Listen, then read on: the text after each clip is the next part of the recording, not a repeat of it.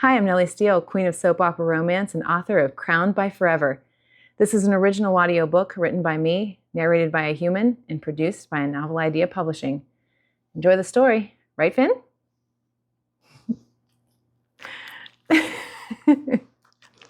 Okay, I'm sure they will.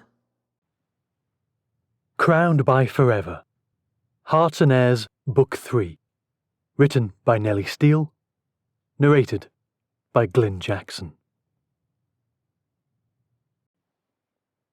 Chapter 1. Kyle. I yanked the stethoscope from my ears and looped it around my neck, my eyes locked on the floor. I tried to still the tremor in my hands. I cleared my throat and jotted down the vitals I'd just taken on the chart. Well? The gruff voice made me startle. I slid my eyes closed for a moment before I plastered a grin onto my face. I reminded myself that, as a doctor, bedside manner was vital to my work. I stopped myself from being reactionary. Looking good. I frowned at the answer as King Victor rolled down his sleeve and clasped it with his diamond cufflink. You're really making some wonderful improvements. I'm pleased, I said, trying to make sure my voice didn't shake. The king set his dark eyes on me, so very much like Natty's, but so much colder, more calculating. I can imagine you are, Doctor. I knew exactly what he was getting at. It had been painfully obvious since the moment I'd been introduced as more than the man who had saved his life. In fact, had it stopped there, I may have gotten more respect from him. I tried to imagine it more than once. What would have happened if Natty had stopped after saying, "This is Dr. Kyle Carter. He brought you out of the cryo-freeze, Papa, and he performed the surgery that removed the bullet and saved your life." The man's eyes had lingered on me then, and I'd seen a measure of surprise and respect. I envisioned what would have happened in the next moments had Natty not spoken again. Well, Dr. Carter, that is very impressive. My other physician took years to figure this all out. Yet you walked in here and pulled me from the dark sleep like an old pro. Well done. It seems you should be the choice for the royal family's physician. I would have lifted my chin and beamed at him. Well, I will happily accept. Except that wasn't at all how it went. Oh, the king had set his eyes on me before they shifted back to Natty. Why do I feel there is something you aren't saying? Wow, 5 seconds out of a cryogenic coma, and the man was already shrewdly calling out his own daughter. I swallowed hard, wondering if she would throw me under the bus. I imagined her saying nothing more, pulling me aside later and telling me in a whisper that she felt it wasn't the best time. I'd be understanding, though it would hurt. But I knew things were going to be difficult. This was a delicate situation. But Natty, she'd gone right for it. There is more, Papa. I glanced sideways, eyeing Nadia as she stood with her hands clasped in front of her. As usual, her features were unreadable. Well, what is it? I shifted to eye Alex and Ava in the corner. Alex's eyebrows raised as he offered me a wary glance. He definitely didn't envy my position. Papa, there have been some developments whilst you were asleep. Oh? Undoubtedly your snake of a brother has attempted a chokehold on the throne. Yes, Natty answered, and he nearly succeeded. It remains to be seen if he will succeed, Nadia added. There is still some question, despite us taking the necessary precautions. The terms of my will were quite clear. Is there some question as to the line of succession? Yes, Natty said. Nikolai found an old ruling stating that female monarchs must be married to ascend the throne. The king's eyebrows lifted. And you've had it overturned, have you? Not quite, Nadia said, but we did take the necessary precautions. The king's posture stiffened, his heart monitor recognizing a noticeable speeding of his pulse. I swallowed hard, my knees on the verge of collapsing. What am I to make of that, Nadia? What has been done? Natty lifted her chin. Papa, I have wed. You have wed? He almost choked on the words. Yep, there was the racing heart I was expecting. I really hoped I didn't have to give the guy chest compressions when he inevitably keeled over in shock. Yes, Natty answered with a curt nod. Who? Where is the gentleman who has joined our family, supposedly? He demanded. Natty licked her lips, tilting her head slightly as she reached for my hand. I threaded my fingers through hers and squeezed. Her father's gaze landed on our clasped hands, his eyebrow arching. Have I misunderstood something? You said this man was my doctor. And my husband, Natty said, her voice softer than it had been before. His eyes shifted back and forth between us. Was no one else available? He focused on Nadia. How did you let this happen? In my absence, you are your sister's keeper. Papa, Nadia said, her voice a tamed warning. Do not papa me. His fingers curled into fists. Kaj возникла эта ситуация? I interjected. Sorry to interrupt, but honestly, your blood pressure is getting a little higher than I'm comfortable with. No one asked you. Leave us. Oh, I stood stunned for a moment before I nodded. Sure, yeah, I'll just go. No, he will not, Natty said, her nostrils flaring. I knew that look. Even this early in our marriage, I could tell when she was digging in. It's okay, sweetie, I'll just... She stopped me from leaving the room, a firm hand pressing against my chest. No, you will not. Really, it's fine. You need a minute as a family. We'll just leave, Alex said, as he and Ava hurried toward the door. Traitors. Natty let them slip away without a word said, but I was still trapped. He should leave. This decision needs to be discussed. He will not leave, Natty stated again. Fine, the king said. I will say it in front of the man. This match is inappropriate. Please tell me there is still a chance for an annulment. No, don't. There will be an annulment. The word stung, the weight of what was unsaid pressing down around me. I wasn't good enough. But I'd known that long before the king had said it out loud. There will be no annulment, Papa, Natty answered, making my eyebrows rise toward my hairline. You told me you wished me to be happy in life. I am. You will accept that. Natasha! He started, his heart rate skyrocketing.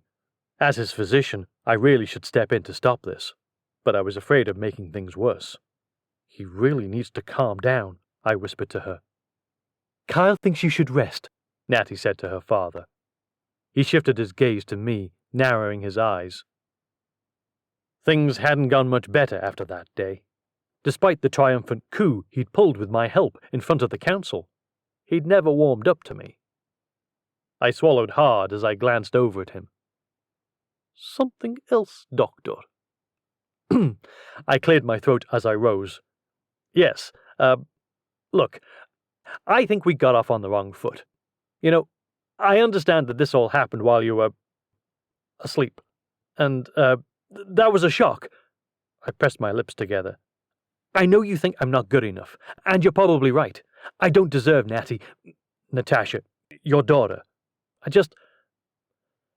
I love her, Your Majesty. I really do. I'd do anything to keep her safe. How noble of you, the king answered, crossing his arms.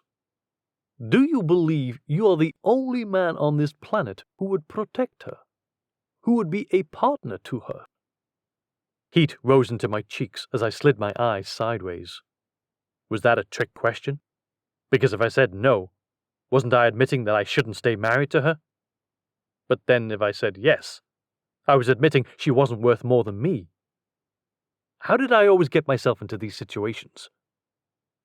I think that a lot of men would probably kill me for this chance. But that doesn't take away the fact that I love her, and I would do anything for her. I just want the chance to prove that to you. The king didn't seem impressed. Dr. Carter, loving her and being worthy of her are two different things. I get it, and if I ever have a daughter, I imagine I'll feel the same way as you do right now when she marries someone. Natty chose me. I don't know why, but I know I'm really glad she did. Because you've now ascended to the rank of prince, he retorted, referring to the council vote that had gone our way by a single vote. That's not it at all. Even if they'd voted for me to stay plain old Kyle, I wouldn't have cared, as long as Natty had the chance to lead this country. Easy to say after you are in no danger of not receiving a title. And please stop calling her that ridiculously American nickname. If you cannot properly address her, I will lose what little respect I have for you. Oh, good to know you have some, I said with a grin, before it quickly faded when he glared at me. Sorry, it's just when I met her. That's how she introduced herself, and then it stuck. And she said she liked it, so... I hesitated for a moment before I nodded. You're right. I really should call her Natasha. How did you first meet her? I glanced down at the floor, surprised he was interested. Oh, she was at a fast food restaurant in the Hamptons, and I helped her with the drink machine. I thought she was the most beautiful woman I'd ever seen. I grinned at him before I continued. And, I was really surprised that she even spoke to me, you know? But she did. And it turned out she was on the run, hiding. She didn't tell me that. But there was just something about her. I knew she was in trouble, that she needed help. So I helped, as best I could. And then when your other daughter took her, I chased her here. I thought she was in trouble, and I just wanted to help her. The king studied me for a moment, and I shifted my weight. Maybe I shouldn't have said anything. Probably not. You chased my daughter here because you thought her in trouble? His eyebrows furrowed. Yes, she didn't tell me who she was. I thought someone kidnapped her or that she was in trouble with some dangerous people. I came after her. I just wanted to help, like I said.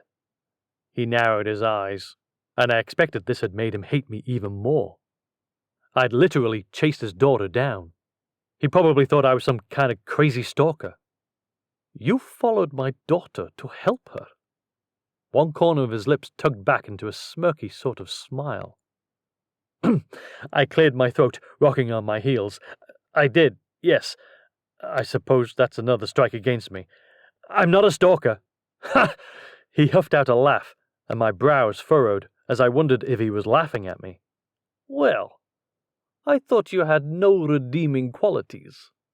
But it appears I have misjudged you. My features pinched with confusion. I understand you are an accomplished surgeon. He stretched his arms to the sides. Obviously. And a talented scientist, since you managed to revive me on quite short notice, and under a great deal of pressure, as I am told. I licked my lips. Yeah, it was sort of a lot. And I still thought you an opportunist. A man who had used his position to help me to worm his way into my daughter's heart. But now I find that he always had a place there, long before he knew about my predicament. I shifted my weight from foot to foot. Natty is amazing. Sorry, Natasha. The king waved a hand in the air. I am growing used to the ridiculous nickname you have for her. I offered him a fleeting smile. Well, she is incredible. I'm lucky she picked me, and I will spend every day proving that she made the right decision. That is commendable, and all I can ask of anyone who marries one of my daughters.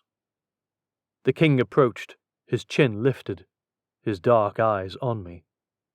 He thrust his hand out. I don't promise this will be easy, but I will try. I stared at it for a second before I grabbed his hand, pumping it up and down as a grin spread across my face. So will I. The doors to the bedroom burst open, and Natty and Nadia stood in the doorway. Well, I expected to find it had come to blows in here, Natty said as she crossed to me, kissing my cheek. Heat rose into my cheeks. I really wished she wouldn't flaunt our relationship in front of him, because despite what he said, I still thought he really hated me, or at the very least, thought I wasn't good enough for Natty. And I find you two getting along. Natty grinned at her father before she kissed his cheek too. Will wonders never cease, Nadia said as she greeted her father with a kiss on the cheek. Hello, Papa. We need to talk. About? Natty asked. Private matters, Nadia shot back. Assuming his checkup went as expected, Doctor? Everything looks good. I'm very pleased with the progress, I answered. You really shouldn't give away private medical details, Doctor, King Victor said, with a flick of his eyebrows. Don't tease him, Papa. He'll think you are serious, Natty said. And there will be no private discussions if they involve all of our futures. Unless this is about your desperate, unspoken need to marry Stefan. What? King Victor snapped. Nadia glared at her sister, who smiled coyly. Oh, Papa, like you didn't know, Natty rolled her eyes. I haven't had it thrown in my face until now. I winced. Poor guy had to face that both of his daughters were partnered with commoners. I hoped his heart didn't implode from it after all my work to save his life. Please, Papa, Natty said with a shake of her head. Stefan is loyal and he loves Nadia. She could do worse. I have just accepted one surprise son-in-law. Please let us leave it at that for now. Natasha is merely causing trouble, Nadia said with narrowed eyes. Ignore her. Natty offered her sister a teasing grin. No, you will not ignore me. I may only be a princess, but I will inherit the throne many years from now, I hope. You would have anyway. The councillors agreed you should have. They even were impressed by your new husband. The king glanced at me to drive the point home. I lifted my chin, my chest swelling with pride at the words. I'd done something right. My joy over the moment was short-lived, though, as the king's next words sent a shiver running down my spine. But that does not mean Nikolai has finished. He is still a threat, and he is planning something big. My stomach twisted into a tight knot. Bigger than trying to kill Natty and nearly killing his father? How much worse was this about to get? Chapter 2. Natasha. I stared out over the city, my lips tugged into a firm frown. We'd won a battle. We'd kept Nikolai from the crown. But we would soon feel the effects of this loss. Nikolai would not lie in wait forever. He would move against us. We had to be on high alert. My father's miraculous recovery, in large part thanks to Kyle, had to be carefully managed. His strength was a house of cards, something that would crumble if challenged too hard. If Nikolai came after him again. I couldn't entertain the thought of what would happen. We needed to be ready. The doors to the bedroom clicked quietly closed, and I glanced over my shoulder, finding Nadia striding through the bedroom toward me. I sucked in a deep breath, bracing myself for the conversation that lay ahead. She stepped onto the balcony, her arms crossed. Her leather jacket creaked as she shifted her weight, staring out over the city. I used to love this city. Now I'm not so certain. I raised my eyebrows. Those are strong words coming from you. Nadia levelled her eyes at the horizon. Yes, they are. But the debacle yesterday has shaken my faith in this country. Nadia, I exclaimed. What? We have given much to this country, our lives, in fact. We had the vote, I answered. Remember that. Barely. 1 vote, Natasha. 1. I sucked in a deep breath. I, too, was disappointed with the closeness of the vote. But we'd won. We'd kept enough of the councillors on our side. I understand that. I, too, wish it would have been several more in our favour. But Papa will fix that. He is already working to rescind the law and make it clear that I am the next in line. That will not stop our dear brother from moving against us. No, I don't believe it will. He will be planning something right along with our mother. She should not carry that title, my sister said, her lips wrinkling into a frown. It was a rare display of emotion for my sister, and I reached to rub her shoulder. Her jaw tightened. My gesture had not gone unnoticed, but she preferred to keep her emotions carefully guarded. It's just me, Nadia. You can let something show. Her nostrils flared as I spoke. She leaned forward, clutching the stone railing, her knuckles white. I hate her for what she did to us. I have no love for her either, but nothing, Nadia said, her teeth clenched. You think this is hurt bubbling below my surface? That I feel, what, like a lost little girl without her mother? Nadia's features twisted with something more dangerous. I feel nothing but hate for her and for what she did. And for Nikolai. He has tried to steal Papa, you, this country. I love my country, I love my family, and he has attacked both. We are all still here, Nadia, I reminded her. For now. But this cannot last. He will not stop. Her fingers tightened around the stone banister. I narrowed my eyes at them before I shifted my gaze back to her. You know something, don't you? Nadia's jaw flexed enough for me to know she knew something. Nadia, I said firmly, but she still did not answer. Tell me, Nadia, you cannot keep me in the dark. There is nothing confirmed, she finally said, her eyes stuck on the horizon. I gritted my teeth, yanking my hand away from her as I crossed my arms. Damn it, Nadia, you cannot hide behind that always. I am your sister. I deserve to know if someone is coming for one of us. Oh, he's coming, Nadia said as she finally straightened. After whom? I asked. Kyle? Me? Her nostrils flared slightly as she widened her stance again, crossing her arms. Papa. What? The words rushed out to me in a breathy exclamation. He is too weak. Nadia, if Nikolai shoots him, I do not believe it will be another shooting, Nadia answered. My stomach plummeted at her words. Nadia did not assume, and she did not surmise. If she said it wasn't going to be a shooting, she knew it was going to be something else. You know more than you are saying. Of course I do. I am the head of security for the royal family. I know everything. Tell me what you know.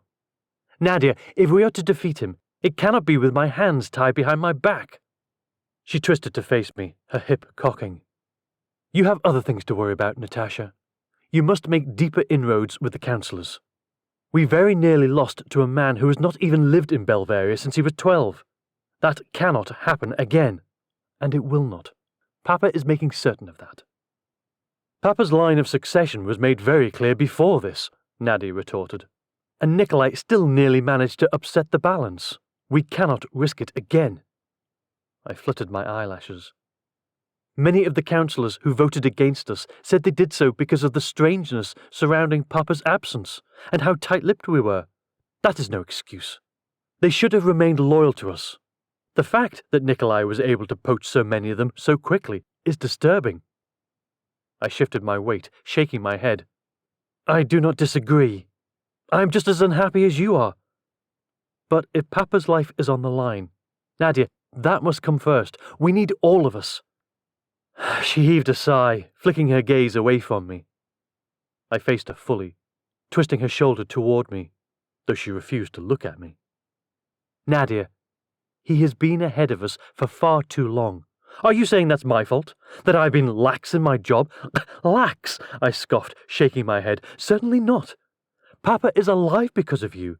I am alive because of you. But we cannot continue to hopscotch from death trap to death trap. We must get ahead of him.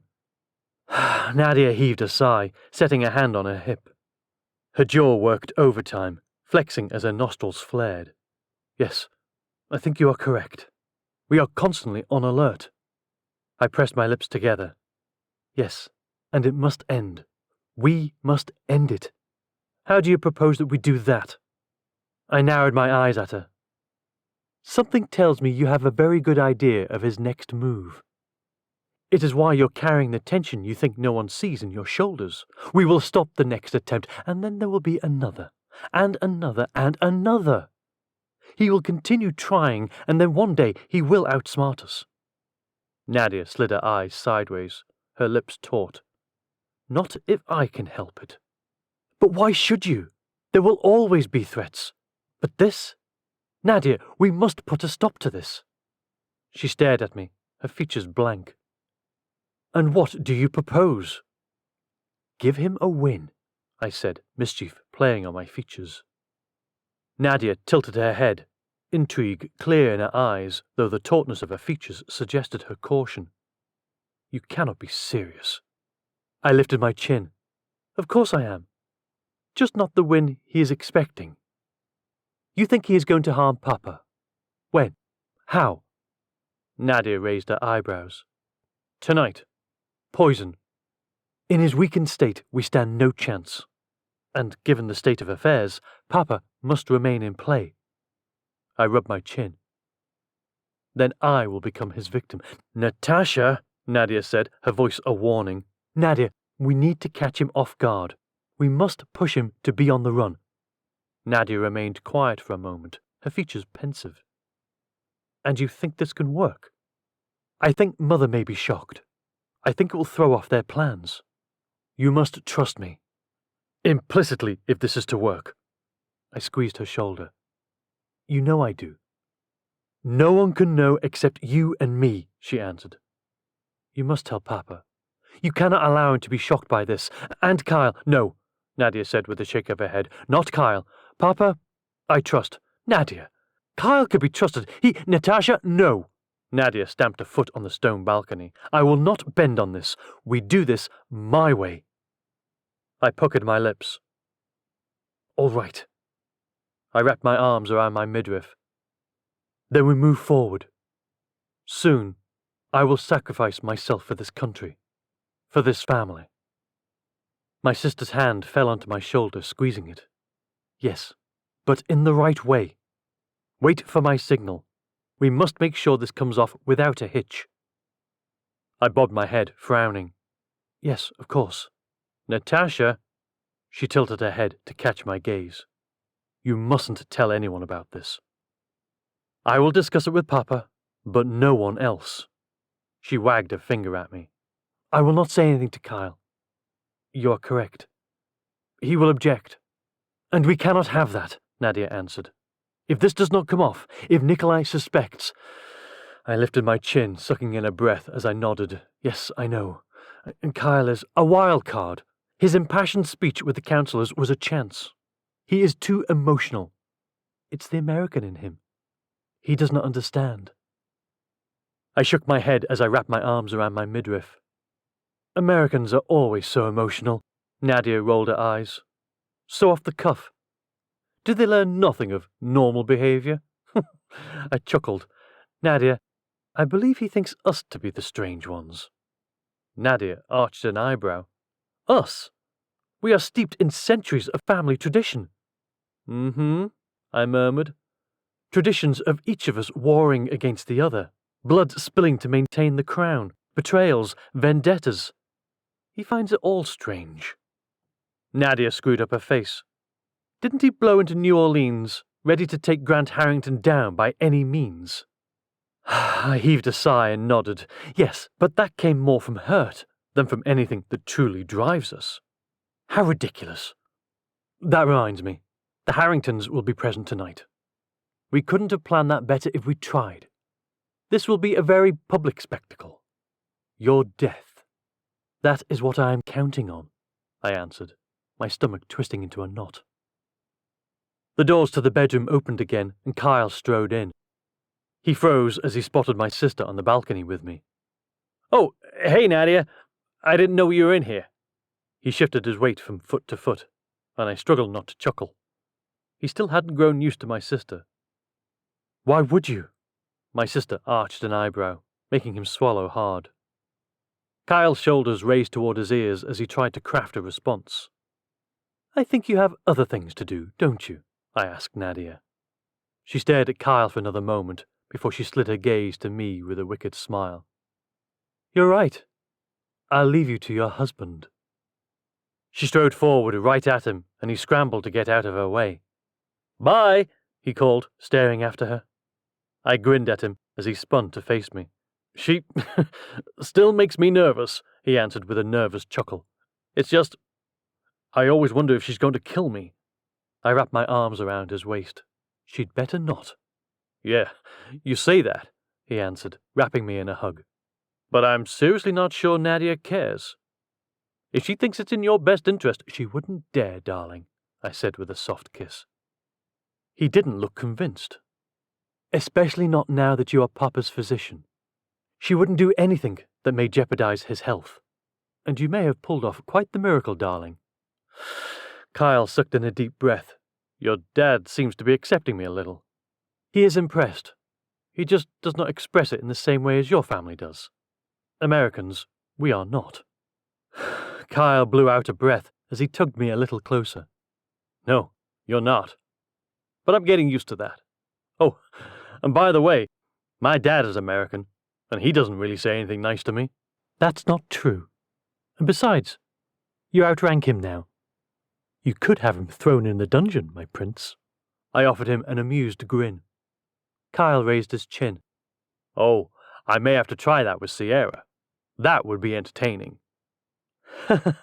I cannot imagine the guards would survive her shouting if you imprisoned her. I laughed as I slid my arms around his neck. He joined me in my chuckling. No, they wouldn't. Sierra gets incredibly shrill when she's upset. I can imagine. When she found we were wed, I wasn't certain my hearing would survive. Yeah, she's still not over the fact that I have a title. Although, to be honest, neither am I. I traced his jawline, the plan for this evening suddenly souring in my mind. But we sacrificed everything for our country as we'd always been taught. You are part of this family now, Kyle. You know that, right? His smile faltered. I am accepted by you, and that's still surprising to me. But the others? He shook his head. I'm serious. If anything should happen, darling, please don't say that, okay? I don't even want to think about it. Like, it's too much. I just found you, and you're literally the only person who accepts me, despite how extra I am. That is not true. Alex and Ava accept you, and so does my family. Nadia, she likes to play with you, but she is your sister now, too. She will always take care of you. He threw his head back, laughing. Somehow? No, sweetie. Nadia tolerates me. But I feel like she's always seconds away from snuffing me out. I laid my head against his chest. She isn't. She will always protect you. You are part of her clan now. I hope he believed me. He'd have to. He would need Nadia after tonight.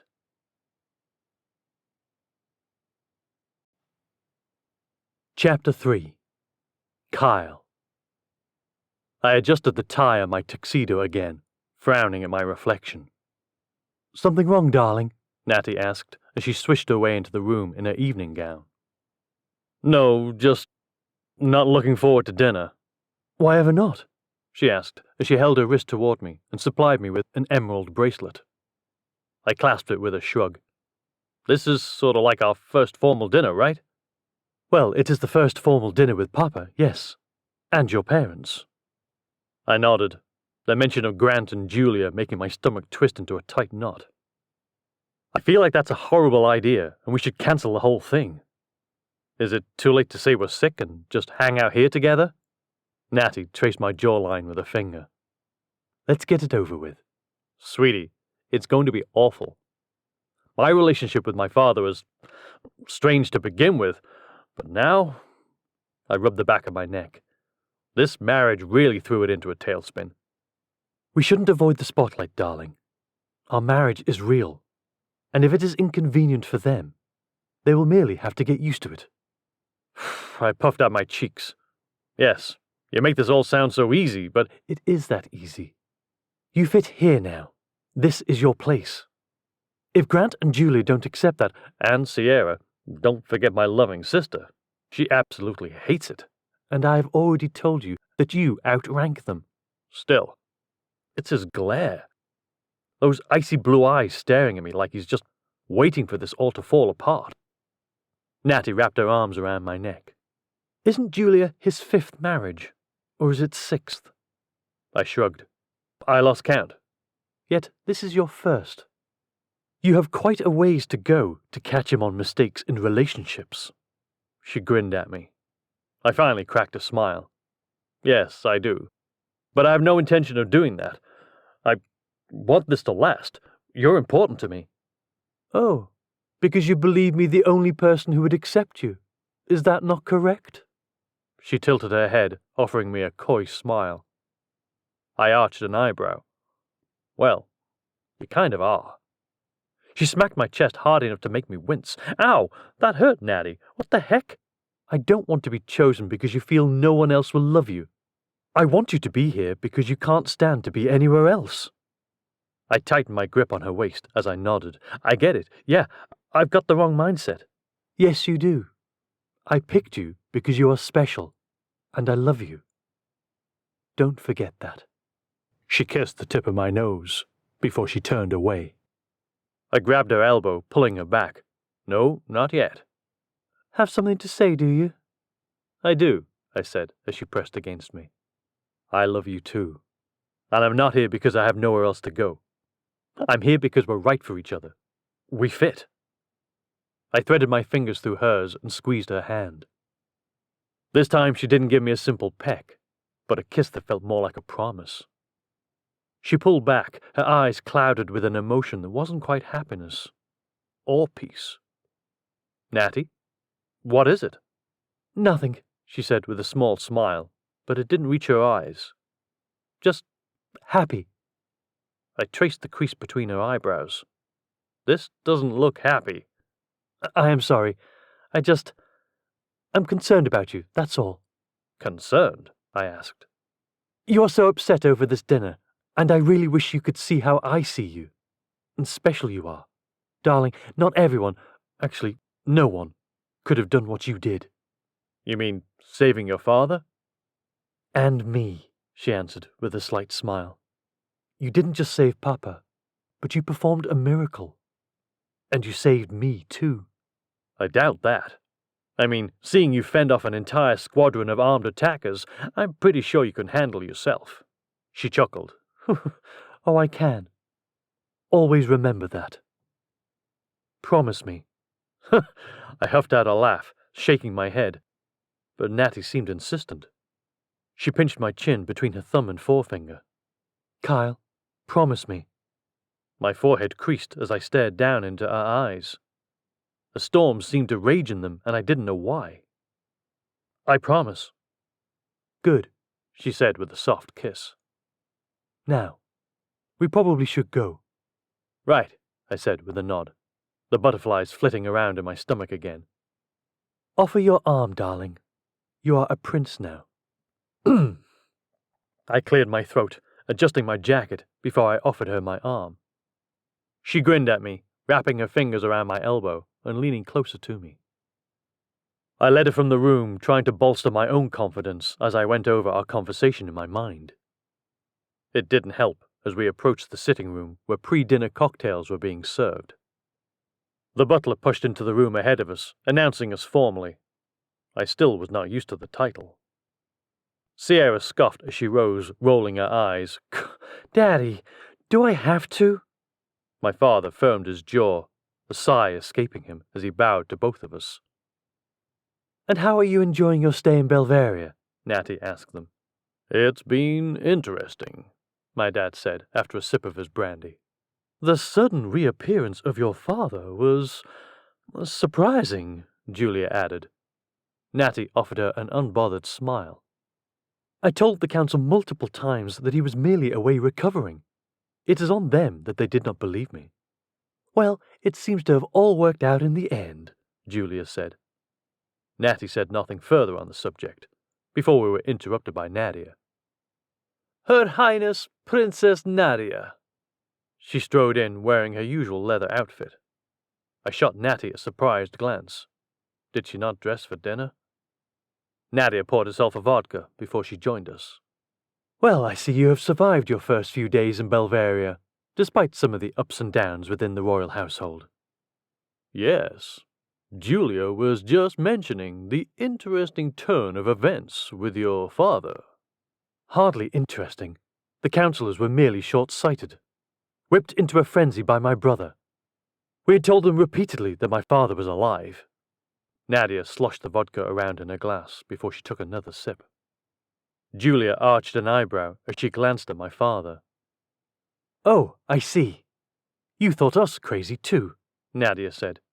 No, Julia began with a shake of her head. Nadia, there is no need for that, Natty said with a polite smile at my parents. Before anyone could say anything else, the doors burst open. His Majesty King Victor. Everyone's muscles tightened as he strode into the room, glancing over the rest of us like subjects. Natty curtsied before she kissed her father's cheek. Good evening, Papa. King Victor, my dad said as he thrust his hand out. Always nice to see you.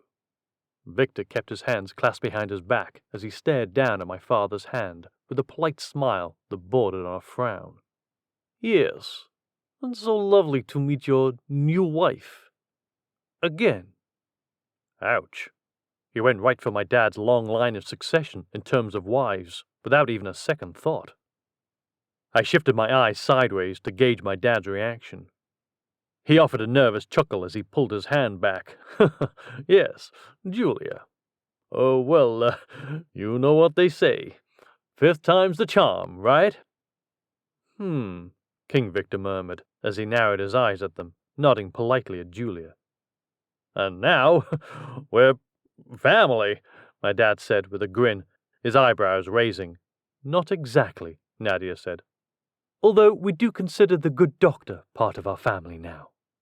I shifted my weight from foot to foot as I shifted my glance from Nadia to my father and Julia. But it was Sierra I should have been worried about. She scoffed. You may want to rethink that after you know about some of the crazy stuff he's pulled. King Victor arched an eyebrow. If you are referring to the battle between the Harringtons and himself, I'm quite impressed. I'm very pleased with his ability to act decisively, Nadia answered. Sierra drew her chin back to her chest, her lips parting, and I found myself very much liking my new sister-in-law, a slight smile playing on my lips. Nadia grinned as she leaned forward and tapped her chin. Close your mouth, darling. You look like a trout. My eyes widened as she put Sierra in her place. Nadia, really, that's quite rude, Natty said with a shake of her head. I'm sorry. My sister is too sharp-tongued. So is Sierra, my father said. Let's forget it. We're so happy to be spending this time with you and... Kyle. Careful, Dad. You may sound like you mean that, I murmured. The room settled into a tentative silence before Natty smiled. Well, we are so pleased you are here to celebrate our happiness. Alex and Ava joined us, greeting everyone. Before anyone could speak again, the doors burst open. The butler stood with a terrified expression on his features as Natty's mother and Nikolai strode in. I do hope we haven't missed all the fun, Nikolai said with a grin. Drink, Mother? Oh, yes, Natty's mother said as she crossed to us, her eyebrow arching at my father. Well, hello. I don't believe we have been acquainted. My eyes widened as she rubbed his hand a little too much. My father cleared his throat as he wrapped his arm around Julia. I don't think you've met my wife, Julia. We're not acquainted. Oh, you're not what I expected. What are you doing here, Mother? Nadia inquired as Stefan stepped into the room. Yes, neither of you are on our guest list this evening. I must ask you to leave, King Victor said. Well, that's very rude, Victor. My children are here, and Nikolai was very nearly king of this country. A mistake that has been rectified. Now, he will never be king, King Victor said with a heavy sigh. Now, I will ask you both to leave. Now, Papa, Nikolai said. I am here to show you that we would like to put that all behind us.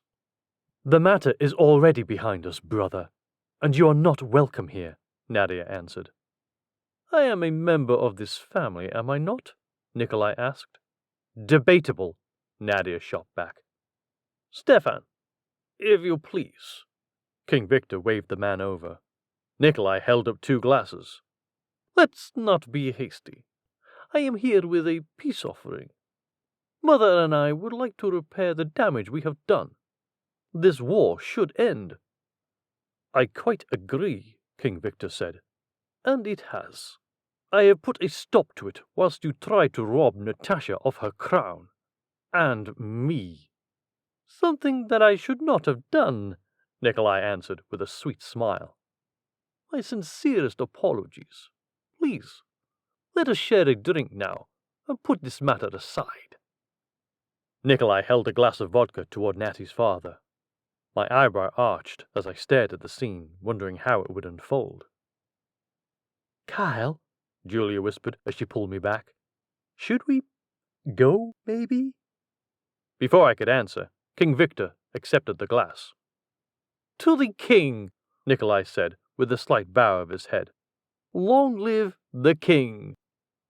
Glasses raised in King Victor's honor. He nodded before he raised his own glass, then brought it to his lips. Faster than I could process, Natty left my side, grabbing the glass from his hands. The vodka swirled inside. No, Papa! She raised the glass high. Du werde den Ka! Natasha, no! Her mother lunged forward, fear etched in her features, but Natty pressed the glass to her lips and downed it in one gulp. Natasha! Her mother shouted as Natty let the glass fall to her side. I furrowed my brow, wondering if she just circumvented some royal protocol or something.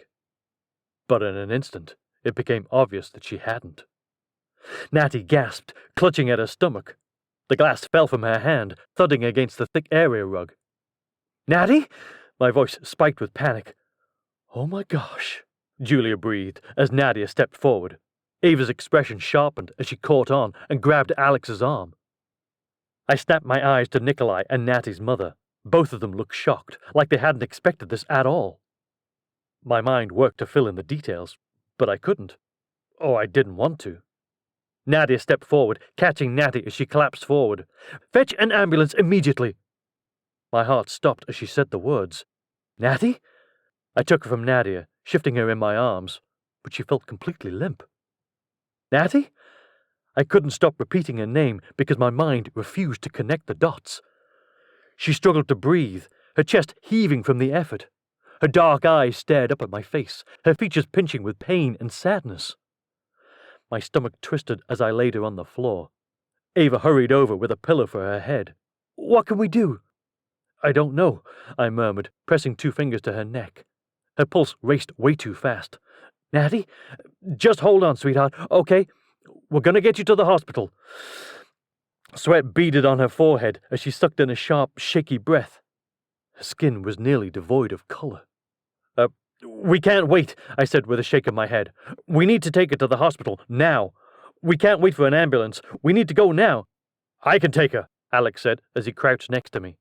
Yeah, I said with a nod as I glanced at Nadia. Get a car! Next to me, Natty's father crouched down, taking Natty's hand in his. Natasha, he whispered, tears in his eyes. Why did you do that? Papa. Her voice was slow and sluggish, her eyes struggling to stay open. There's no time for this, I murmured. Please, sir, we need to take her now. Nadia licked her lips, sorrow etched into her face. I'm not certain we will make it. What? I shook my head. That's insane. We have to try. Alex slid his arms under her.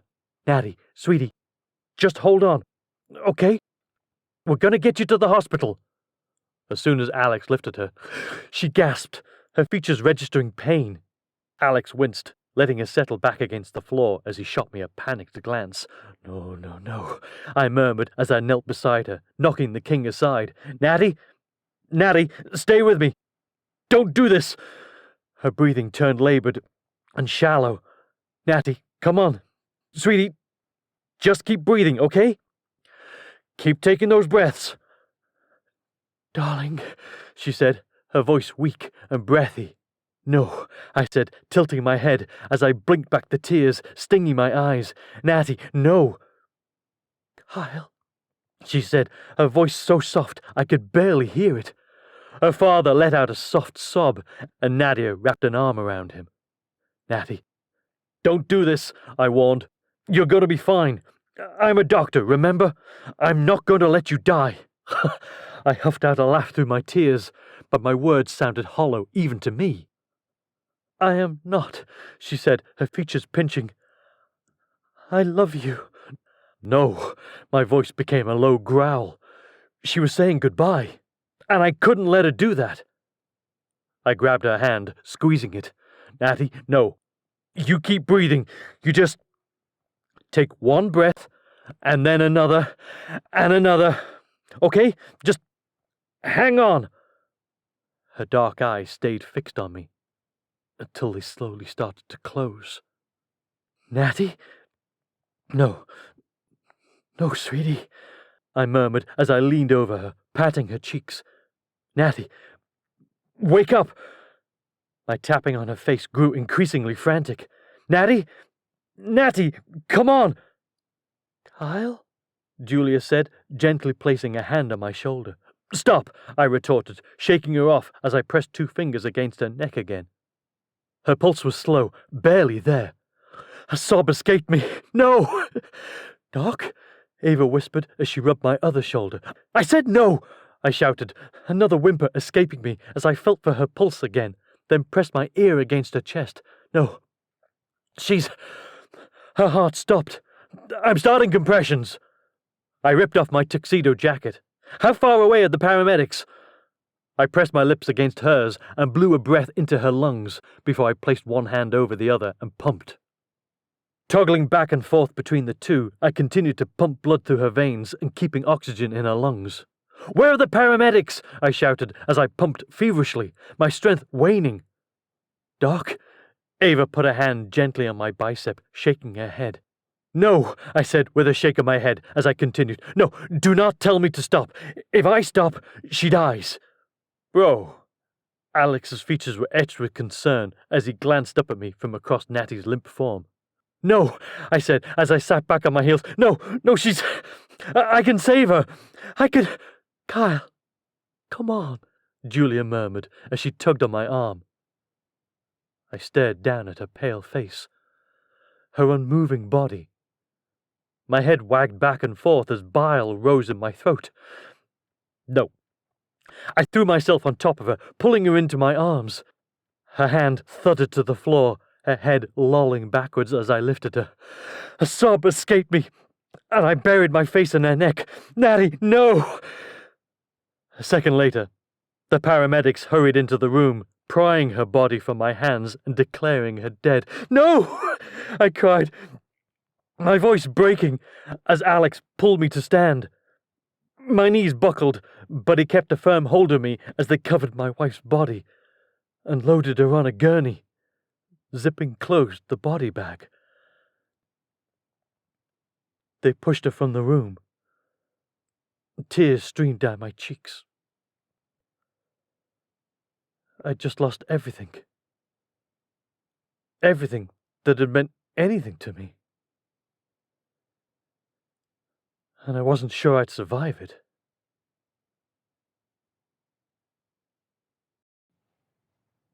Chapter 4. Natasha. The sharp tang of antiseptic filled my nose, dragging me back to reality before my eyes even opened.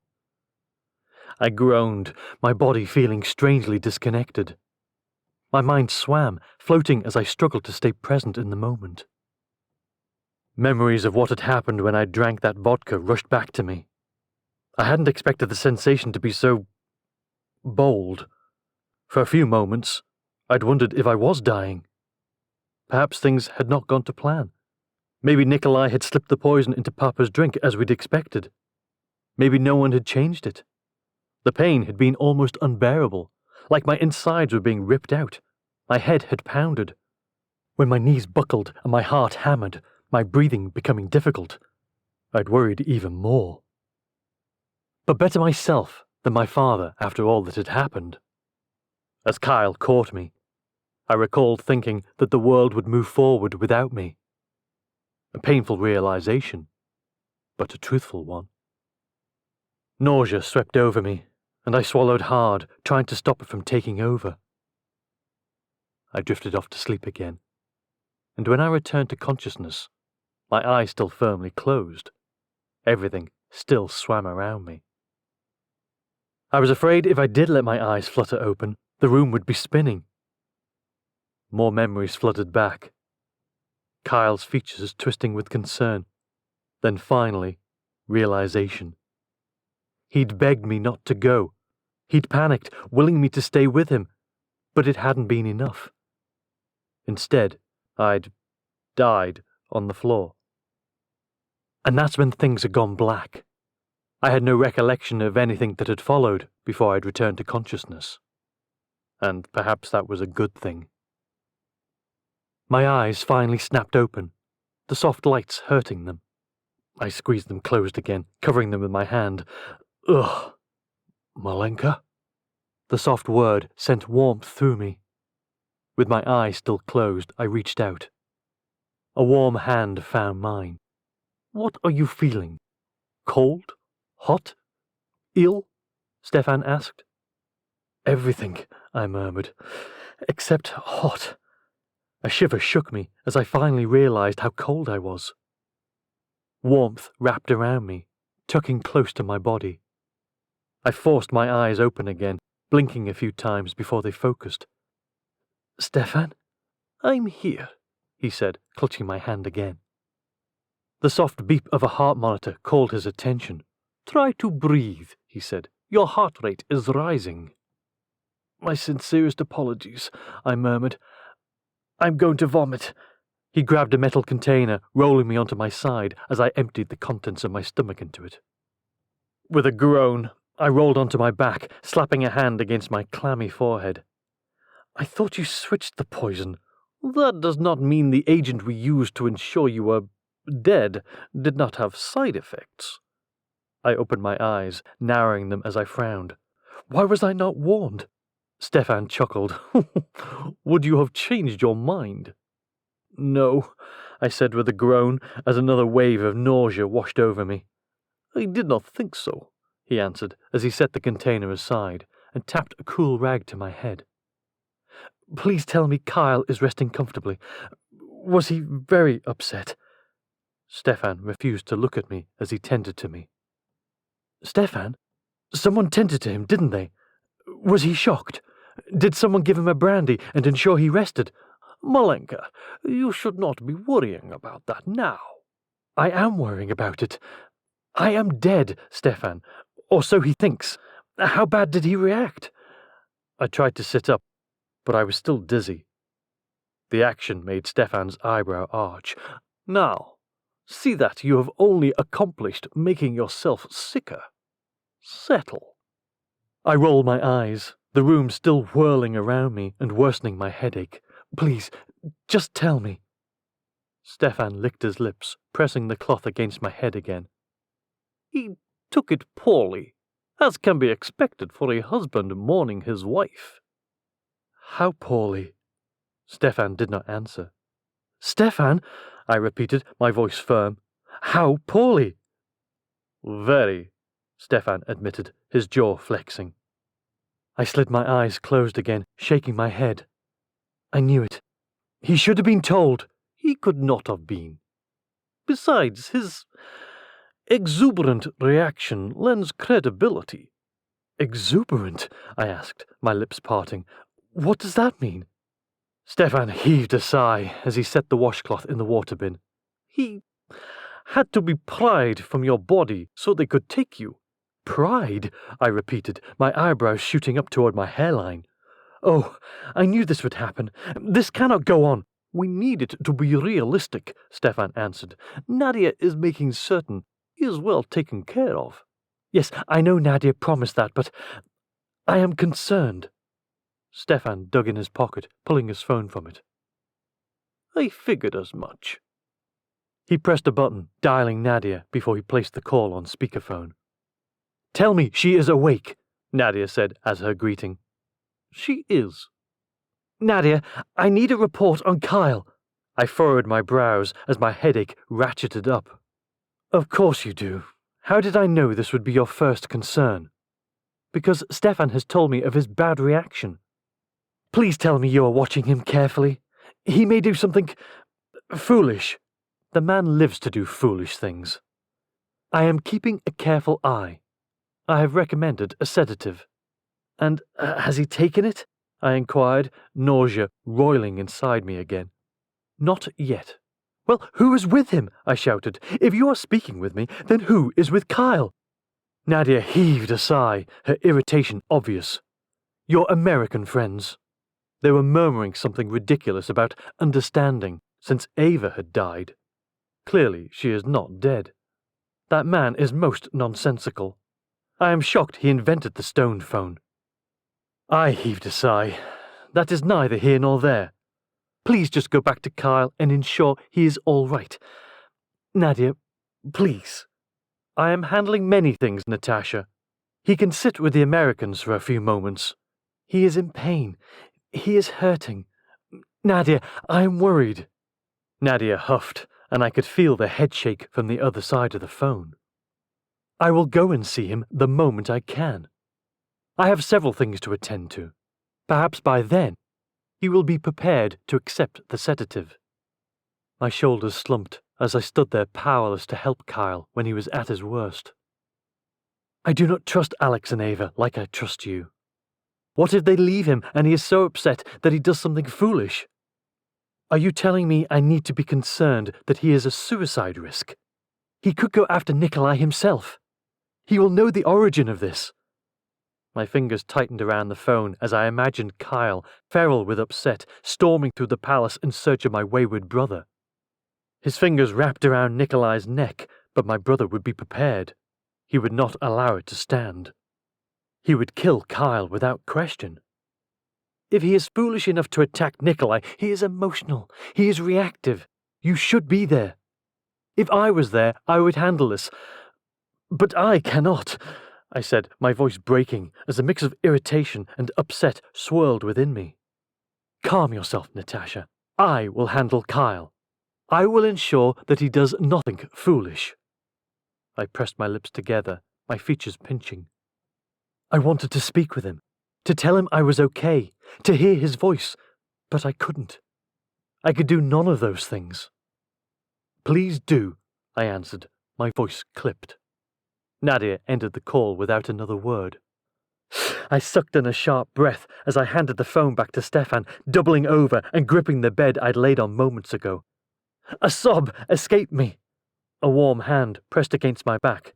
She will take care of him, Malenka. I swallowed hard as I straightened, brushing away the tears that had fallen. I know.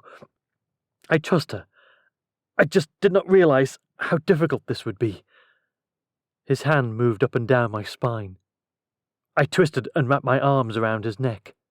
He pulled me closer, allowing my emotions to spill over. I'd cried more than once in Stefan's arms, but somehow this time seemed far worse. He never said anything, only held me until I stopped crying. I stepped back, sniffling as I wiped at my cheeks. Apologies. It seems I've fallen apart again. You are permitted, Malenka. He offered me a handkerchief, and I wiped at my wet skin. Thank you. I trust Nadia, but you should rest. You have been through an ordeal. I stalked back and forth in the room, sniffling. I cannot rest. I cannot settle. Too many things need to be done. But first, I need to make certain Kyle is settled. I will send Nadia a message to let us know when he is asleep, Stefan said as he tapped on his phone. Thank you. Until then, I will pace the floor. I wiped at my nose as I spun on a heel and headed in the opposite direction. He slid his phone into his breast pocket, clasping his hands behind his back. I will watch you, to ensure you do not wear yourself out too much. I shot him an irritated glance. Do not tease me, Stefan. I am in a sour mood. Yes, it must have been a side effect of the agent used. I gave him an unimpressed stare as he grinned at me. My anger broke away into a slight smile. There it is, he said. I heaved a sigh, my worry returning as I continued my ambling around the room. After a few moments, my knees wobbled. I imagined it was only because I'd been through a trauma earlier. As I spun on my heel, I reached to massage my temples. A dull ache had grown in the time I had been up. I stretched my neck, sliding my eyes closed. Something wrong? I snapped my eyes open, glancing at him. No, just a headache, likely from the sobbing. Perhaps you should lie down. You are overtaxing yourself. I'm not, I assured him, though my headache only worsened, and my stomach churned. Stefan sniffed in a sharp breath, puckering his lips. His face indicated that he didn't agree, but was not willing to argue just yet. He'd learned well enough over the years to pick his battles. I continued my nervous walking, but within minutes I plopped onto the edge of the bed. Stefan arched an eyebrow, but said nothing. I shifted my gaze to him, shaking my head. Do not even... I said nothing. You thought it. Do not think it. I am perfectly fine. It is merely the stress upsetting me. Nadia has yet to call. What is she doing? She could have injected a sedative against his will easily by now, and if he is willing, perhaps they are talking. I huffed out a sigh. She hates talking. He does not. In fact, he babbles. He is likely babbling onto her, and she is ready to murder him, though she will not, because she loves you. My eyes closed again, this time involuntarily, as the room spun around me. Oh, what is it? This time I know something is wrong. Just a bit of dizziness and nausea. Stefan was next to me within an instant. Lie back! I did as he instructed, hoping it helped. It did not. My stomach still rolled as I tried to fight through it. I'm going to be sick. He retrieved the container and held it to my lips. I turned onto my side, heaving into it. A metallic tang hit my tongue, and I frowned. I glanced at the liquid that I'd just expelled before I snapped my gaze to Stefan. Worry etched his features. Blood. I frowned down at it before I glanced at him again. He already had his phone pressed to his ear. I knew he was calling Nadia, and I knew why. This was a complication that shouldn't have happened. Something was wrong, and I couldn't help but wonder if it was one that would cost me more than I'd expected.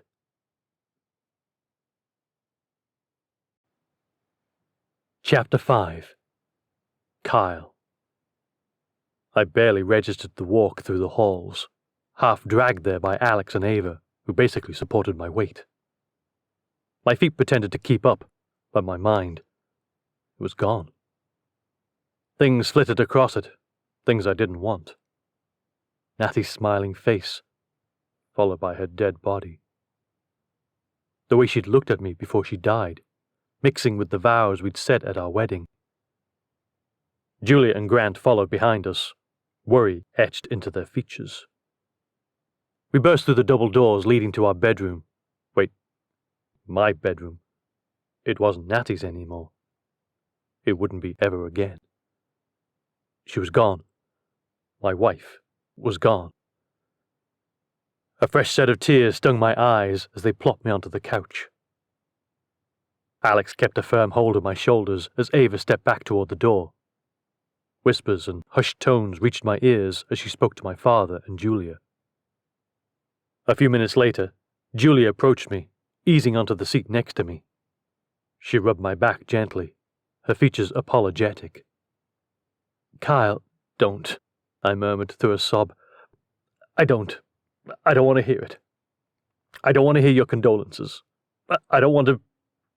She pulled me into a hug and I clung to her. I'm so sorry, Kyle. You deserve more than this. I couldn't speak. I deserve more than this short of a marriage. More than the love of my life being ripped away from me because of some bitter war that raged in her family. Hell yes, I deserve more than this. But I wasn't going to get it. Just a royal funeral. A spectacle. I'd be forgotten as the man who loved her while the world watched the king grieve his daughter. Julia's hand lifted from my back before settling there again. A moment later, my father approached and perched on the coffee table. Son, don't, I warned, pulling away from Julia. I don't want your condolences either. I don't want to hear it. Kyle, I know this is hard. I said no, I shouted as I leapt from my seat and paced the floor. You're angry. You're upset. My fingers curled into fists at my sides. I'm not angry, upset. My features twisted again as fresh tears sprang to my eyes. Devastated, I whispered. Broken? Okay, let's sit down, Doc, Ava said as my knees started to buckle. Maybe it's best if everyone heads out. We'll stay.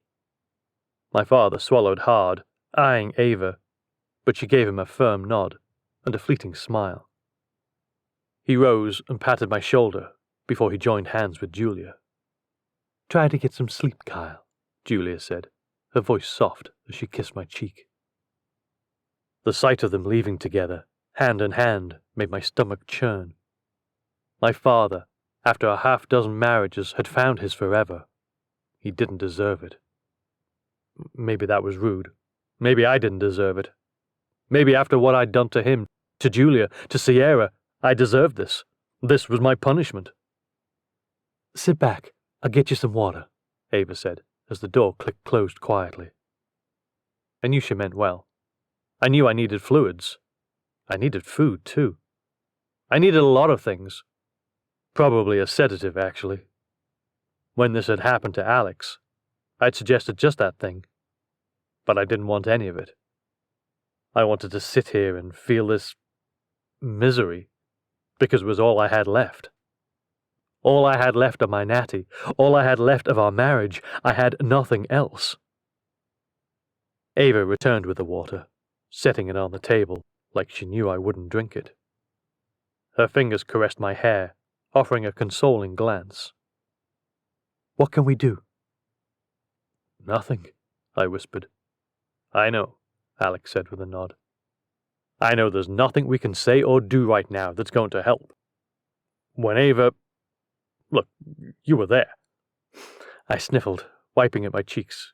Yeah, but that worked out. Ava wasn't dead. But that's not going to happen for me. Ava threaded her fingers through mine. You just feel however you need to feel right now, Doc. You cry, scream, punch a wall. Maybe don't do that, because they look expensive, Alex said, as he produced a jeweled pillow.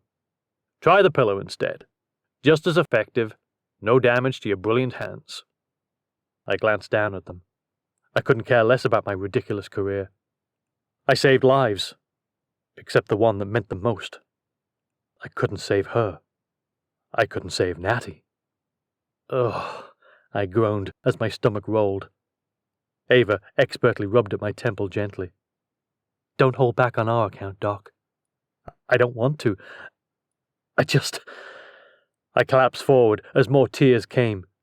Both of them gripped my arms, rubbing my back. Ava murmured something about getting it out. But there was no getting this out. There was no healing from this. There was nothing. Time passed. I had no idea how much. I'd cried so much. I doubted I had tears left. My stomach rolled, but I didn't want anything on it, or I'd probably vomit it up. After a while, I just settled back in the cushions staring ahead. You can go, I murmured. No way, bro, Alex said with a shake of his head. We're not leaving you. Ace is right. We're a team. You're our Doc, and we're not going anywhere. Not when you're hurting. Ava patted my knee. You're stuck with us. I huffed out a harsh laugh, imagining that I'd probably return to the Hamptons with them. I'd become the third wheel again, the guy just on the fringes, the one who didn't belong. We're serious, Alex assured me. Whatever you need from us, we're here. You want to stay? We have nowhere else to be. You want to go? We're down for that too. Whatever you need. I need her back, I murmured, my voice hollow. It was a stupid request. Neither of them could help me, but I needed to say it.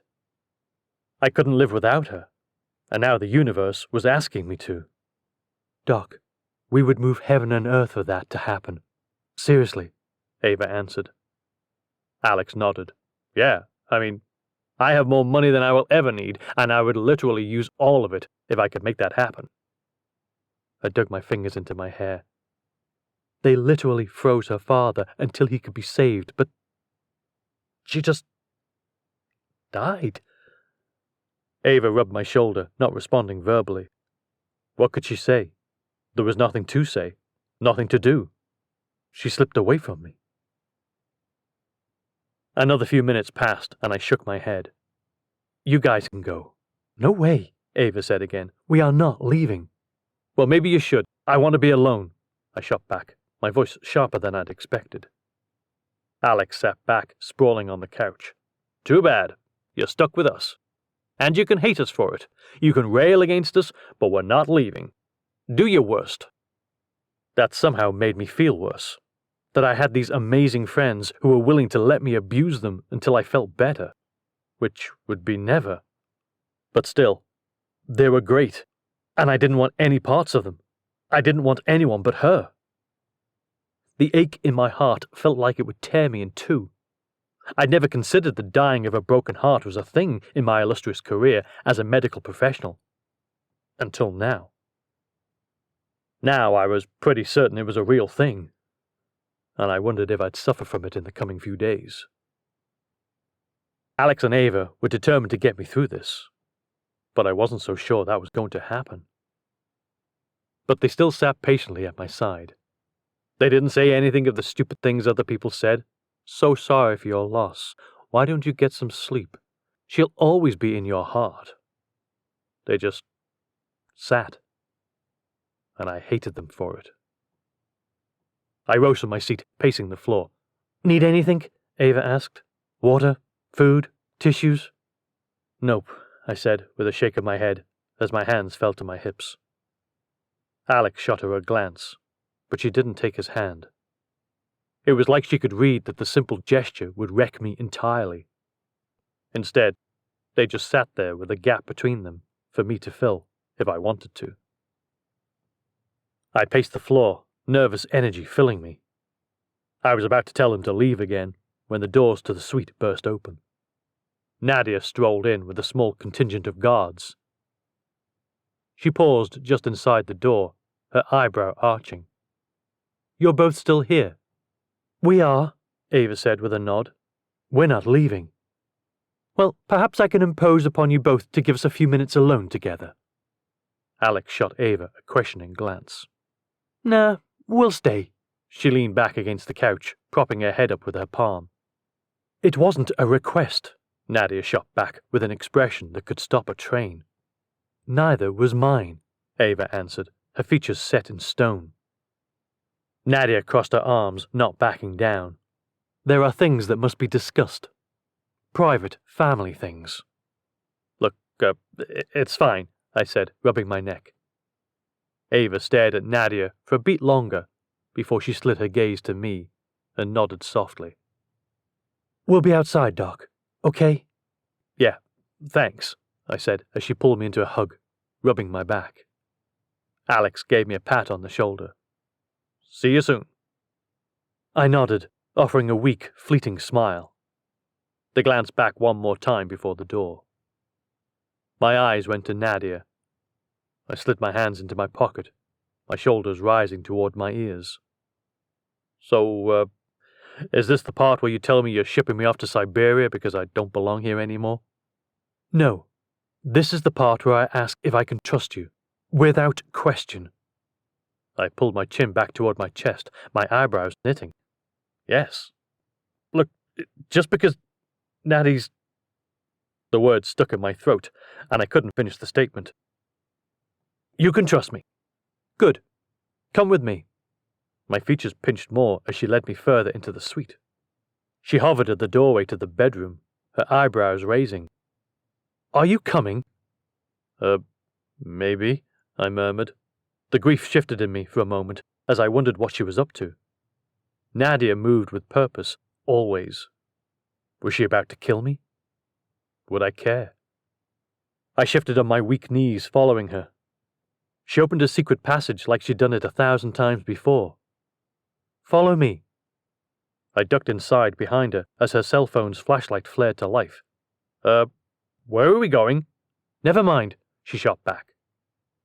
I glanced behind me, finding the other guards following us. I was trapped. No way to get out now. Even if I didn't want to follow her, I no longer had a choice. We spilled out in the suite that I'd been in when I'd first arrived. She wasted no time crossing it and stepping into the hall. After taking a back stairway, we exited the palace. She motioned toward a black car waiting at the curb. We slipped inside, and I couldn't help wondering if she planned to drive me straight out of the country. I swallowed hard, grief and fear churning in my chest. Where are we going? You'll see. I slid down a little in the leather seat, staring out the window as we left the city behind. Yep, I was definitely going to die tonight. As we drove along, I wondered if it would be quick and painless. My eyes slid sideways, and I studied my sister-in-law. No, it would be neither quick nor painless. She'd probably come up with some creative way to make sure I suffered for daring to love her sister. As a doctor, I knew some of the ways she could inflict pain and make my death far too slow for my taste. I probably wouldn't be stabbed or shot, probably not even drowned. She'd probably kill me with 1,000 tiny cuts, let me bleed out slowly over days. My stomach twisted as I wondered if she'd give me a blood transfusion so she could keep me alive to torture me longer. I puffed out my cheeks, scrubbing my face. I wondered if I could bail out of the car now. Whatever injuries I sustained may be better than what Nadia would give me. The dark woods stared back at me. Could I survive there? Go on the run? Somehow signal Alex and Ava to come find me? I slid my phone from my pocket, peering at the number of bars. An important text, Doctor? Nadia's sharp voice cut through the quietness of the call. I cleared my throat, shoving my phone into my pocket as I straightened. Nope, just checking the time. She eyed me as we swayed with the car's movements. If you are thinking of fleeing into the night, I would not. The woods here are loaded with wolves and bears. You would not survive. I huffed out a nervous chuckle. That's crazy. What am I going to do? Jump out of a moving car? Looks exactly what you were planning to do. Perhaps even texting your technically inclined friend for an extraction. I shifted in my seat. That's crazy. Totally nuts. That's not what I was thinking. Well, good, because that would be very foolish of you. I stayed silent for a moment. Still, if you told me why you're spiriting me away in the middle of the night, it might help. Nadia completely ignored me, like I hadn't even spoken. I shifted my gaze forward, pressing my lips together as I shook my head. Why did I even try? We continued driving until we turned off on a gravel road. My eyebrows pinched as a light shone ahead of us. Are we? I bit into my lower lip. I didn't need to ask. I knew where we were. The secondary site. The one I'd been at to save King Victor. My stomach twisted. Yeah, I was definitely going to die. Probably in some horrible experiment to ensure the royals could live longer lives. Too bad my Natty hadn't lived a longer life. The ache returned to my heart as everything rushed back to me as the lights washed over me. Within minutes, we were parked. My heart hammered against my ribs as Nadia climbed out before she leaned back into the car. Coming, Doctor? My shaky hands pulled the handle, and I stepped out, my knees wobbling. Nadia wrapped an arm around me, leading me to the elevator. Can you tell me what we're doing here now? It's best if I show you, she answered. I swallowed hard as we stepped into the elevator. I think I'd rather go back to the palace, grieve some more. Nadia didn't release her grip on me, and the door slid closed. That sealed my fate. Once I made it down to the lower levels, I was never coming out. I knew that. But the problem was, I didn't really care. Natty was gone. Maybe this was best. When the doors opened again, I stepped into the quiet hall, my stomach turning over. This way, Doctor, Nadia said, as she led me down the hall. I wondered if I could beg for my life, but I thought that may only embolden her. Instead, I just walked along with her. We turned a corner, and she took me to a set of double doors. She pushed one open and shoved me forward. I expected to find a torture chamber, but instead I found a bedroom. A woman stood with her back to me, but my heart stopped the moment I saw her. Heat washed over me.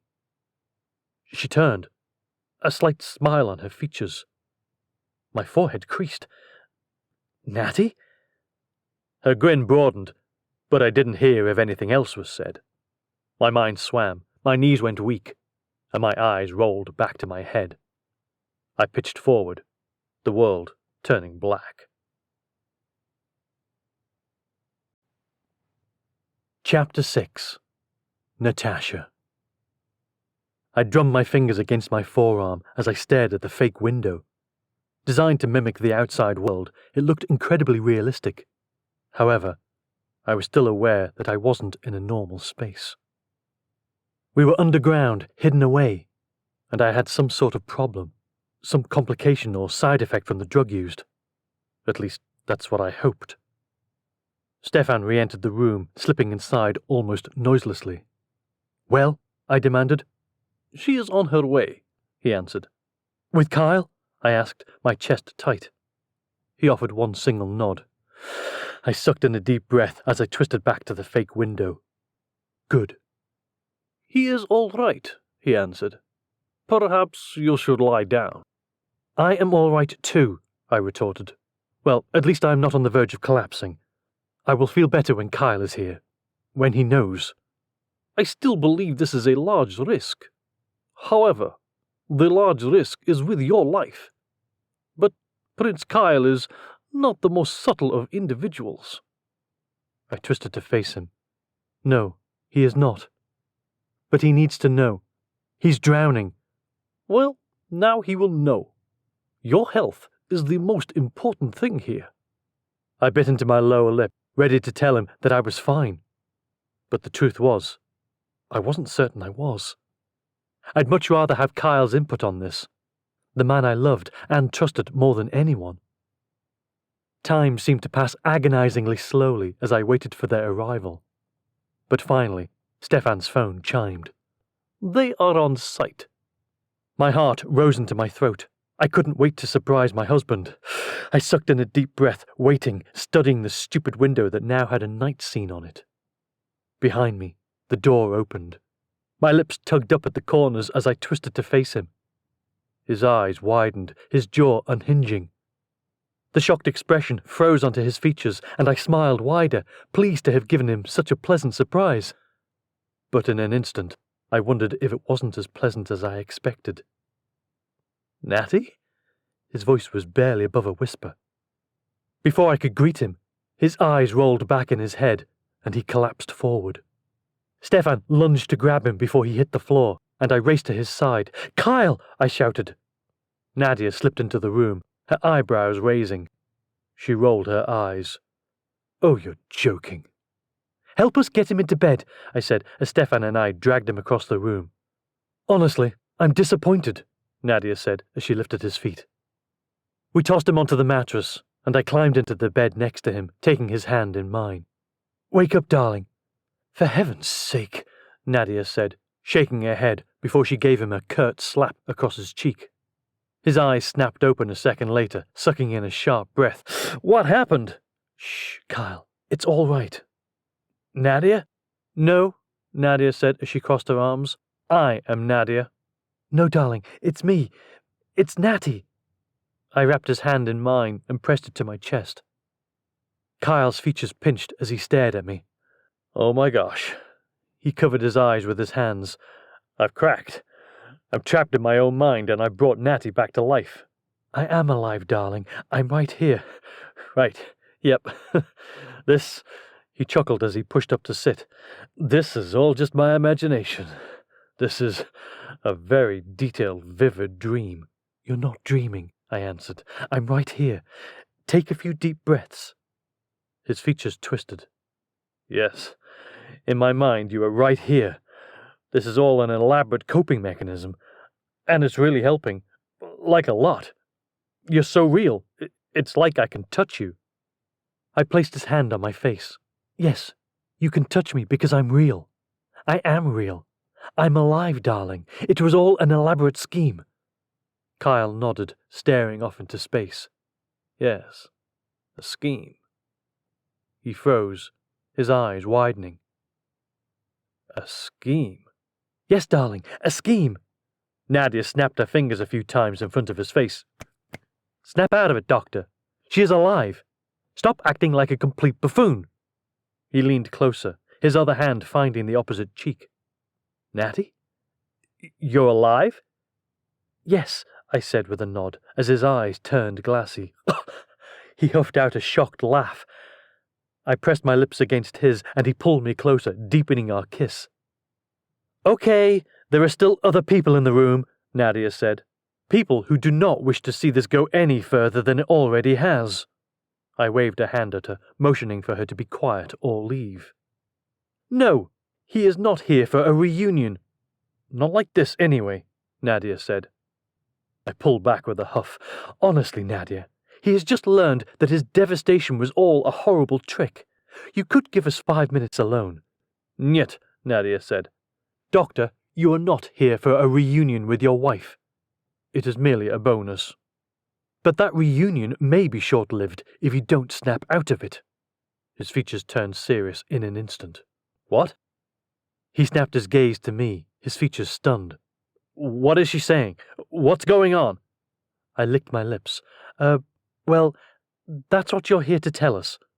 Huh? Kyle looked like he may not make it past the next few minutes, already wrecked by something that hadn't even been spoken yet. There seems to have been some side effects from the drug we used to make me, appear to be dead, I answered in a quiet voice. She is vomiting blood. We need to know if there is a problem or not, Nadia said. Kyle's eyes went wide and he snapped his gaze to her, then back to me. What? I'm sure it's nothing, I answered. We are not sure it's nothing, Nadia said. If we were, I would not have brought you here. However, the fact remains that you are a doctor, and I trust you with her life. You didn't, Kyle said, as he pressed 2 fingers to my throat to take my pulse. You didn't trust me with her life. You literally faked her death and didn't tell me. He shifted his gaze to me. Sweetie, you should have told me. I would have made sure we did this the safe way. We were perfectly safe, Nadia answered. Apparently not if she's vomiting blood. Kyle shook his head. Never mind. What sort of medical facilities are we working with here? Tell me you have everything I need to do a full workup on her. You know there is a surgical suite. You have been in it. Yeah, but... Okay, never mind. Sweetie, sit down. Are you dizzy? In pain? Tell me any symptoms you're having. I said as I shifted onto my side next to him. I'm not really having many. I was dizzy when I first woke up, but I'm fine now. I just had the nausea, and I threw up. There was blood in it. How many times? Kyle asked. Twice. Blood in both? I bobbed my head. Yes. He nodded.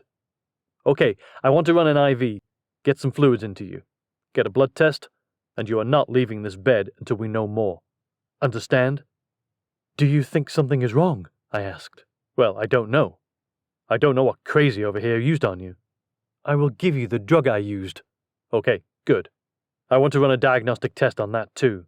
You have no idea what could have been in that. I have every idea. But if it makes you feel better and keeps you busy down here, then fine. However, we will need to return you before long. We can make the excuse that you are sleeping late, the grief, but you will need to put in an appearance. Nadia crossed her arms. I'm not leaving her, Kyle said. You must, Nadia shot back. You are a grieving widower. You must play the part. Kyle glanced at me, his eyes wide. I can't. She is right. You must. But, he shook his head. Okay, one step at a time. I need to do a full workup here because I'm not going anywhere as long as you're vomiting blood. You will go when I tell you to go, Nadia said. Do your workup. Do not dally. I'm going back. Someone must deal with your friends. Kyle stared into my eyes, flicking a flashlight from his cell phone back and forth to gauge my pupil reaction. We should tell them. No, Nadia said simply. We will not tell them anything other than you are asleep. Kyle whipped around to face her. Come on. When Ava was dead, Alex told me she wasn't. I crinkled my brow. Darling, I think you may be confused. No, there was a plane crash. Everyone thought Ava was dead, but she wasn't. When Alex found out, he let me in on the secret too. I gotta return the favor." "That is incorrect on all counts," Nadia said. "You will not return any favors. I will tell them I have given you a sedative and will stay with you for the remainder of the night." "No," Kyle said with a shake of his head. "No, you can't. Ava will want to stay with me, and obviously she'll not be able to do that." "No kidding. I can handle the Barbie doll. It will not be an issue. Now, work your magic, ensure she is fine. I will return for you soon." "No," Kyle started as Nadia spun on her heel and headed to the door, snapping her fingers to ensure Stefan followed. He heaved a sigh, shaking his head, before he grabbed my hands. "I'm not leaving you while you're like this, okay?" "Darling, you're going to have to go back. She is correct. You should not have even known that I am alive. We are depending on you to keep up your end of the performance." Kyle slid his eyes closed, his fingers tightening around mine. "Natty." "Kyle, please. You weren't told for a reason."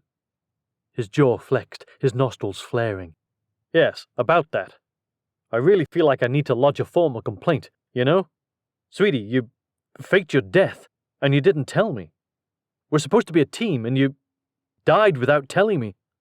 "I'm so sorry that I didn't inform you of my death ahead of time." "Yeah, you should be," he said, his eyes wide. "But I'm being serious. You knew ahead of time, and you didn't tell me. This was like the first big thing between us, and we didn't share it."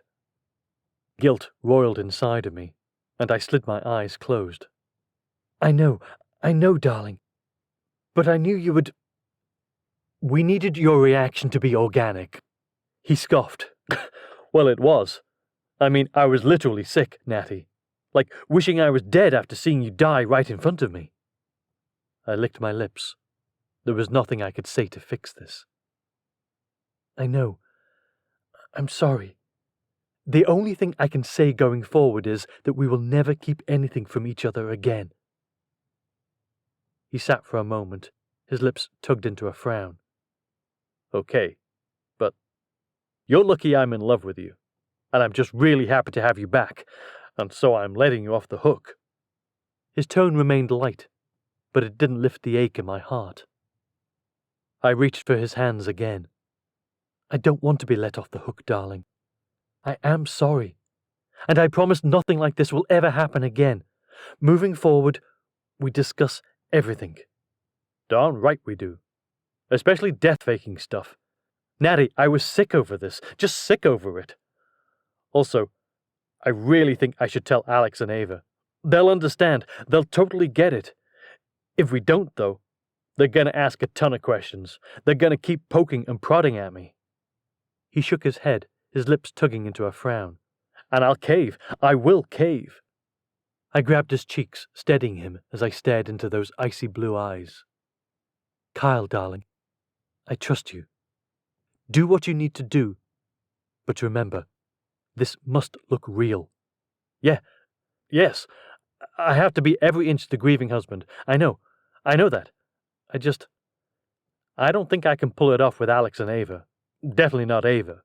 Alex, maybe." "All right. Then you tell them. Only them. Just them."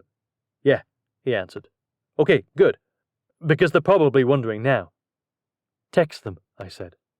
"After I'm finished checking you out. You are my priority." My stomach turned over as the focus returned to me. "Do you think it's serious?" "I want to make sure it's not. And even if it is, I will fix it, okay? I'm not losing you again." He cupped my cheeks in his hands before he kissed me. "All right," I answered softly. "Come on," he said, climbing off the bed and pulling me along with him. "Let's get this done." He led me to one of the exam rooms, drawing blood from my arm before he peered in my throat. I laid back and let him feel around on my belly. "Anything?" "Nothing that I'd flag as serious. I would say something in the drug bothered your system. Are you still feeling sick?" I shook my head. "Good. Let's get an IV going and see how you react once we get you hydrated." He rubbed my arm as he crossed to the supply cabinet on the opposite wall. Must we? I don't like those, I frowned. Natty, he scolded me gently as he shook his head. I am the professional here. I know you are, but I still don't like them. They hurt. I'll be very gentle, he promised as he retrieved the needle and a bag of saline. He dragged an IV pole over and hung the bag, setting it up with the machine to control the drip. I flopped back on the table with a sigh. You are a terrible husband. I am not. Let's just get some fluids in you. And some food. I want to see if you can keep it down before your sister kidnaps me and returns me to the palace. I puckered my lips as I extended my arm, allowing him to puncture my vein with the needle. He taped it in place and started the drip. The cold rush of liquid pushed into my body and I grimaced. Must I lay here the entire time? No, we can move, he said. Good. Because I'd like to curl up under a warm blanket, because this will make me cold. We moved back to the bedroom, curling up in the bed together. Kyle gently stroked my hair as I laid my head on his chest. I'm so glad you know, I whispered, my eyes already heavy as I snuggled closer to him. Me too. He pressed a kiss to the top of my head. If you're tired, you can go to sleep. This is probably taking a lot out of you. I didn't want to sleep, but I couldn't help it. Exhaustion set in, and my eyes grew heavy. I finally let them slide shut and drifted off. When I woke, I stretched my arm out, reaching for my husband, but I found only cold sheets. I pushed myself up to my elbows, glancing around for him, but I was alone. The IV was gone, only a bandage on my arm to indicate that it had been there.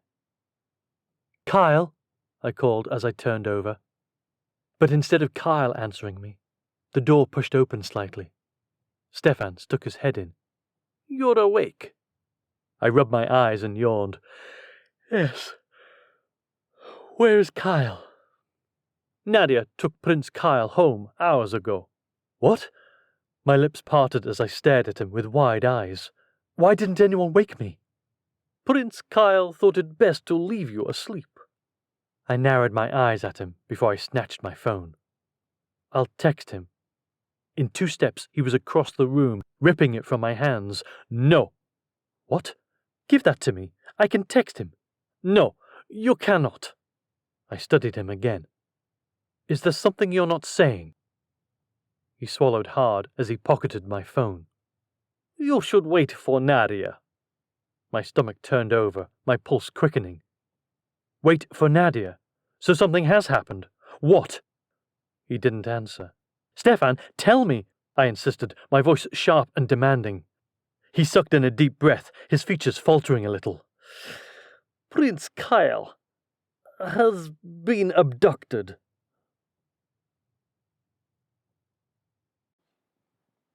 Chapter 7. Kyle. I shifted as Natty dozed against my chest, her head resting over my heart. Pulling my phone from my pocket, I let out a long breath and switched it on, opening the group chat with Alex and Ava. I tapped my fingers against the side of the phone for a moment before finally typing. Hey, you're not going to believe this, but make sure you're alone when you read it. This is top secret. Like, crazy top secret. The message sent, and I stared at the screen, waiting. Their reply came quickly. Doc, you're awake? I frowned. Yeah, why? The typing dots blinked on and off more times than I could count, before my phone finally rang. I swiped to answer it quickly, hoping it didn't wake Natty. Hey, I whispered. Hey, I can't really talk much. What's going on? Nadia told us you were asleep, that she'd given you a sedative and would stay with you for the rest of the night, Ava said. Yeah, that's not what happened. I rubbed Natty's back as I glanced down at her, hoping I didn't wake her. What's going on, Doc? Are you okay? Is she holding you hostage? I glanced down at Natty again, a smile spreading across my face. You're never going to believe this. Put me on speaker, but tell Alex not to be loud, okay? Okay, you're on speaker, Ava reported a second later. Alex's hushed voice filled my ear. Bro, what's going on? We live in a freak-out city. The Ice Queen sent us back to our bedroom, and I swear we're being guarded, so we can't leave. Yeah, that's because... Okay, this is so crazy. Remember the time the plane we thought Ava was on blew up, and we thought Ava was dead? Yeah, dude, I do, because it was like the worst day of my life. Ava wasn't dead, but I still don't like talking about it. Why? Alex asked. Because this time is exactly like that time. Whoa, Alex murmured. Doc, dude, did Nadia totally drug you with something? Because you're talking crazy. No, I pressed my lips together as I shook my head. Listen to me. Natty. She's not dead. Natty is alive. Oh, sweetie, Ava said, her voice softening. I know you want to believe that, but we saw her die, buddy. I know that, but she's not dead. She's alive. I tightened my arm around my wife as she slept against my chest. Okay, I don't care what the Ice Queen says, Ava answered. We're coming over there. I know this is hard, but we're gonna get you through this. No, wait, just a second. I pulled the phone from my ear. Just hang on.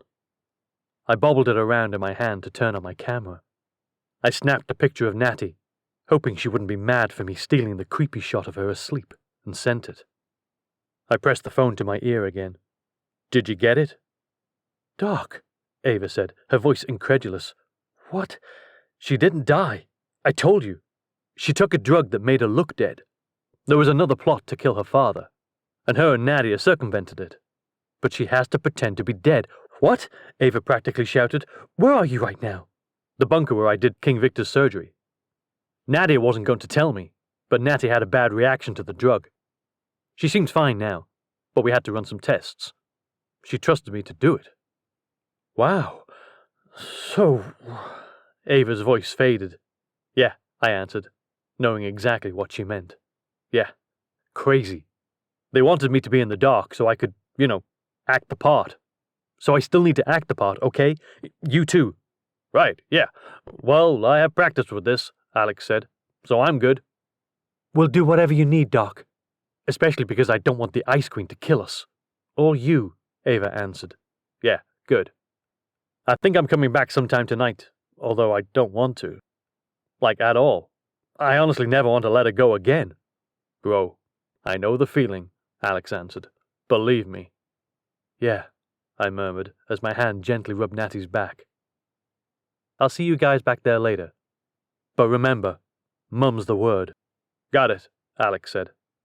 We entered the call, and I settled back into the pillows, pressing my lips to the top of Natty's head. We stayed there quietly for another few minutes before the door softly clicked open. Nadia pushed inside, narrowing her eyes at the scene. We need to go. I clicked my tongue. Do we have to? Yes, she answered. How is she? She seems fine. I don't think anything is seriously wrong. I think she's fine. Just let me remove the IV. Doesn't she need it? Nadia asked. I shook my head. No, she should have plenty of fluids. You'll need to watch that she doesn't vomit blood again once she has food on her stomach. But if she can keep it down, I think she'll be okay. Good. I will inform Stefan to watch for that once she eats. Now, let's go. She motioned for me to rise. Reluctantly, I eased my arm out from under Natty and shifted her onto the pillow. I removed the IV, careful not to wake her as I slid the needle from the crook of her arm before I bandaged it. Okay, she should be fine now. I twisted to face Nadia. Do we have to leave? Yes, she said. And remember, you are beside yourself with grief. Well, I will be. I definitely will be, because I'm worried sick. Every time I'm away from her, I'm going to wonder how she is. That was too close of a call. Way too close. Nothing will happen to her here. Nadia lifted her chin. Her eyes locked on me. Fine, fine. I don't want to go, but I will. Nadia motioned for me to head out the door in front of her. With one final glance at Natty, I forced myself to leave her behind. Every step I took made my heart heavier. As we rode up in the elevator, I glanced at Nadia. So, what's the plan here? None of your concern, she answered, without looking at me. I think I had the right to know. You have no rights in this. You are lucky to have learned she is alive because you were supposed to be kept in the dark. Remember that before you pester me about next steps. But The doors opened in front of me, and Nadia left the elevator behind before I could even finish my statement. "Nadia," I said as I hurried after her, "I know now. I want to help." "No." She stomped forward in those high-heeled boots, the sound echoing off the walls surrounding us. She tugged the car door open and motioned for me to get in. I set my hands on my hips and shook my head. No, I'm not getting in until we've agreed to a few things." Her eyebrows shot up. "Did you just say no?" "Yes, I did," I answered with a nod. "I did, and I meant it."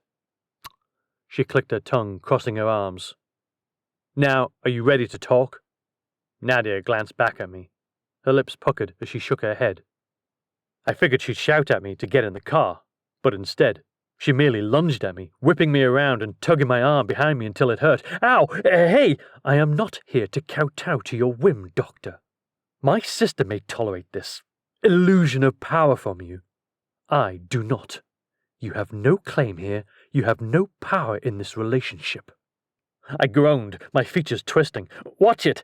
You could dislocate my shoulder." "Oh, please, give me a reason," she answered, her grip tightening. "Ow! Stop it! Come on! Natty's going to be very angry about this." "Natasha has no need of knowing, and if you run crying to her like a petulant child, I will do worse to you while you are sleeping."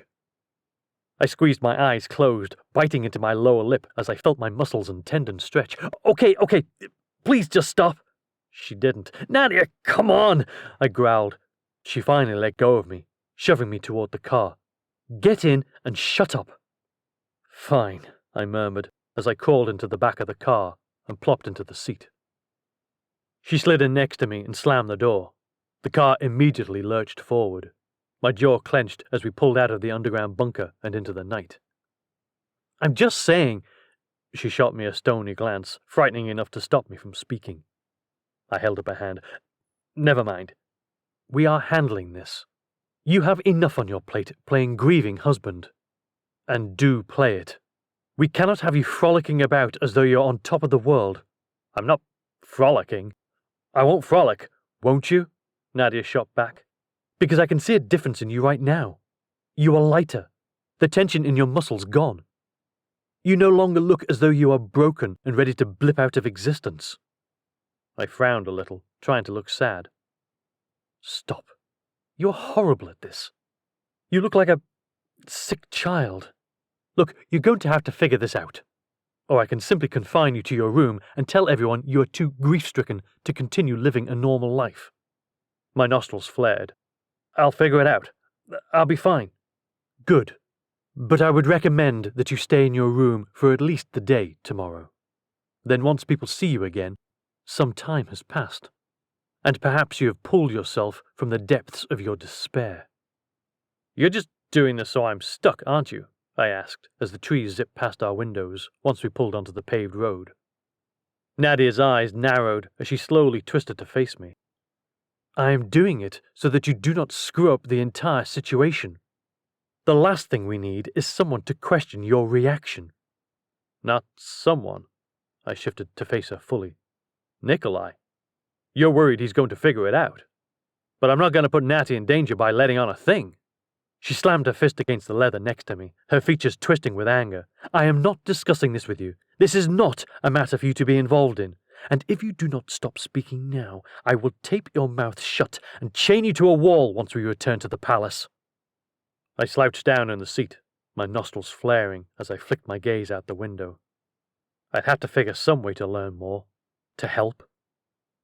Alex and Ava could help once I was back. I'd just have to play along for now. We spent the rest of the ride in silence, hidden behind the tinted windows.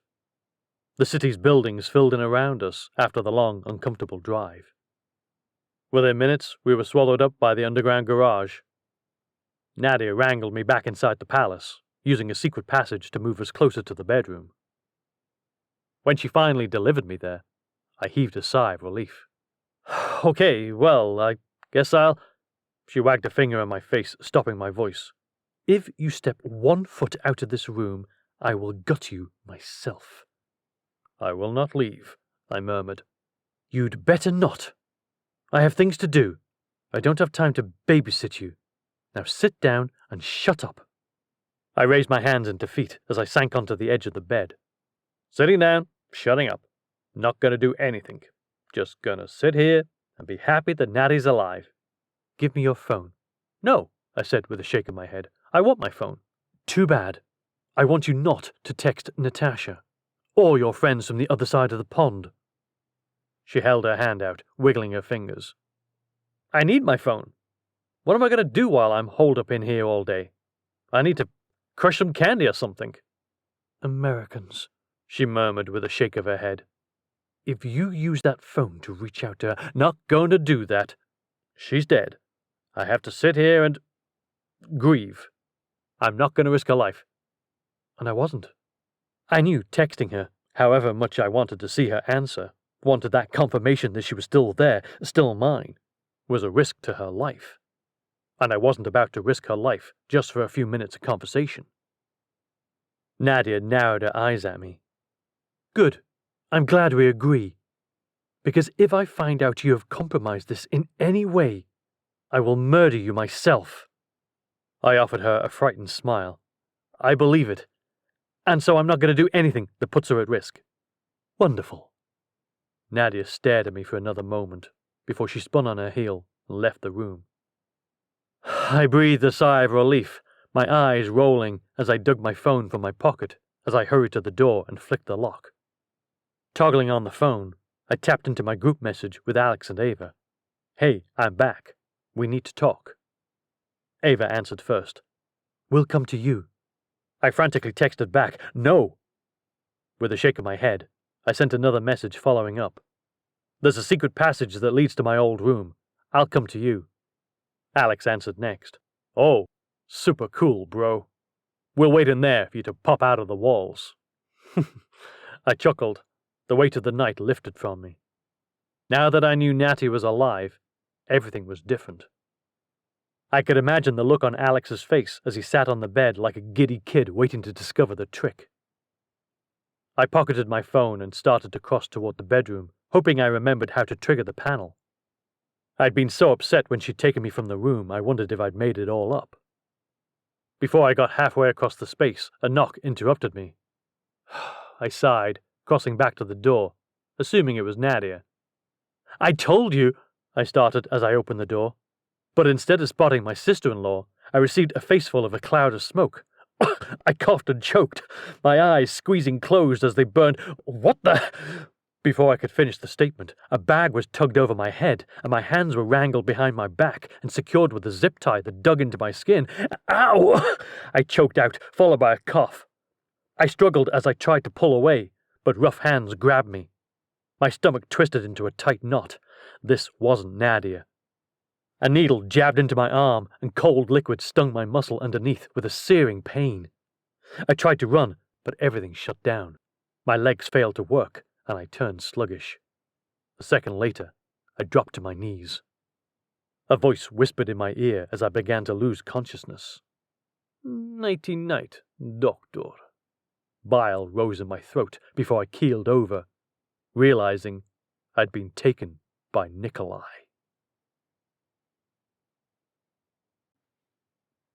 Chapter 8. Natasha. What do you mean Carl's been abducted? I said, my voice shrill with panic. Nausea turned my stomach, and I collapsed onto the bed, grasping at it. Malenka? Stefan asked. Are you ill? Yes, very, I murmured. He went pale, reaching for the pan in case I vomited, but I waved it away. No, not like that. Not like before. I'm quite fine in that way, I assure you. It's just... My lower lip quivered. How did this happen? Nadia is... Is what? I snapped, my voice sharp. A member of the royal family is missing. Taken. How did this happen, Stefan? He did not respond, his nostrils flaring as his jaw ticked. I smacked him in the chest with both hands, hard enough to send him stumbling back a step with a grunt. Malenka! Don't! I shouted, a finger wagging at him while I wiped away a tear with my other hand. He firmed his jaw again, his expression tense, but he did not respond. I pressed my lips together, rubbing at my forehead. Tell me we at least have a lead. Nadia is working on it, he said softly. Working on it, I said, my voice breaking. Working on it. So, she has no idea. Do not deny it. She has no idea. The clues to his whereabouts are few, he admitted, swallowing hard. My chest tightened as I bit into my lower lip, trying to stop the panic from rising. Do we have confirmation that he is alive? There is no reason to suspect otherwise, so we do not. His body has not been found. If he was being used to send a message, we would know. He would have been found. His body, you mean? Why would Nikolai do this? I asked. He believes me dead. Why would he take my husband? Stefan shifted from foot to foot. We are working to determine... In other words, you know nothing. You did not see this coming. You have no idea where he is. You don't even know why he was taken. I threw my hands in the air before I let them slap my thighs. This is a nightmare. I need to go back. No! He practically shouted the words at me. His features turned sharp. We cannot risk any piece of the plan we have set in motion. Stefan, this is not a request. It is a demand, an order. I want to go back. I must go back. This plan did not include my husband being kidnapped. No, it did not. But it does not change anything. The primary objective here is to make certain your brother pays for this. He can pay for Kyle's kidnapping, I shouted, my fingers curling into fists. We are not changing this plan. You will not go back. He wagged a finger at me, his face turning red. My features twisted with anger. You do not make the decisions. Yes, he does, Nadia's voice said as she entered the room behind me.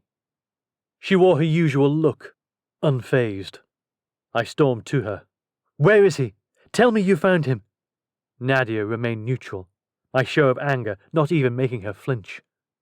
We have not. Nadia, I said, my head tilting sideways. I couldn't add to the statement. Couldn't get any more words out. He is not dead, Nadia said. We would know that. Nikolai is after something else. My eyebrows shot up. You know it was Nikolai. Are you certain? I have no confirmation other than my gut feeling, which is never wrong. My jaw clenched as I stared at her. We need confirmation. We need to know for sure. This could be completely unrelated. Why would anyone else take him, Natasha? Nadia shot back. Tell me. Tell me what you suspect, and I will track it. Based on his history, perhaps these are old enemies. My jaw tightened. You should speak with Alex and Ava. They may have some ideas. I know there was trouble, but I am not sure if anyone remains in a position to cause trouble. I will follow up, Nadia answered. My eyebrow arched as I stared at her. Follow up? What are you doing now? Why are you not searching for information? I am here to speak with Stefan. Speak with Stefan?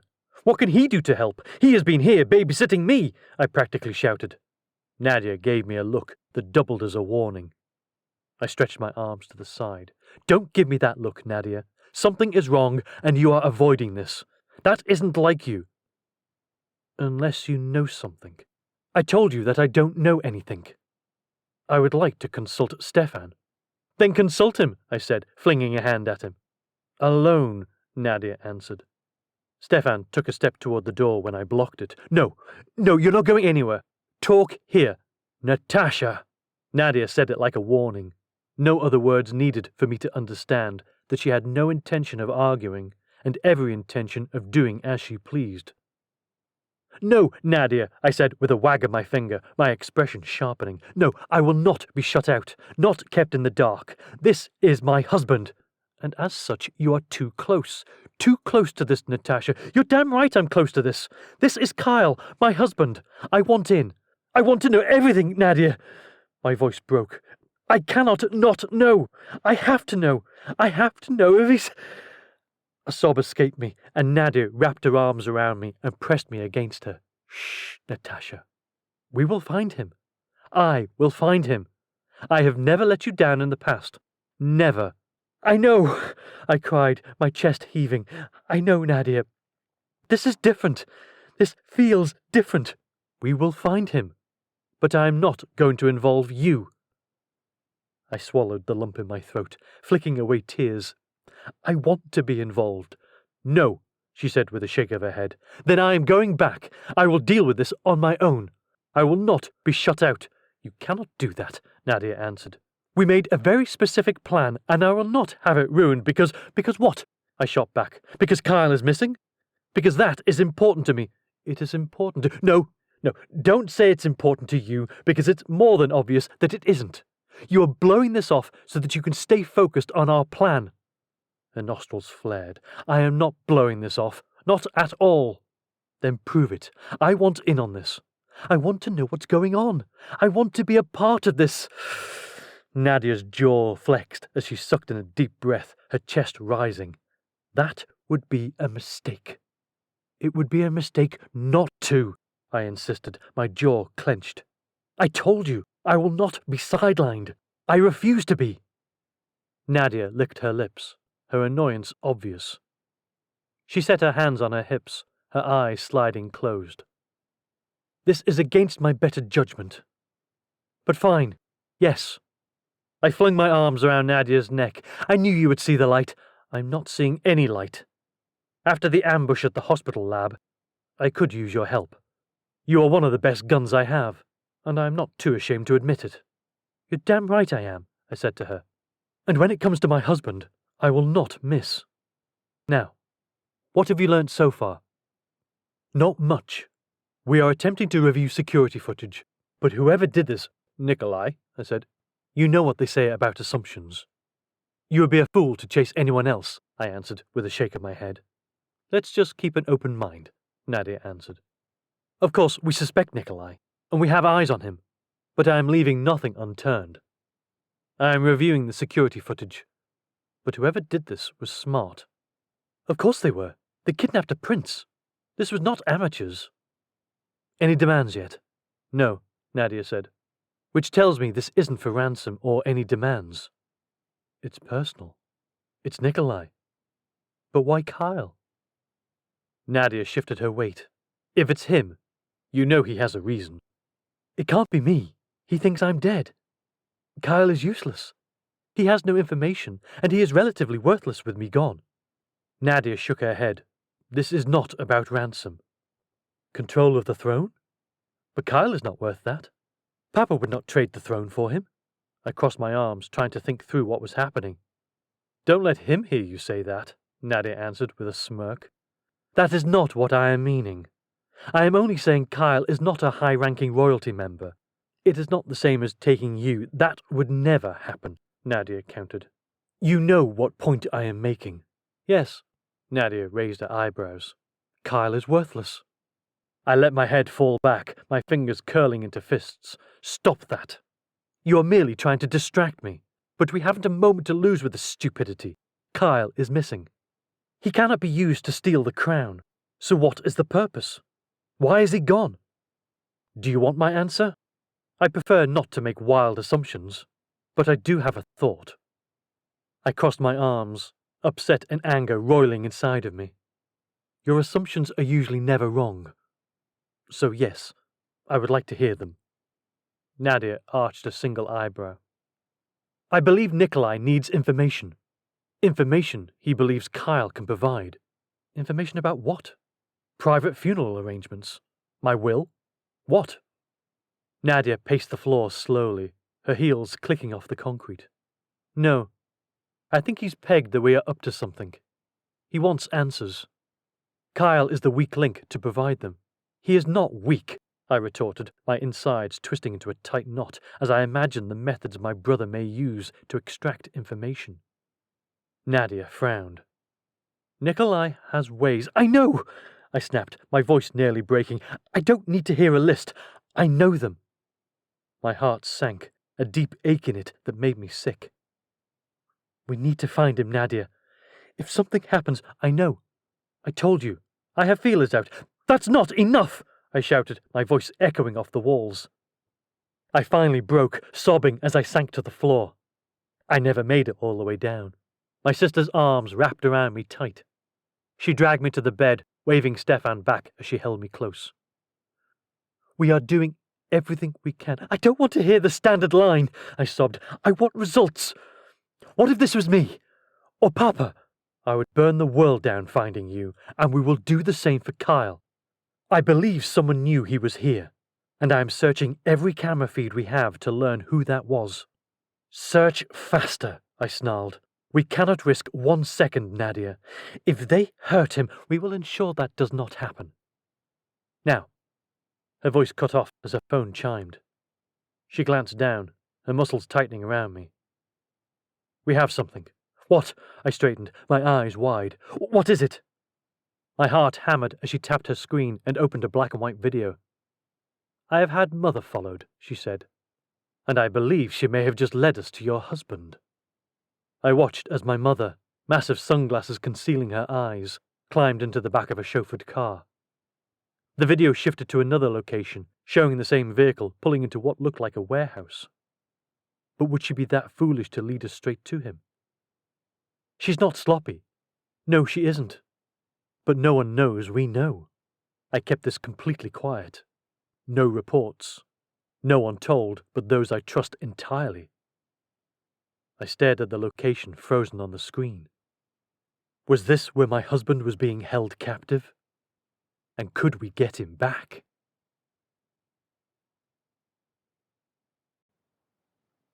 Chapter 9. Kyle. Something didn't feel right. My heart rate. It was off. Sluggish but harder than it should be. Noises were distorted. My neck ached like I'd fallen asleep on a plane with no travel pillow, and not the private, cushy kind of private plane my wife or my friends had. My head felt like I was swimming underwater after getting 0 hours of sleep for 3 days. And my eyes wouldn't open. A weird smell, like motor oil or something, assaulted my nostrils. My arms burned too, like I'd done too many reps lifting weights, and my wrists felt like someone had sliced through them. What was wrong with me? Everything seemed hazy. I couldn't remember anything. Was I drugged?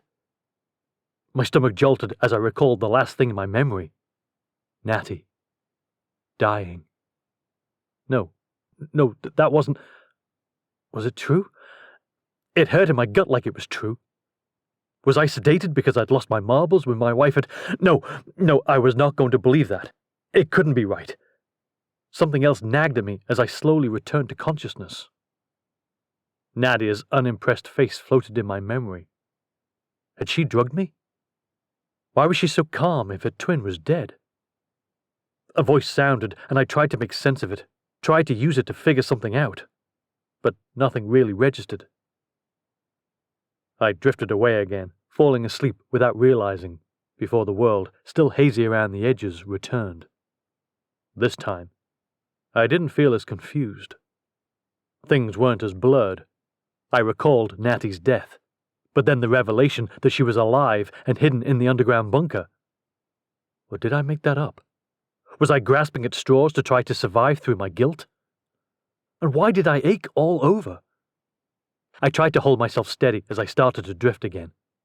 I needed to figure this out. But before I could, the click of heels echoed in my ears.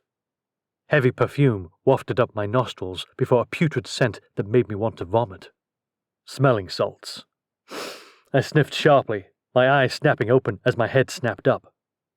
The room wobbled around me, and I struggled to focus on anything. A figure stood in front of me, clearly a woman, but I couldn't figure out who. I blinked a few times, my eyes still bleary. As everything came into focus, I recognized her. Natty's mom. She smirked at me, sickly sweet and sinister. Welcome back, Kyle. My features screwed up a little as I tried to figure it out. What is going on? I tugged at my arms, trying to stop the ache in them, but they wouldn't move. I realized they'd been zip-tied to the wrists behind my back. The details of my surroundings started to fill in. I was in some kind of warehouse, tied to a chair. I'd been kidnapped. The realization slammed into me like a ton of bricks, and I wiggled in my chair. I'd been through this once before, nabbed by my father's ex-wife and nearly killed. That would be my luck to have it happen again. Most people go all their life without being kidnapped. I got kidnapped by deranged women twice. Oh, It's you, I murmured. She chuckled, a low, giddy sound that almost seemed seductive as she sashayed a step closer. Surprised? Or pleased? Maybe a little surprised, but not really. She traced the outline of my jaw in a way that made me really uncomfortable. She'd already come on to me once when I'd arrived at the palace, but this was way creepier since I was tied to a chair. I shifted my face away, scrunching my nose. That's not appropriate. She murmured. Yes, you're a little shy that way, aren't you? Not really. I think it's pretty normal to be weirded out by your mother-in-law being overtly sexual with you.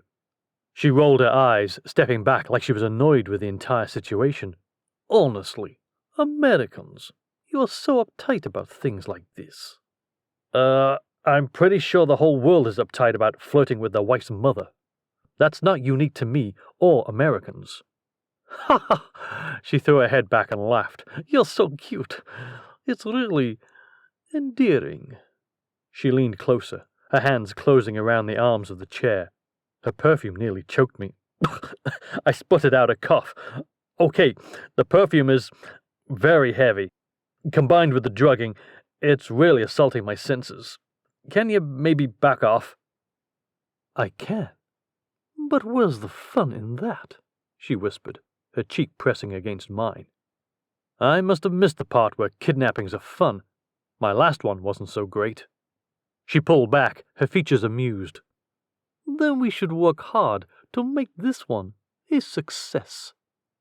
Okay. I don't know what that means, but it sounds a little strange. Her smirk broadened. It means, Doctor, that you should be open to considering options. Options?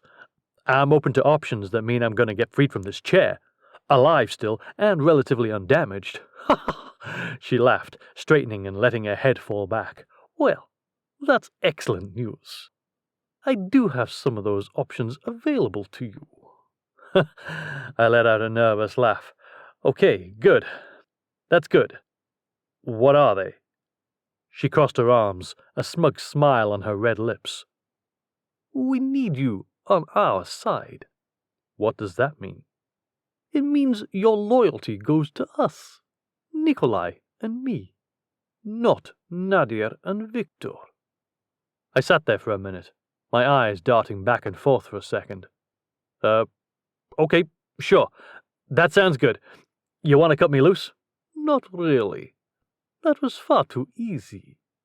Well, what can I say? I answered with a nervous smile. You make a good case, what with the zip ties and everything. She tugged one corner of her lips back. Very cute.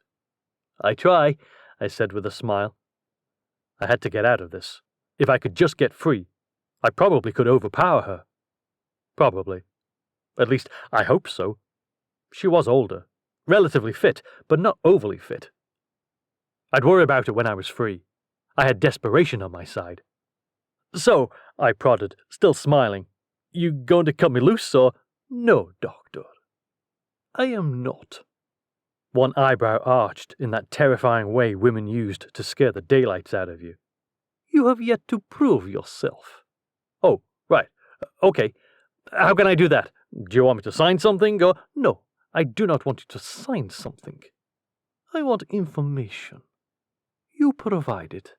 If it checks out, then perhaps we can seal the deal. This time I arched an eyebrow. Seal the deal. I gulped. Why did that sound like it was something I didn't want to get involved with? Right. Well, I don't know a whole heck of a lot. I'm still getting used to the whole proper way to formally address people. Like, do I call you some title, or do those go away with a divorce? Or don't annoy me, Kyle. You're cute, but it has its limits. Sorry, I just don't see what information I could help you with.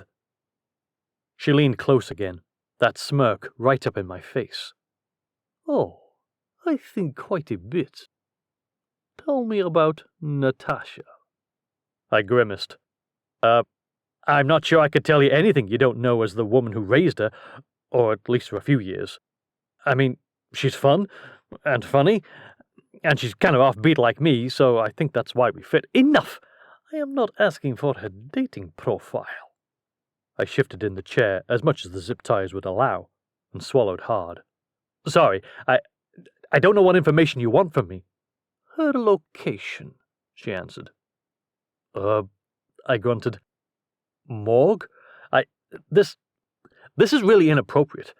Is this some kind of emotional torture to make sure I break? Morgue, she repeated, crossing her arms. Do you expect me to believe that? My lips parted. I mean, you weren't there, but yeah, Nikolai was there. I'm sure he told you. It was pretty horrific. She literally died in my arms. I bit into my lower lip as I recalled the moment I thought I'd actually lost her. Yet you are quite chipper, aren't you, Doctor? Chipper? I'm not chipper. I'm tied to a chair, so that negates any chipperness whatsoever. In fact, I'd honestly say, if you want a clinical assessment, that I am in shock. First Natty's death, and now this. I'm likely babbling from the sheer inability to process the emotional magnitude of the past 24 hours. So, stop! Her sharp voice echoed off the concrete block walls. Shut up, Doctor, or I will kill you before you have even proved useful. My eyes widened, and I clamped my jaw shut, eager to keep myself alive. She paced back and forth in front of me, before she twisted to face me, her features unimpressed. Do you think this is some sort of joke? It's a terrible one if it is, I answered, before I shook my head. No, not a joke. Correct. It is not. As handsome as I find you, and as intrigued as I am at the prospect of you warming my bed, I will not hesitate to end you if you do not prove useful. I wrinkled my nose at everything in that sentence. I didn't want to die, but the idea of warming her bed made me want to vomit. Well, I still don't see what information you want from me. Did you treat Victor at any time since you met Natasha? Yeah. I took his pulse a few times after he came back. He seems like a fit guy. I cleared my throat. Is that the answer you wish to have gone with? I slid my gaze sideways as I tried to come up with something to say. Before I could, she grabbed my face, squeezing my cheeks together until my lips puckered. I have ways, Doctor. You will tell me everything you know, whether you want to or not. She shoved me away and crossed to a table covered with a sheet. She whipped it off and picked up a pair of pliers. How fond are you of your fingernails, Doctor?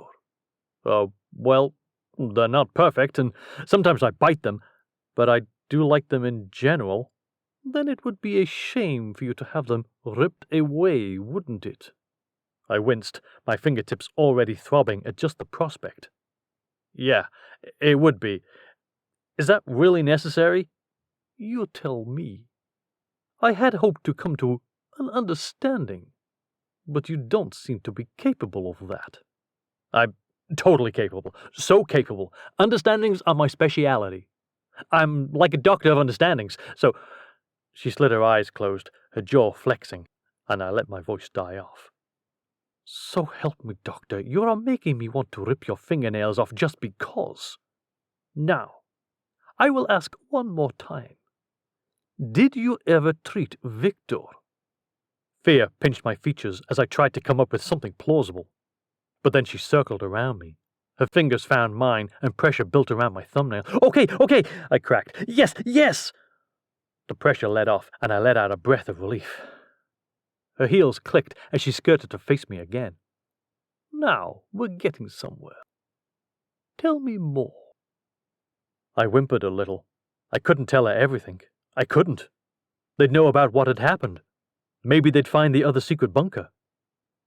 If they discovered Natty was alive. No, they couldn't. I wouldn't let it happen. I had to get out of this before I gave anything away. I just wasn't sure I would do that alive. Or with all my fingernails.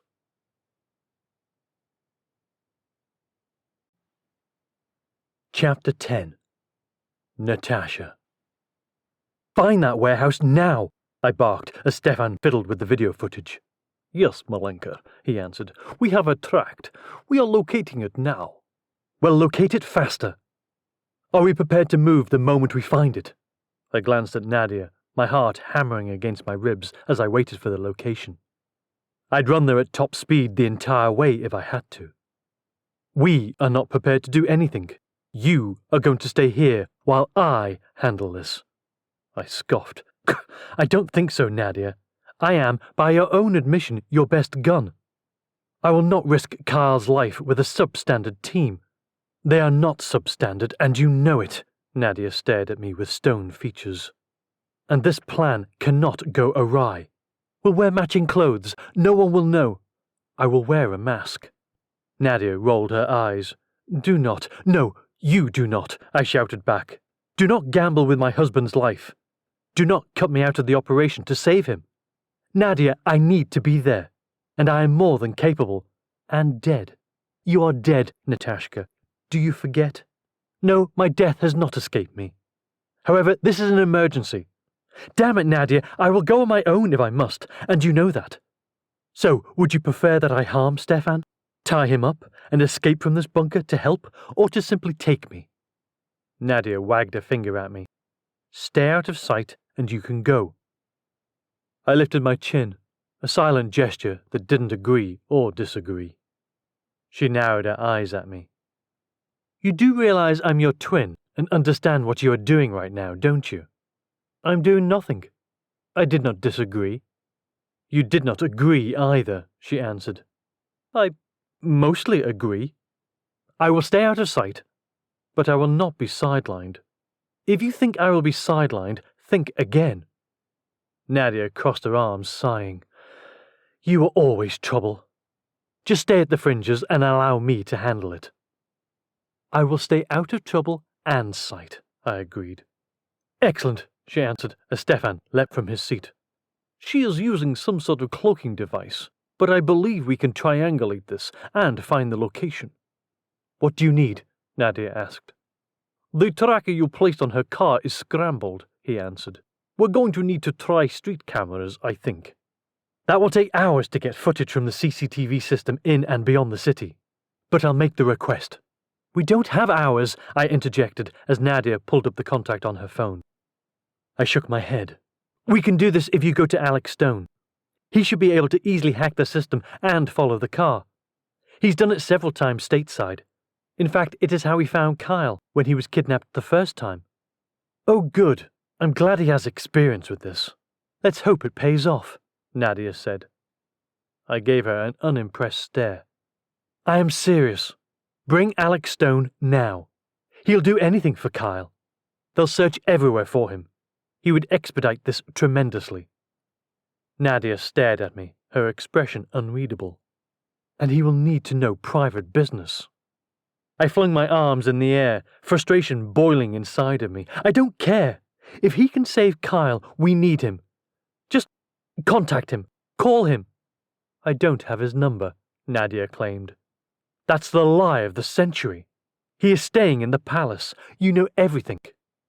But here, I have his number. Use my phone, I answered.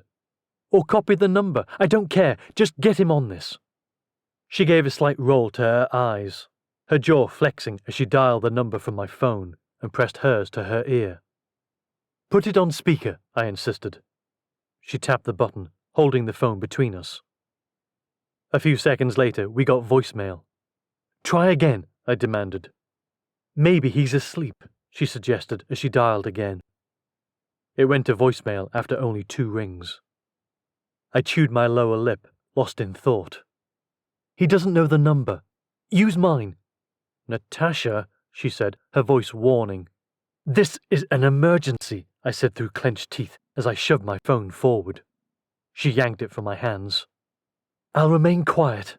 You can tell him you are simply using my phone after my death to contact him. She dialed his number without a word, and this time he picked up. Goldie? Try again, Nadia retorted, her voice sharp. I'm merely using her phone, since you would not answer my calls. Nadia let out a disgusted sigh. Yes, it's me. The Ice Queen. I need your help. Oh. Oh.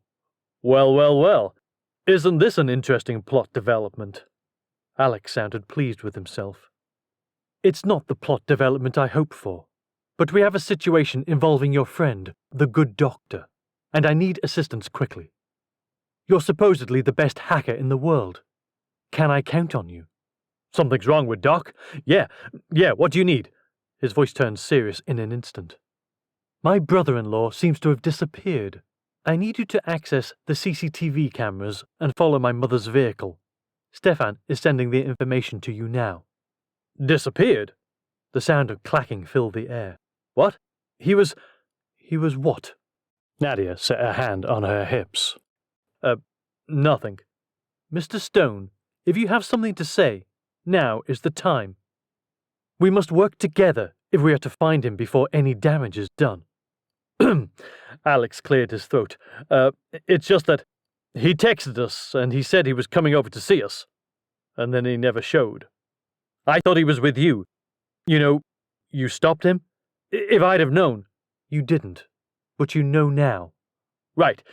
Give me a... What do you mean Doc's missing? Ava's angry voice shouted through the phone. Ava, Nadia said, her voice filled with restraint. Yeah, me, Ava. And if you think you can get away with some half of a story with me like you can with Alex, you have another thing coming.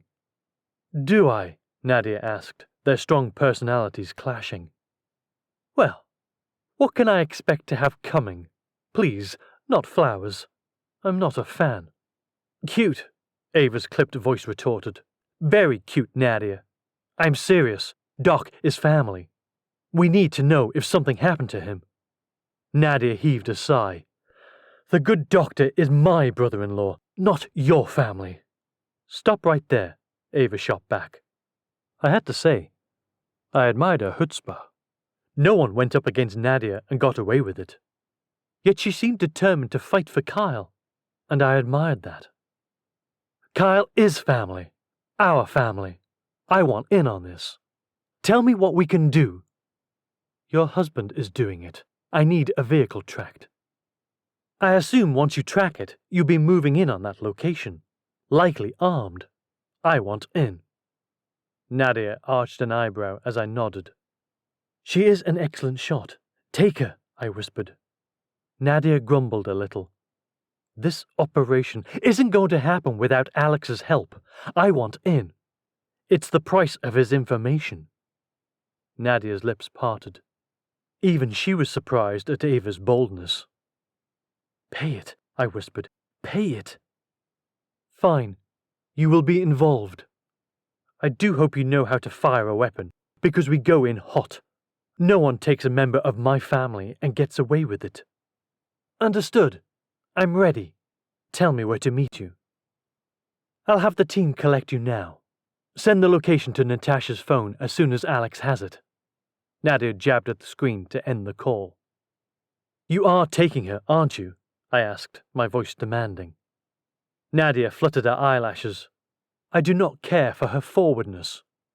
You do not care for it, because it does not bow to your forwardness, I interjected. That is not true, Nadia said. It is rude, just like most Americans. Americans are not rude. She is passionate.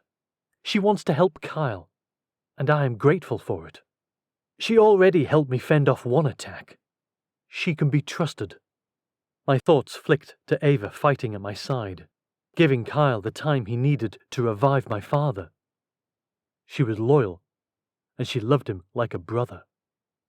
We needed people we could trust, and they were few and far between these days. Fine, she has proven herself, and she seems to care about the good doctor. She may come in handy. But now you cannot go. I huffed out a breath, crossing my arms. This is ridiculous. I can and I will. Stop stalling and... Her phone chimed, and my heart skipped a beat. Is that Alex? Is that the location? She puckered her lips, her features tugging into a frown. It is your illustrious, pink-clad friend, Ava. The human Barbie says no one has arrived to whisk her away for Operation Save Kyle. Nadia heaved a sigh as she let her gaze float to the ceiling. I cannot stand these people.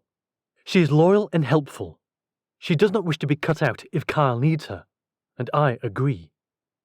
Nadia offered me an unimpressed glance as she pressed her phone to her ear and spoke in our native Belvarian, ordering someone to retrieve Ava, arm her, and bring her to a meeting spot from whence the operation would commence. I typed a message on my screen, firing it back to her as Nadia spoke. They are on their way. Do you have a location? 3 dots appeared as Ava messaged. I held my breath, waiting for her response. The location will come as soon as I am with your team. My lips parted. Now is not the time to play hardball, Ava. Annoying you too, is she? Nadia asked as she sidled to peer over my shoulder. My thumbs flew across the keyboard, typing my response. We do not have time for games. I need that location now.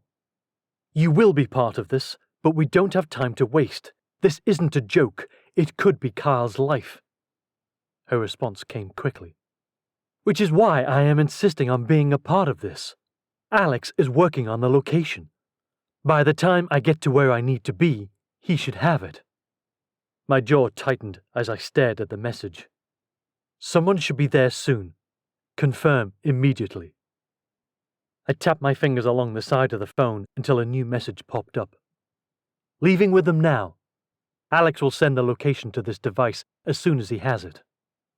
I heaved a sigh of relief, hoping Alex worked overtime to find where Kyle could have been taken.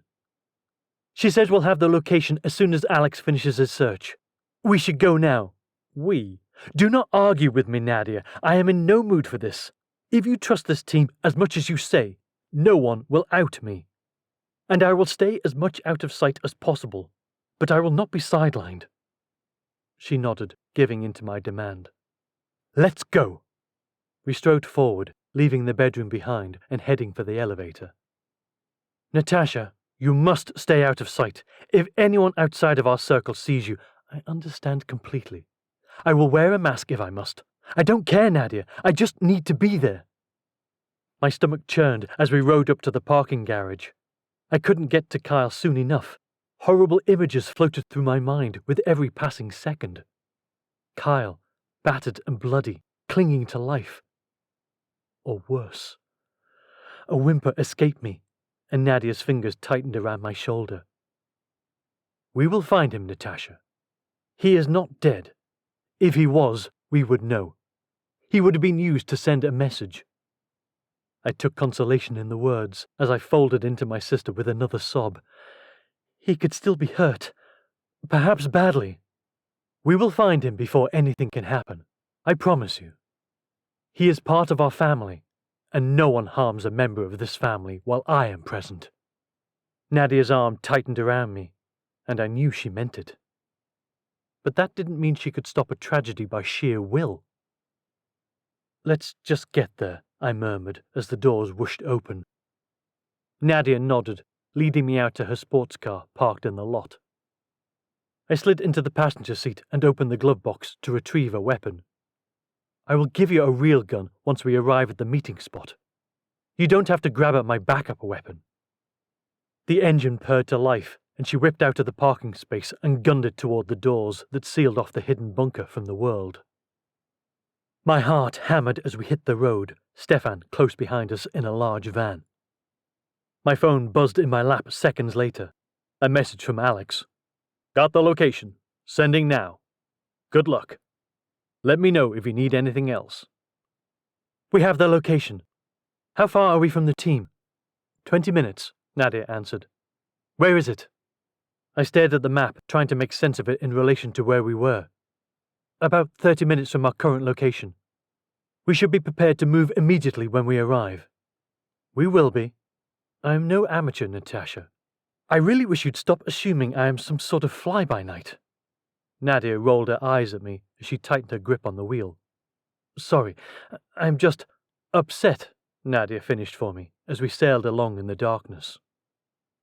She coaxed more speed from the engine, taking a curve sharply. I understand. Would you feel the same if it was Stefan? I ventured. Nadia arched an eyebrow. That is inconsequential. It's not. You love him. I know it. She refused to glance my way, and that all but confirmed that it was true, and something Nadia did not want to speak about. My lips curved into a smile, despite the crisis. You love him. Nadia, don't. Do not. She wagged a finger at me. None of this sentimental garbage. He provides warmth on cold nights. And every night in between, I said with a giggle. Oh, Nadia, do not mention this again. Most people are aware. However, Papa ignores it. And I prefer to keep it that way. I pressed my lips together. You should not. You should fight for love, as I have. Papa is only just back. Let's not kill him with a heart attack this soon, shall we? He already must accept your American-born husband. That is hardly a trial. Kyle is smart and polite. And he comes from money. Sort of. Grant Harrington is his father. Let's not debate how that isn't really true. I spotted him marvelling at the oyster fork the other day, Nadia shot back as we closed in on our destination.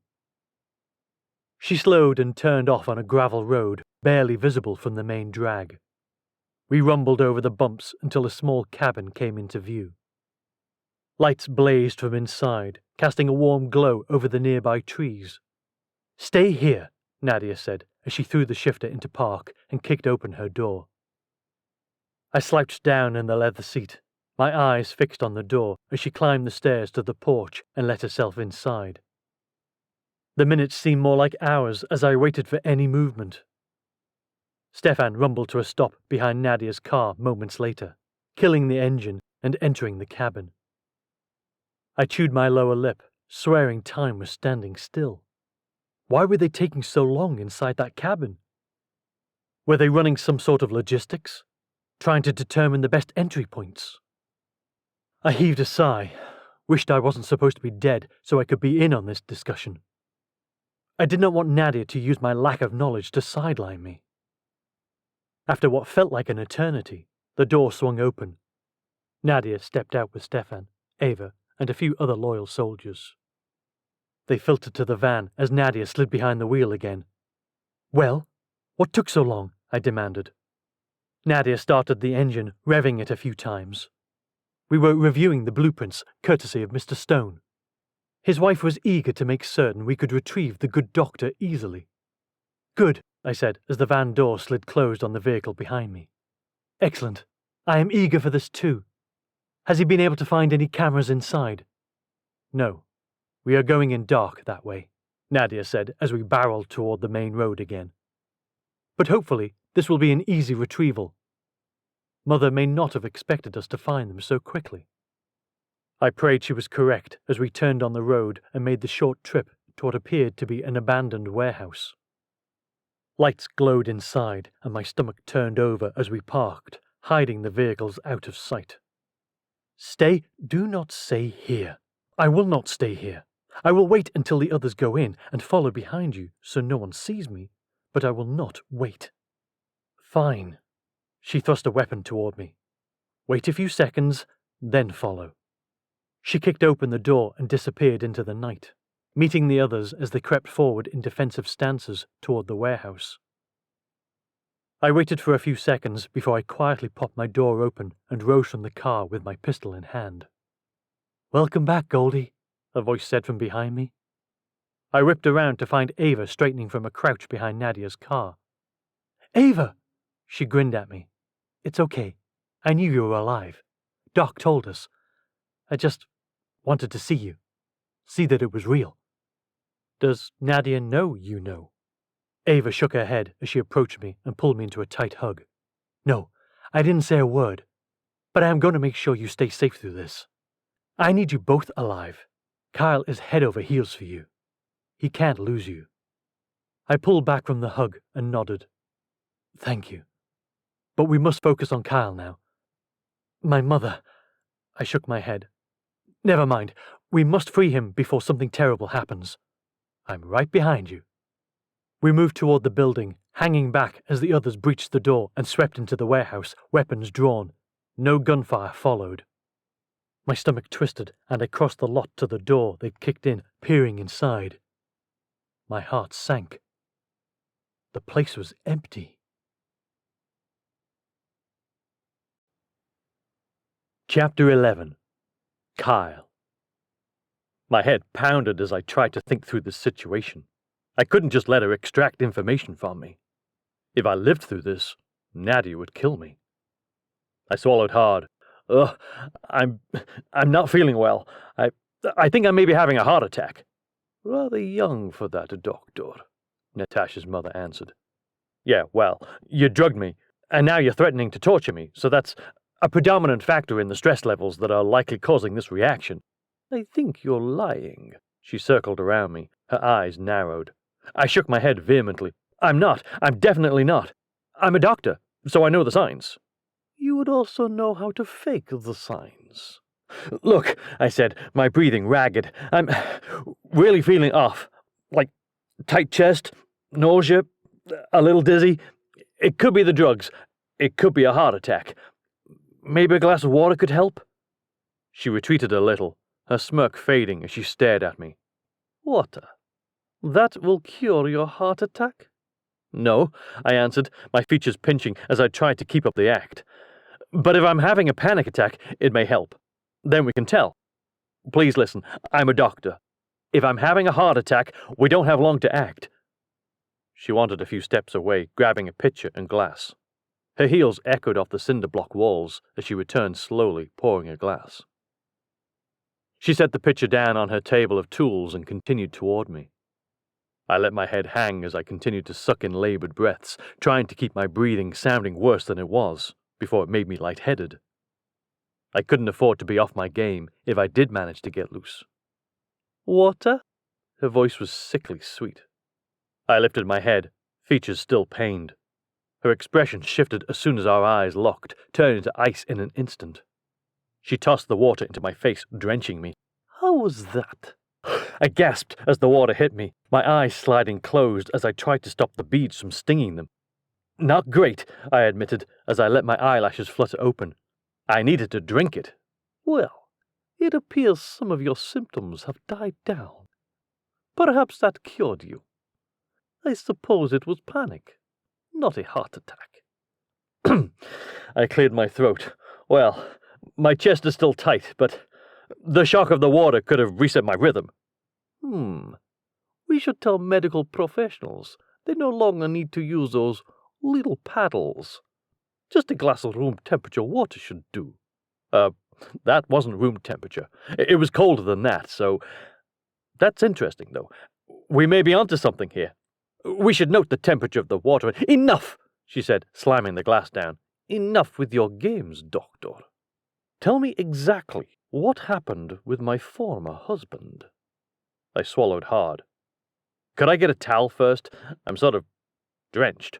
There's water dripping from my face. If you want a favor, earn one. I stared at her, frowning. Right. It's like that. It is. Okay, well, at first I didn't really understand, but then I saw the whole cryo chamber, and he was there like a human popsicle. Yes, I do know that from what we found left behind in the lab. But he was also shot. My head bobbed up and down way too many times. Yeah, a bullet near the spine. Is it still there? My eyebrows raised, my lips forming an O. That's a difficult question. Not really. It's a yes or no question. You're not very good at this, Doctor. I was hoping to be allies. Now, I am hoping you make it through this interview with all your fingers. No, it's not. It's a very tricky question, because are we talking, is it still there in practice, or theory, or is it there in any capacity, Doctor? Is there physically a bullet still lodged near my ex-husband's spine? Right now, at this exact moment, or like at any time in the history of his existence? Her eyelashes battered as she raised her gaze to the ceiling, her arms crossing. I do not find this amusing, Doctor. At all. Tell me the truth, or I will begin cutting fingers off, starting with your right pinky.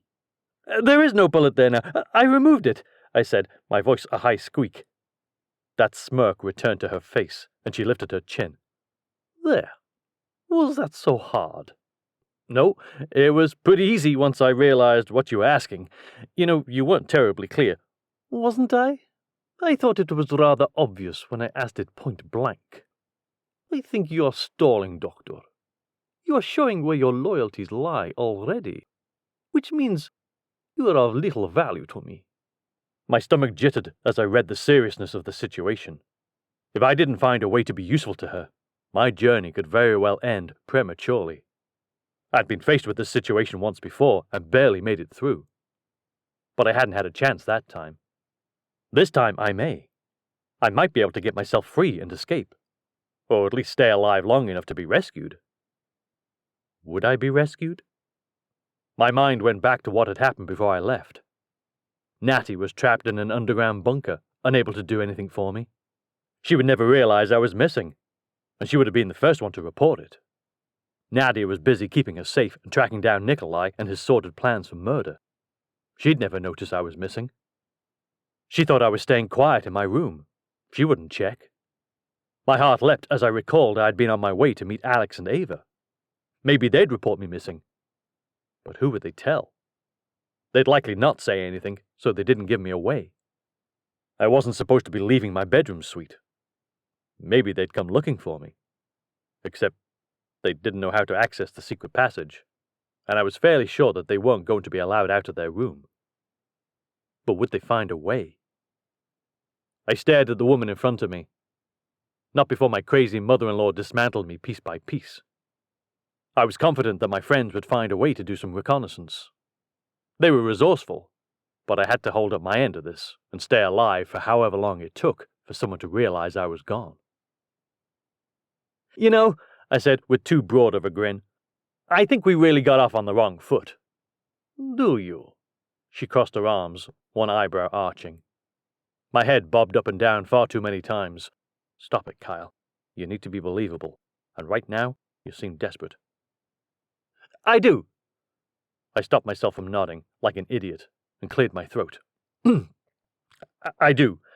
I think the panic just got the better of me. But that water to the face, it snapped me out of it. Let's start over. She looked amused, though far from impressed. You know, I really was trying not to notice how attractive you are. It must be where Natty gets it from. But she's not as striking as you. You're trying to flatter me, she said evenly. Is it working? I asked, but she didn't laugh. I'm being serious. I turned you down in the kitchen, but I haven't stopped thinking about your offer. How convenient that you should suddenly find yourself attracted to me, just as you are on the verge of losing some of your fingers. Perhaps some toes. Maybe more. Well, inconvenient, really, I huffed out, my voice shaky. I needed to be way more believable than this. I was about to get myself killed because she didn't actually believe that I was interested in anything outside of protecting myself. I mean, it seems I've lost my chance, which is really a shame given that I am a very attentive partner. In all ways. I may have wanted to test those waters earlier, but now I think you are only offering a partnership because you are afraid. I arched an eyebrow, but I saw my opportunity. If I may, partnership is not what I'm offering. That got a reaction, intrigue, interest. I had her on the hook. Now to try to keep myself alive. Yeah, I answered that silent facial expression. I understand my place. Partners is too much. I need to earn my place, and I will do that.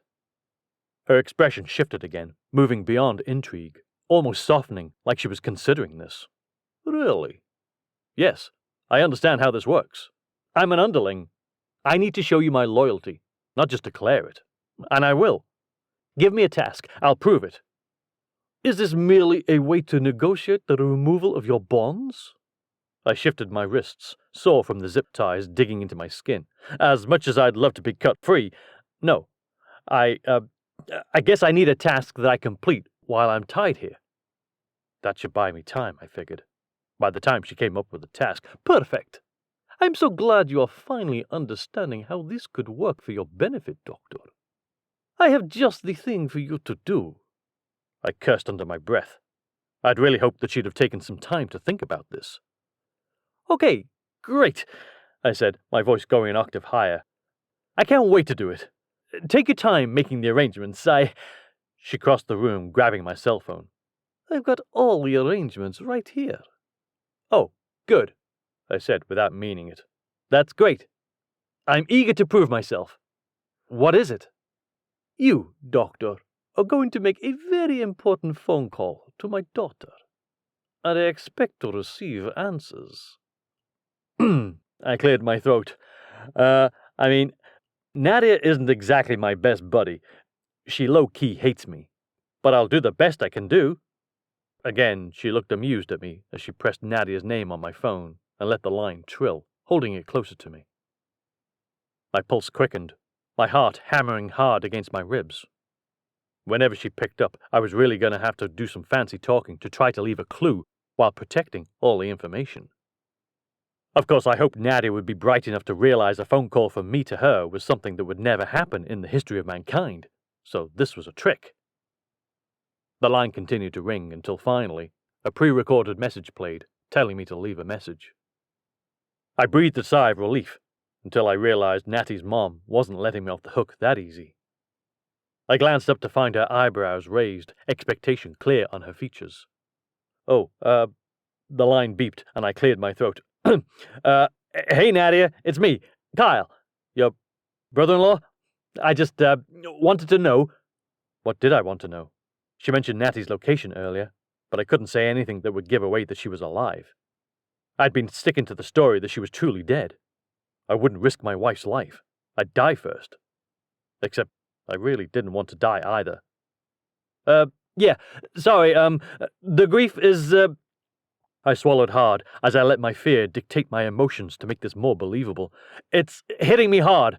I feel tied up, like I can't move, like I'm stuck in a large warehouse of pain and I can't get out, and I'm all alone here with just the cinder block walls and the bad lighting, and... She tapped the end call button with an expression on her face that bordered murderous. Well, Doctor, I guess you just made your choice very clear. And now, I will make certain you pay for that. A curse escaped my lips as I realized my plan had failed miserably. My eyes widened a little as she picked up a large knife. I probably wasn't going to live much longer, and whatever was left of my life was going to be extremely painful. Chapter 12. Natasha. Where could he be? I almost fainted, my voice taking on a shrill tone as I tried to step into the warehouse. Ava pulled me back. You can't go in there. You're supposed to be hiding out. I have to know what's going on. My voice turned hoarse, a sob caught in my throat. And we will. Ava pulled her phone from her pocket. But not while compromising your plan.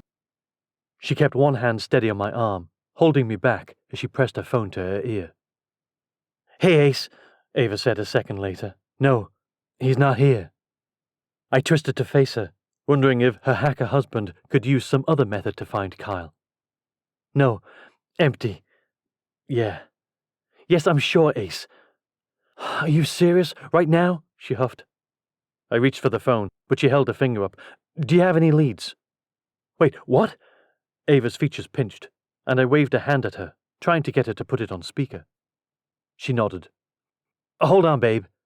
A second later, she pulled the phone from her ear and toggled on her speakerphone. You on with Goldie and me? Goldie, lovely to know you're alive and well. Doc was pretty psyched. I would be more excited as well if my husband was here with me, instead of missing somewhere. What can you tell us? I found something interesting in the plans for that warehouse when I did a little digging. Apparently, ye old warehouse is built on top of an old underground subway of sorts. It connects that area to another one about 30 miles away. Is there anything at the other site, Ace? Another warehouse. Looks abandoned from what I can see from the satellite imagery. But there are lights on there, and that seems like something maybe you should check, Alex answered. Lights? How can you tell? I asked, my heart skipping a beat. I told you. Satellite imagery. I just commandeered one. Sending the deets to Sparky's phone now. Her phone chimed, and she shifted to show me the overhead picture, showing lights glowing from inside what appeared to be an abandoned building. We need to check this out. I was already moving toward the car. I will text Nadia the address. Let's go. Goldie! Ava hissed as she hurried to follow me. Babe, if you have anything else, text me. We're on the move. Good luck, Sparky. Keep me informed. I will. We reached my sister's car, and I slid in behind the wheel, firing the engine and revving it as Ava lowered herself into the passenger seat. I peeled out of the hiding spot, whipping around to head back toward the main road as Ava still tugged her seatbelt on. Whoa, easy, Goldie. I have to get there. I tossed my phone into her lap. Text the details to Nadia. I know, but we want to get there alive. Please, I said with a shake of my head. This car is a well-oiled machine, and I am an excellent driver. Outside of the accident I had as a teen, but other than that, excellent. I glanced at the GPS, my gaze lingering on the time left on our trip. It was still far too long. Anything could happen in the more than 20 minutes it would take us to arrive at the secondary site. I pressed the gas pedal against the floor, and the engine revved, the car shooting forward. My phone rang as Ava tried to hold on, bracing herself against the handhold and the floor. She swiped to answer it. What do you think you're doing? My sister's voice was sharp and annoyed. Saving my husband, I shot back. You can ride in the van with Stefan and follow. Ava texted you the address. An aggravated huff filled the car. I knew I should not have trusted her. She is the reason we have this clue. The first one was a dead end, and I am determined to make certain Kyle is not a dead end. Follow behind me. We may need the backup. Do not enter that building until we have arrived. Do you understand me? I didn't answer, my eyes sliding sideways to the phone in Ava's hand. Answer me! Do you understand? Her voice turned heated, with an underlying shake that hinted at how much she cared. I took one hand off the wheel for a moment and poked at the end call button. Ava arched an eyebrow. Wow, that was brave. Hardly. I've hung up on Nadia plenty of times, and I am still alive. She will be annoyed, but it will only make her drive all the faster. I settled into the seat, eyeing the time remaining in our trip. Under 10 minutes. Every second counted. I couldn't get there too late. I couldn't fail him. Ava's gaze slid to our speedometer. Don't, I said before she could object. That's in kilometers. It only seems fast. I'm pretty sure that is fast, no matter which way you measure it, Ava answered. I mean, I get it. I do. I just want to get to dock in one piece. We will. Let's hope he's in one piece. My voice shook as I said the words, tears forming in my eyes. I blinked them away. At this speed, I couldn't afford to miss even the slightest curve. Ava's phone rang as we passed the 5-minute mark on the estimated time of arrival. Hey, babe, she answered. Not there yet. Are you flying there? Your phone is moving crazy fast. We are driving. But we may as well be flying, Ava answered. Do you have anything on entryways, or what we need to look out for? No cameras on the inside, Sparky. But I do see an area that looks like it's dark toward the back right side of the building. You may be able to sneak in there through a window. I'm looking at the schematic now, and there is a door nearby and several windows that should be within reach. Awesome, Ace. That's great to know. Aves, please be careful. Also, Goldie, please drive carefully. Precious cargo with you and all of that. I am an excellent driver, I repeated. Except for that, don't say it, I interjected as I veered in the gravel road, barely visible from the main drag. We are nearly there anyway. Safe. Just like I knew we would be. My stomach churned as I spotted the building, lights glowing within. I pulled off to the side and killed the engine before I leapt from the vehicle, weapon in hand. I didn't care if Ava wanted to hang back. I wasn't going to. I was going in there to find my husband. At the very least, he'd know he wasn't alone. When I twisted, I found her matching my fast strides. You can wait for Nadia if you prefer. Hell no, Ava said with a shake of her head. I'm not waiting. Doc's family. I don't want for someone else to save my family. Good luck, babe, Alex said on the phone. Let me know if you need anything. Bring our buddy home. Ava signed off the call with an affirmative, and we crept toward the building. Light bloomed from the centre and left side of the building, but the right remained dark. That must be where Alex mentioned an entrance. Let's go. Ava veered off, heading toward the back of the building. I hurried along with her until we came to a door. I tugged at it, but it was locked. I'll shoot the lock off. I raised my weapon, but Ava smacked my hand down. No, it could give us away. She craned her neck before she poked a finger at a set of windows, open to vent the building.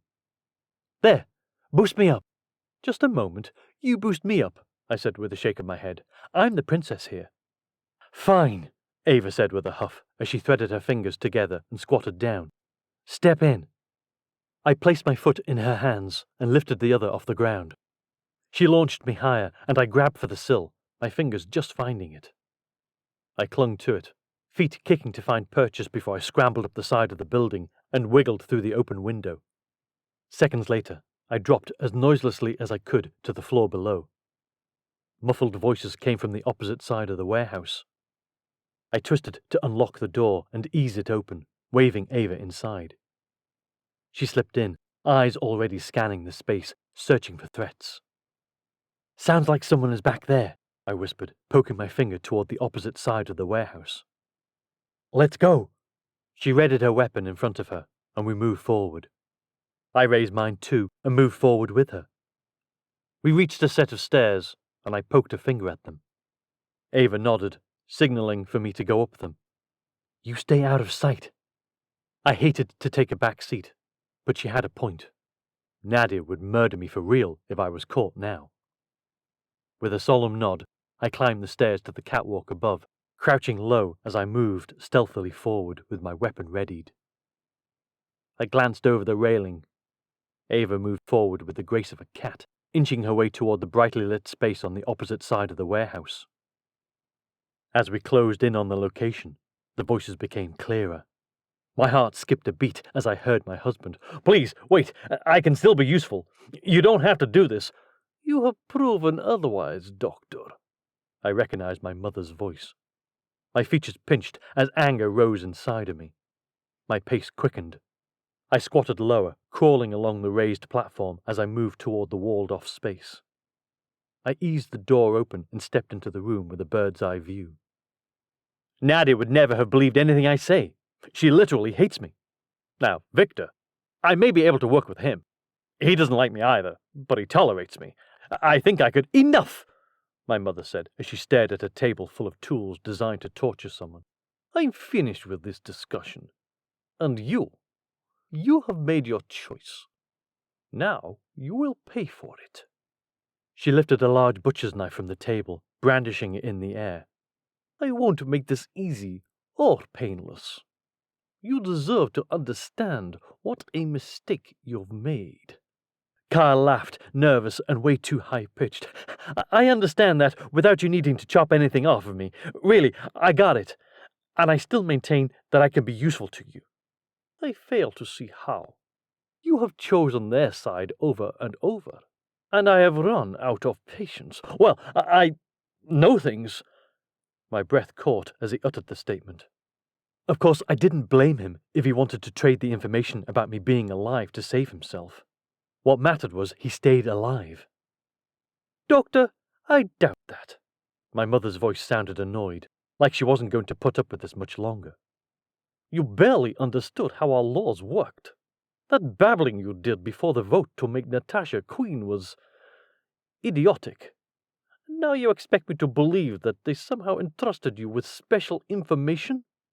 I crouched lower, sprawling onto my belly as I eyed the exchange. I do, because I am a real trustworthy guy, Kyle answered with a nod. They trust me with all sorts of information. I know where the bodies are hidden, if you know what I mean. No, I do not, my mother answered. I think you're lying. I'm not, but if you want to hack me to bits, I guess you'll never find out. My mother sucked in a deep breath, eyebrows raising. Fine. Tell me one piece of information that they have entrusted you with. I will decide if it's worth saving you over or not. Okay. Kyle swallowed hard, his eyes wide as he nodded several times. My mother stared at him, like her annoyance growing more obvious. This is not a game. You know nothing. She stepped closer, raising the butcher's knife higher. Wait, you said it meant my life. I was trying to pick the right thing, I knew. I know a lot of things. I was just trying to figure out which one was the best one. I'm weighing my choices. Way faster, doctor. I do not wish to wait much longer. No, I will not wait much longer. Look, my brain is all scrambled, probably from the drugs you used. I can't think. You never did give me that glass of water to flush this from my system. But I know a lot of things, okay? I saved your ex-husband's life. They trusted me with his life. So you can believe they trusted me with some other stuff, too. Kyle's voice sounded panicked, but he was fighting to keep his cool, fighting to buy time. I glanced down at my phone, sending Nadia a text. Where are you? We need backup immediately. He is still alive, but not for long. I refocused my gaze on the room below, shifting to see if I could spot Ava in the doorway. I couldn't, so I had to rely only on myself. My mother's features twisted with disdain as she stared down at my husband. I have had enough of your mockery. I am finished, doctor. And so are you. She raised the thick knife in her hand, eyes blazing as she stepped forward toward him, ready to bring it down and cleave off a hand. My heart hammered against my ribs as I lay on my belly above them, fearful that I was about to witness a violent attack. I wavered between standing and shouting. But if my mother knew I was alive, it would ruin everything. Kyle had worked so hard to protect me and the secret. I couldn't let it fall apart now. I glanced again in search of Ava, but I received no confirmation that she was in any position to help. With a wave of nausea creeping over me, I raised my weapon. It was the only choice I had left.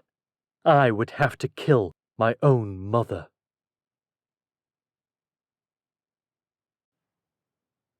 Chapter 13. Kyle.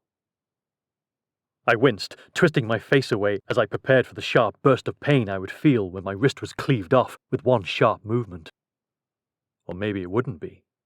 Maybe it would just be injured, and it would take her a few hacks to really slice it away from my body. Nausea rolled over me.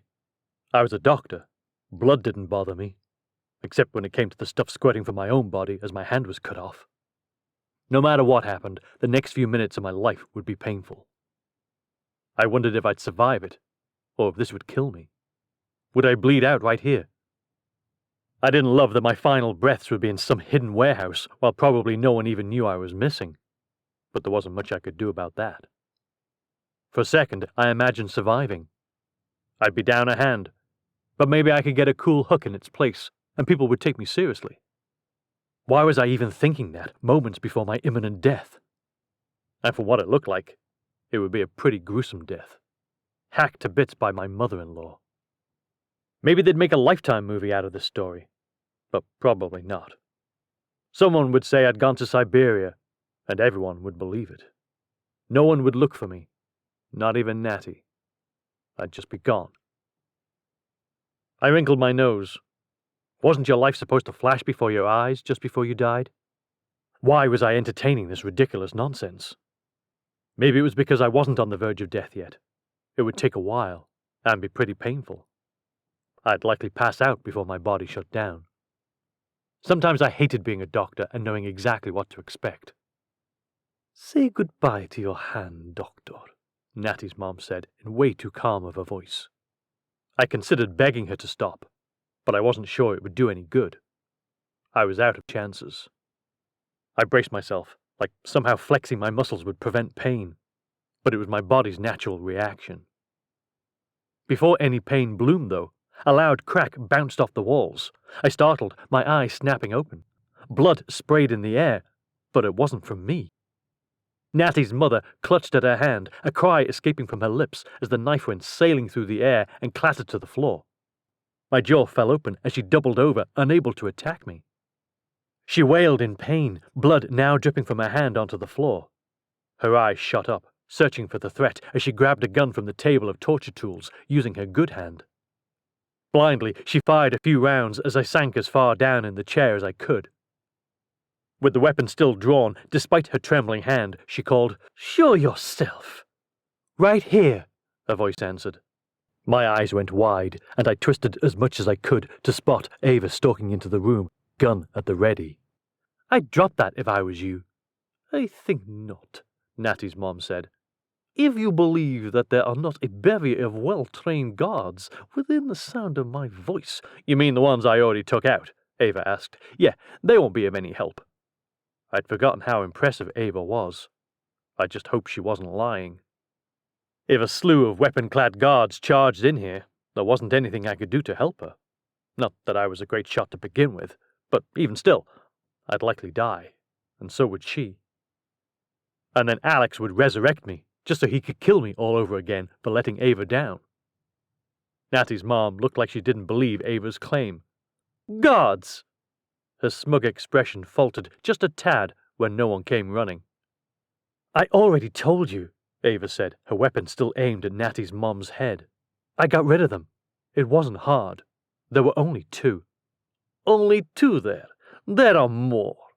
"I doubt it," Ava answered. "Now drop the weapon and let Doc go."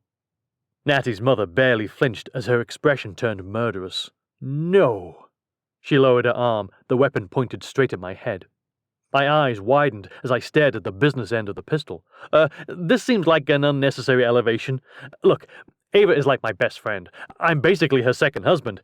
She'll listen to me. Just shut up, Doctor." The weapon didn't even tremble in the slightest. "I'm just saying, I think probably I could talk Ava into leaving. Honestly. Right, Ava?" "Not a chance, Doc." "Put the weapon down before I take you out," Ava growled. "Not helping, Ava. Really, not helping. At all." I shook my head. "Not leaving you, buddy," she retorted. "Shut up, both of you. Now, Miss Collins, I would advise you to drop your weapon. Immediately. Or your doctor friend will pay the ultimate price." "No." Ava took a step closer, weapon still trained on Natty's mother. "Then I will shoot him and end this now." "You pull that trigger, you're dead too," Ava warned. "Really, there's no need for anyone to pull any triggers. Ava, this will be difficult to hear," I said, hoping I could get the words out. "But I'm on her side. We're having an affair. That's right, we're sleeping together. It surprised me too, but I love her." "You're a terrible liar, Doc," Ava answered. "One more step," Natty's mom said. "I will end his life. I'm warning you." "You've warned me. If you were going to do it, you would have. My guess is your left-handed aim isn't so good, so you can't make that shot, even at this distance." The woman took one step toward me, I assumed with the intention to press the barrel against my temple, but she never made it. Instead, blood bloomed again as another crack resounded through the space. The gun clattered to the floor as she doubled over with a cry. "Wow, nice shot, Ava," I murmured as Ava raced forward and kicked the weapon away from her. "On your knees!" Ava barked. Natty's mom snapped her gaze up to Ava, a sneer on her features. For a second I thought she would just collapse, but instead she lunged. Ava danced back a few steps, spinning to sweep a kick under her legs and knock her onto her back. She landed with a hard thud as the air left her lungs. Ava slid her weapon into her waistband as she grabbed a set of zip ties from the table and used them to secure Natty's mom. She rose and crossed to retrieve a pair of snips and hurried over to me. "You got yourself into a heck of a bind, Doc." "Yeah, thanks for saving me." "Don't thank me," she said as she snipped away the ties cutting into my wrists before she dropped to free my ankles. "And Mav. I'm sure you couldn't have done it without Mav." I rubbed at my wrists as my ankles broke free. Standing was a feat. My shaky muscles barely held me, and Ava had to catch me. "You falling for me, Doc?" I grabbed hold of her shoulders to steady myself. "Very funny, Ava. Just get me out of here before she manages to wriggle out of those zip ties and tries to kill me again." On the floor, Natty's mom wriggled around, trying to free herself or right herself or something. I couldn't figure out what she was actually attempting to do. "I will kill you, Doctor. You will be safe nowhere." "Stick a sock in it, lady," Ava said over her shoulder. "We're never letting you anywhere near Doc again. Come on, let's go." She turned me to face the door she ducked through. We took one stumbling step forward, thanks to my weak thighs, when 3 armed guards poured into the room, weapons drawn. "Finally! Have you been on vacation?" Natty's mom cried from the floor. "Capture those 2 immediately. Subdue them both." "With pleasure," one of them growled as he nosed his weapon forward. "On your knees, both of you." I swallowed hard. I'd gone from the frying pan into the fire. Now I'd never get free. And no one would even be looking for us. Well, outside of Alex, who may be able to find us, but wouldn't be able to fight his way into the warehouse to free us. I loved Alex like a brother, but there was no way he could take out several guards and rescue us. Would he be able to get Nadia's help? But she hated him, just like she hated me, and she really hated Ava. I grimaced, realizing my life may be coming to a quick end. Ava stepped in front of me. "You want him? You'll have to go through me." "That's not emasculating at all," I murmured as I stood behind a woman ready to give her life to protect me. But then again, she had a black belt, so... No, I said with a shake of my head. "No, let Ava go. She has nothing to do with this outside of being kind enough to have tried to rescue me." "Do not let her go," Natty's mom screamed. "In fact, kill her. But keep him alive. He may be useful to us somehow. She isn't." "That's not true," I argued. "Ava is super useful. Alex would do anything to get her back, and having someone like Alex Stone on your side can be really handy." Natty's mother scrambled to sit up. "I do not need a new phone, Doctor. So he is of little use to me." "He is the world's best hacker. You need access to something? Alex can provide it," Ava said. "He's an asset to anyone, but not if you kill me." "Fine," she answered, lifting her chin as another set of guards raced inside, one of them hurrying to assess her wounds. "Keep them both alive, but make certain to keep her tied tightly. She is wily." "Drop your weapon," one of the guards growled. "Now." "I don't think so." The new voice made my heart skip a beat. The guard in front of me dropped to his knees as blood exploded through his leg. Behind him, Nadia stood, weapon still thrust forward. All guards turned their weapons to her. Her mother scoffed, shaking her head. "Nadia, you're outnumbered. You cannot fight your way out of this." "I can, and I will," she said, as two more of her men and Stefan rushed inside, weapons drawn. Nadia cocked her head like she'd held the ace card. Sometimes I really liked her, and sometimes I worried she'd bite off more than she could chew. "Let them go, Mother," she said, her voice sharp and demanding. Her mother chuckled, a smirk on her features. "You have never changed, Nadia. You're still the demanding brat you always were." Nadia didn't flinch. Instead, she tugged back one corner of her lips, lowering her chin as she stared at her mother through her eyelashes. "I'm not demanding. I'm just determined. And I will shoot you, or any one of your men, to get my way." "Oh, I know, dear. I know. The problem is, they'll shoot you back. And you'll die." "You would kill your own daughter?" Nadia asked. "I would kill a woman who has proved her disloyalty to me over and over." "Then we have something in common." Nadia tightened her grip on her weapon. "And I will take great pleasure in killing your entire team." But even with the backup, we were outnumbered. And if a shootout started, Ava and I were of little to no help. In fact, they just needed to shoot us first and end this entire thing. We were in a really bad spot, and I wasn't certain we were going to get out of it.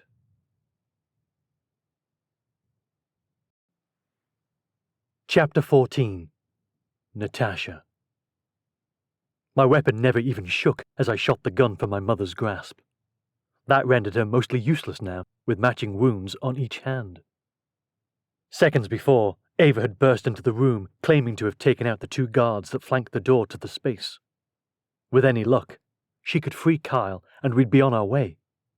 I didn't care if I had to ride in the boot of that ridiculous car Nadia drove, just as long as we got Kyle out of here safe. The scene played out below me, with Ava dropping my mother to the floor with an impressed sweep kick, then binding her arms and legs. "Nice work, Ava," I murmured as I lay on my belly. After a few minutes of work, she had Kyle freed. They headed for the door, and I started to crawl back toward the other room, still on my belly. I hadn't made it very far when two guards burst into the room, guns drawn. My stomach dropped as my mother shouted orders for them to kill Ava and recapture Kyle. I held my breath, shifting my aim. At this angle, I couldn't get a clean shot on either of my mother's guards. Ava and Kyle blocked the way. I slid my gaze around the space, trying to find a spot that would give me a better shot and was accessible without being seen. My options were limited. I wouldn't be able to help them. My heart hammered against my ribs as I lay powerless, but I stayed, in case someone moved enough so that I could get a shot off. I wouldn't hesitate to take any of them out, including my mother, to save Kyle and Ava. As things started to look grim, though, my sister burst into the room, shooting one of the guards in the leg. "Way to go, Nadia," I said with a grin. But the tables quickly turned again. More guards surrounded them, one of them tending to my mother, the others focused on Nadia and her contingent. They were dreadfully outnumbered, and Kyle and Ava stood in the midst of it all. One stray bullet could take them out easily. One well-placed bullet would do the same thing. And my mother wouldn't hesitate to kill one or both of them just to punish Nadia. From this angle, I could probably take out one, maybe two guards if I moved fast enough. The question was, would the others pick up my slack if I started shooting without warning? I chewed my lower lip, my eyes flicking to Nadia. Could I signal her somehow to start the assault? I did not want the others to have time to react. That could cost someone their life. Nadia never looked up, but out of the corner of my eye, I spotted Ava shifting. She'd found my hiding spot. I lifted my head a little, locking eyes with her, and gave her a small nod. She offered a small smile before she returned the gesture. I held up a finger, then another, before I took aim and fired. Blood exploded from one of the guard's legs, and he dropped to the floor, still clutching his weapon. I squeezed off another round, ending his opportunity to fire. Ava lifted her weapon and took out another guard. To their credit, Nadia and Stefan jumped right into the chaos, weapons firing as my mother's remaining guards took shelter and returned fire. Ava grabbed Kyle by the arm roughly and tugged him toward the door. I rose to my feet and backed away, firing a few more times as I stayed low. I disappeared from the room into the cavernous space beyond, just as Ava and Kyle raced out. Nadia, Stefan, and the others stayed behind, weapons still exploding as they gave Ava and Kyle enough time to safely escape. I didn't waste time with the stairs, instead climbing the railing and leaping from it to land in a crouched position. "Wow, Ava, that was—" Kyle's voice cut off as I landed, his eyes widening. I rose, glancing over his shoulder at the chaos still erupting in the room he'd been held hostage. "Sweetie?" Kyle questioned. "What are you doing here?" "Saving your life, darling," I answered as I offered him a quick peck before I pushed past him toward the other room. "Where are you going?" Ava asked. "I need to give my sister backup," I called over my shoulder. Before I could take another step, a hand landed on my arm, fingers curling tightly. "I don't think so," Ava said with a shake of her head. My eyebrows raised at her. "Are you joking?" "I'm going into that room." She shook her head again, physically tugging me back toward Kyle. "Go with Doc. Get out of here. I'll handle backing up Nadia." "Are you insane?" I retorted, hands on my hips. "If you are killed as a result of my mother's war against us, I will never forgive myself. It's my choice," Ava argued. Before we could continue the disagreement, footsteps approached us. My sister backed from the other room, firing off 2 more quick rounds before she spun. She froze when she spotted us. "Seriously? You should have been out of here by now. Were you trying to go as slow as possible?" "You'll need to go," Stefan said to her, still in a defensive stance as he fired another round. "Tell that to my sister, who seems to have turned stupid in the past few moments." Nadia waved her weapon at me. "Go!" "I was coming to save your life," I retorted, grabbing Kyle's hand and tugging him along toward the door we'd used to enter. Nadia barked out a laugh behind me. "You're joking. I don't need my life saved, thank you. However, we should depart quickly. I do think they will follow us." "How are you so calm during all of this?" Kyle asked, his palms sweaty against mine as Ava rushed in front of us to pull open the door. We raced into the night, hurrying toward the vehicles parked down the road. "Throw me the keys to my car," Nadia shouted. "Stefan will need it." I pulled them from my pocket and tossed them to her without missing a step.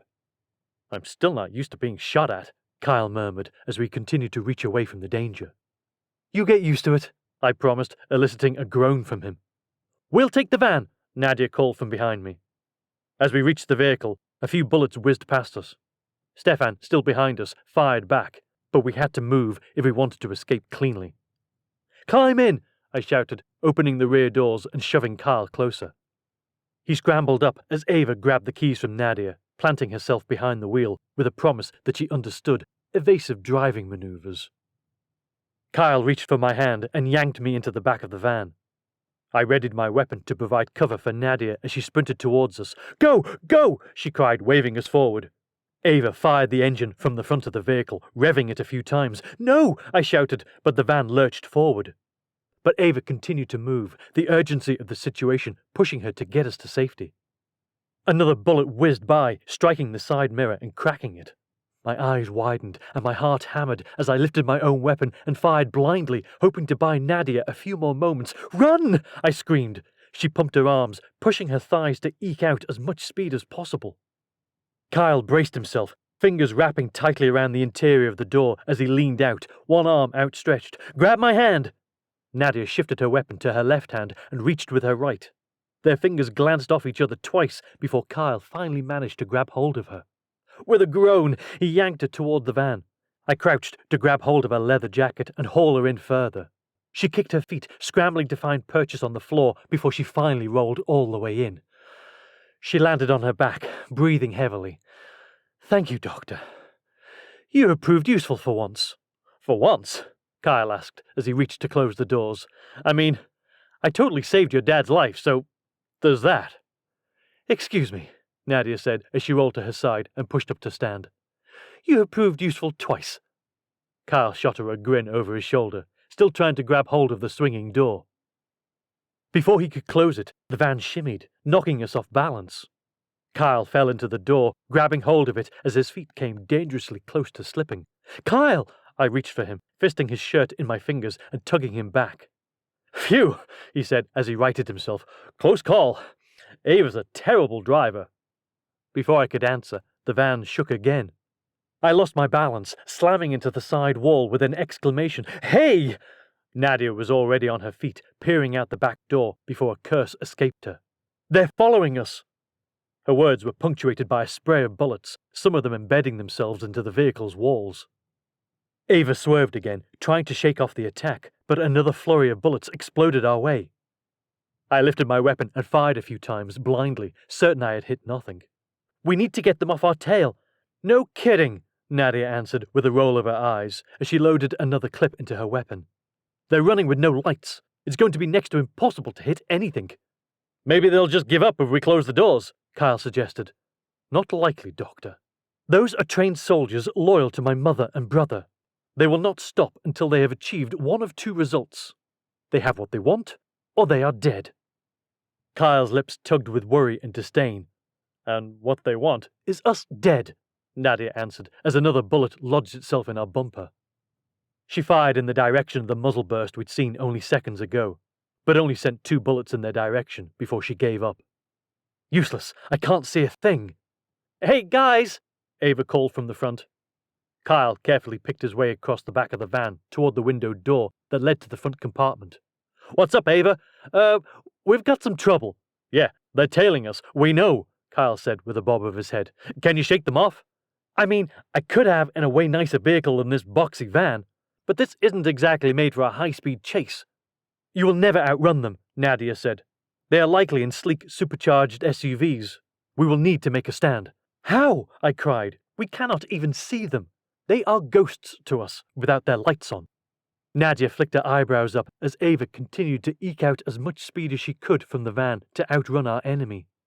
"We will need to do something to draw them close enough to at least see the vehicle." "What?" I asked. "Are you suggesting she slow down? Nadia, they'll pick us off one by one."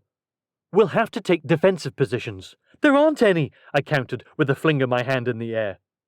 We had precious few places to hide, and even hidden, they could still easily shoot through the van's side to kill any of us. The situation was turning more dire by the second. "We will simply have to do the best we can.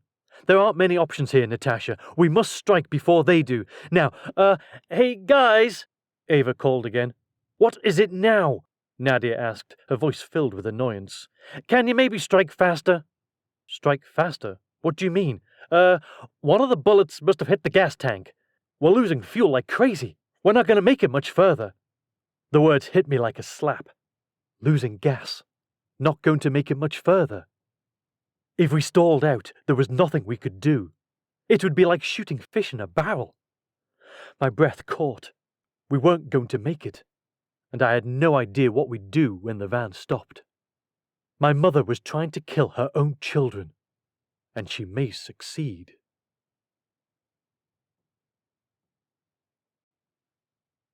Chapter 15. Kyle.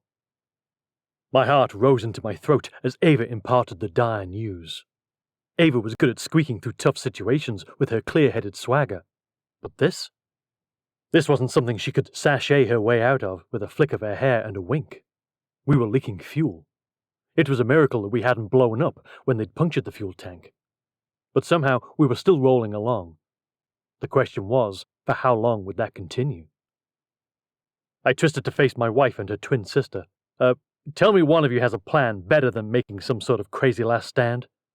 That is the best option, Doctor. Where the hell is Stefan? Why isn't he handling this? My voice turned screechy as panic set in. Isn't he your head of security? He should be securing things. Calm down, darling. There is no reason to shout, Natty said, like we weren't 5 seconds from dying. Calm down. Calm down. Sweetie, I love you, but this isn't the time to be calm. If there was ever a time to panic, it's right now. I have a plan, Nadia answered, her voice icily calm, like nothing rattled her. Thank heavens. Good, okay. What is it? I asked, hands falling to my hips. I will make the stand. The rest of you must jump from the van before it loses all its fuel. And we will hope no one sees you and they continue to follow the vehicle. I laughed, an actual belly laugh that came out of nowhere and took me by surprise. Hope. Your plan is based on hope. Are you insane? Nadia offered me that unimpressed, unaffected stare. No, Doctor, I am not. It is our best option. I am not leaving you behind to handle this alone, Natty argued. I am the best one for the job, and you know it. Besides, I am not the heir to the throne. You must be protected at all costs. Another fact that you are well aware of. Between the two of us, I am the one who is expendable. Nadia! Natty cried. You are not expendable. No one loves my life more than I do, she shot back. But now is not the time to split hairs. We must act. Now, there is a straightaway coming up on this road. I will take over driving while you jump. When the gas runs out, I will do my best to make a stand. I'm not jumping from a moving vehicle, okay? That's pretty dangerous, I started when a round of bullets sprayed us again. Instinctively, I ducked, like that would somehow protect me. Okay, which door should I jump from? The front passenger side. Try to hit the ground and roll. It will lessen your chance for injury, Nadia said as she motioned toward the door. Right. Hit the ground with a soft roll. I'm sure I can pull that off, no problem. My mind spun, imagining all the ways even a gentle roll could do harm to me. Being a doctor wasn't always the greatest. Like right now, when I was about to do something stupid enough that I could get killed or horribly maimed.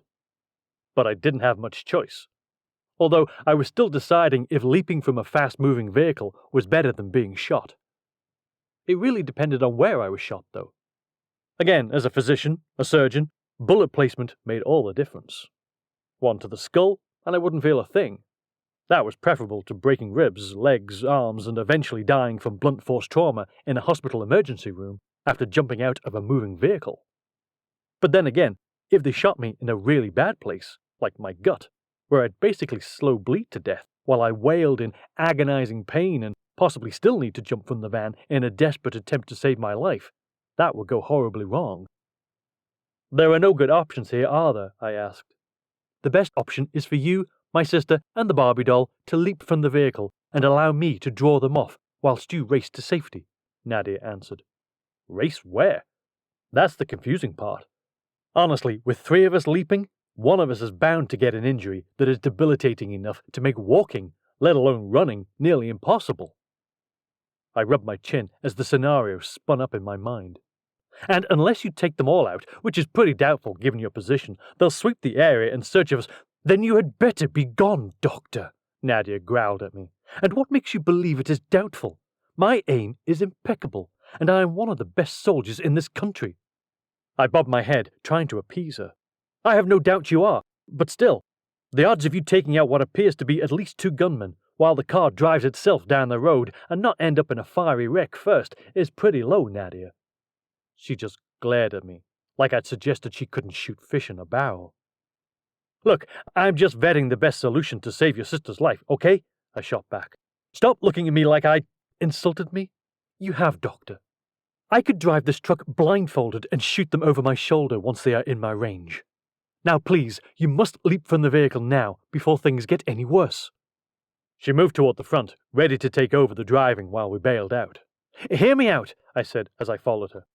Okay, I want to hear Doc out, Ava answered when Nadia opened the door. He's a pretty smart guy, and he's been through some stuff, so I feel like we should definitely listen. Look, Blondie, you may want to listen to your beloved Doc, but I am running this show. I know how to operate in emergencies to save my sister's life. Now you, Doc, and Natasha are going to leap from this vehicle before the gas tank hits 0 and the engine stalls, leaving us no time to act. Ava tugged her lips back into a wince as she glanced at me. She has a point. Ava, I groaned. You're supposed to be my ride-or-die here. I thought I was your ride-or-die, Natty said as she fired off 2 more rounds, then joined us closer to the front of the van. Of course you are, sweetie, but you're too close to this. I grabbed her hand and offered her a warm smile that I hoped would smooth everything over. Don't hand me that cute smile and think you've won. Nadia's plan is sound. We must give ourselves the best chance to escape. However, I am concerned about Nadia's well-being. Do not be, Nadia answered as she grabbed the wheel and let Ava slip out of the seat. Nadia leapt into it without missing a beat, keeping her foot on the accelerator so we didn't lose too much speed. Now go! We're at quarter tank already. We don't have much time left. My stomach turned over as Natty nodded. Wind still whipped from the open doors at the back, and they banged against the sides of the van. Okay, another problem here. We're going to literally jump out of the back of the van and right under their tires, so likelihood of being run over is pretty high. Jump out of the passenger door, Doctor, Nadia said. There is a curve coming up. Do it then when they have less chance of seeing any movement. Natty was already climbing into the passenger seat to bail out of the moving vehicle, like it was an amusement park ride. My heart hammered against my ribs, and for a second, I wondered if I'd have a heart attack and die from that instead of the horrific injuries I was about to sustain. Before I could keel over, though, Natty threw the door open. Wait! Ava cried. What is it? I asked, my voice breathy as I prayed she'd come up with another solution that would involve all of us somehow surviving. I should go first. Goldie should be sandwiched between us, so someone is already out there when she hits the ground, and then someone else follows her. Nadia said, grinning as she raised her chin. Excellent thinking. You'd make a wonderful royal guard. I'm not in the market for a new position, but if I'm ever job hunting, I'll keep that in mind, Ava said, as Natty scurried from the seat to allow Ava the first shot at jumping. I groaned when she flung the door open. It blew back, slamming back into place from the wind force against it. Ha! See? Even the van thinks this is a horrible idea. I pumped my fist in the air with a silly grin. But a second later, Ava had the door open, bracing it this time with her arm. I frowned, gritting my teeth as the wind blew her hair back starkly. Wish me luck, she called before she launched herself out of the van. My breath caught in my throat as Ava disappeared into the darkness with a thud. Ugh, I groaned. My turn. Natty, wait, I shouted, grabbing hold of her arm. Sweetie, please be careful. This is like the absolutely worst idea in the world, and Nadia swerved as another bullet took out the mirror on the driver's side. Staying here is the worst idea. Now go! Natty glanced at me before she grabbed my shirt and tugged me forward into a passionate kiss. When she let go, I stumbled back a step, breathless from the experience. Before I could say another word, she leapt from the vehicle and disappeared from my sight. Your turn, Doctor, Nadia said as she kept her focus on the road ahead. We are running out of time, so if you could go quickly, I would appreciate it greatly. I stared at the seat Natty had just occupied before I slid into it. My stomach rolled over as I pushed open the door that had blown shut again. The white line whizzed past me, making me dizzy. Ugh. Hey, maybe I could stay here and be your backup. Go, Doctor. Your wife just leapt out of this vehicle. You should be with her to ensure her safety. Stop being a coward and jump. Nadia's eyes remained trained on the road ahead. I frowned at her words. I wasn't being a coward. And yes, Natty had bravely left from the van. And yes, I wanted to be out there with her. But I also didn't want to break my legs or end up dead. I'm not being cowardly, I'm being practical. And I can protect her by driving the... Natty shoved me hard, and since I wasn't holding on, I toppled out of the still-open door. I splattered on the asphalt, the breath knocked from my lungs as I groaned and rolled onto my side, curling into a ball. A second later, another car zoomed past, almost clipping my feet. I snapped my gaze toward it, my breath hitching before I finally forced myself to sit up. Everything hurt. But a quick assessment of my systems seemed to show that I was fine, outside of some lingering shock and general scrapes and bruises.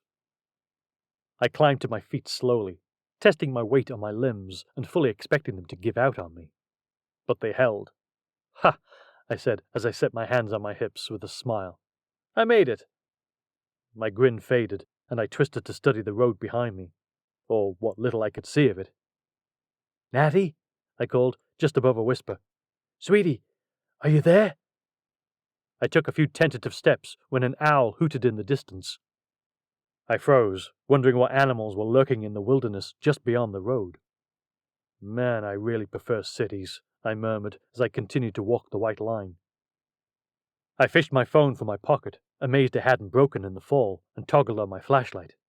"Natty? Kyle!" A hushed voice answered from my left. "Natty, sweetie, is that you?" I asked. "Turn off that light. Do you want to draw attention to us?"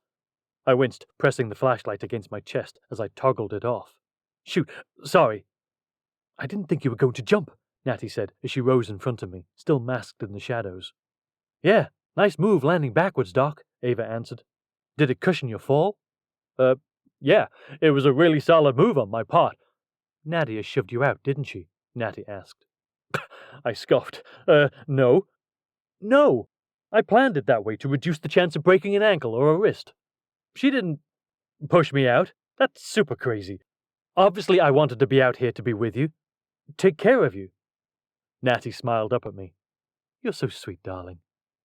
I wrapped my arms around her and kissed her cheek. "I know. It's why you fell for me." You two are really cute, but I'd really like to get to..."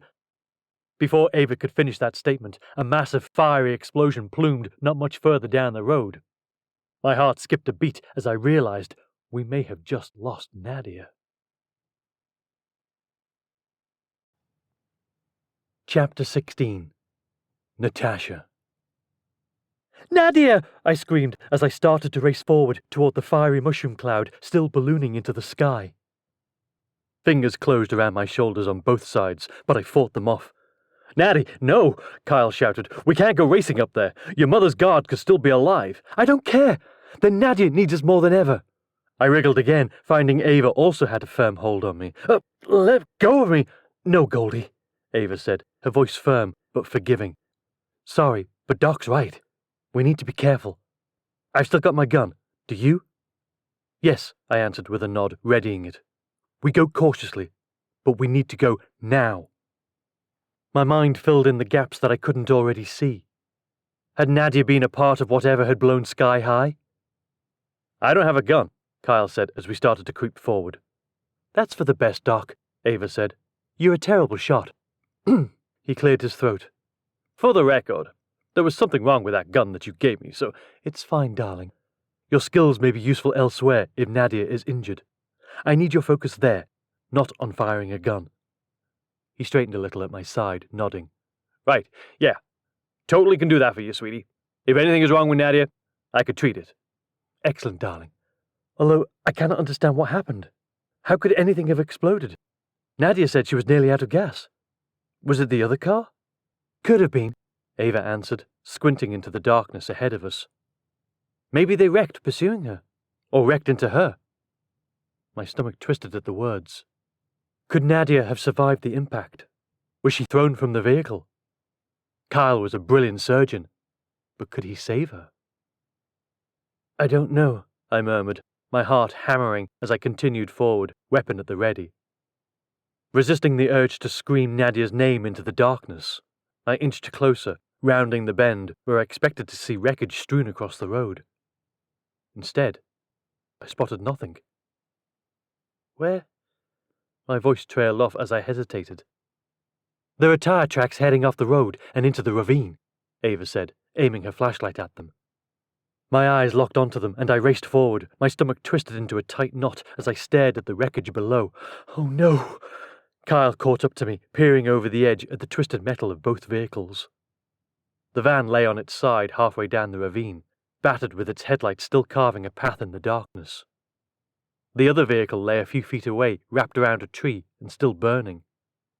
My breath caught in my throat, but I managed to shriek out one word. "Nadia!" "Easy, Goldie," Ava said. "We don't know who's still alive down there."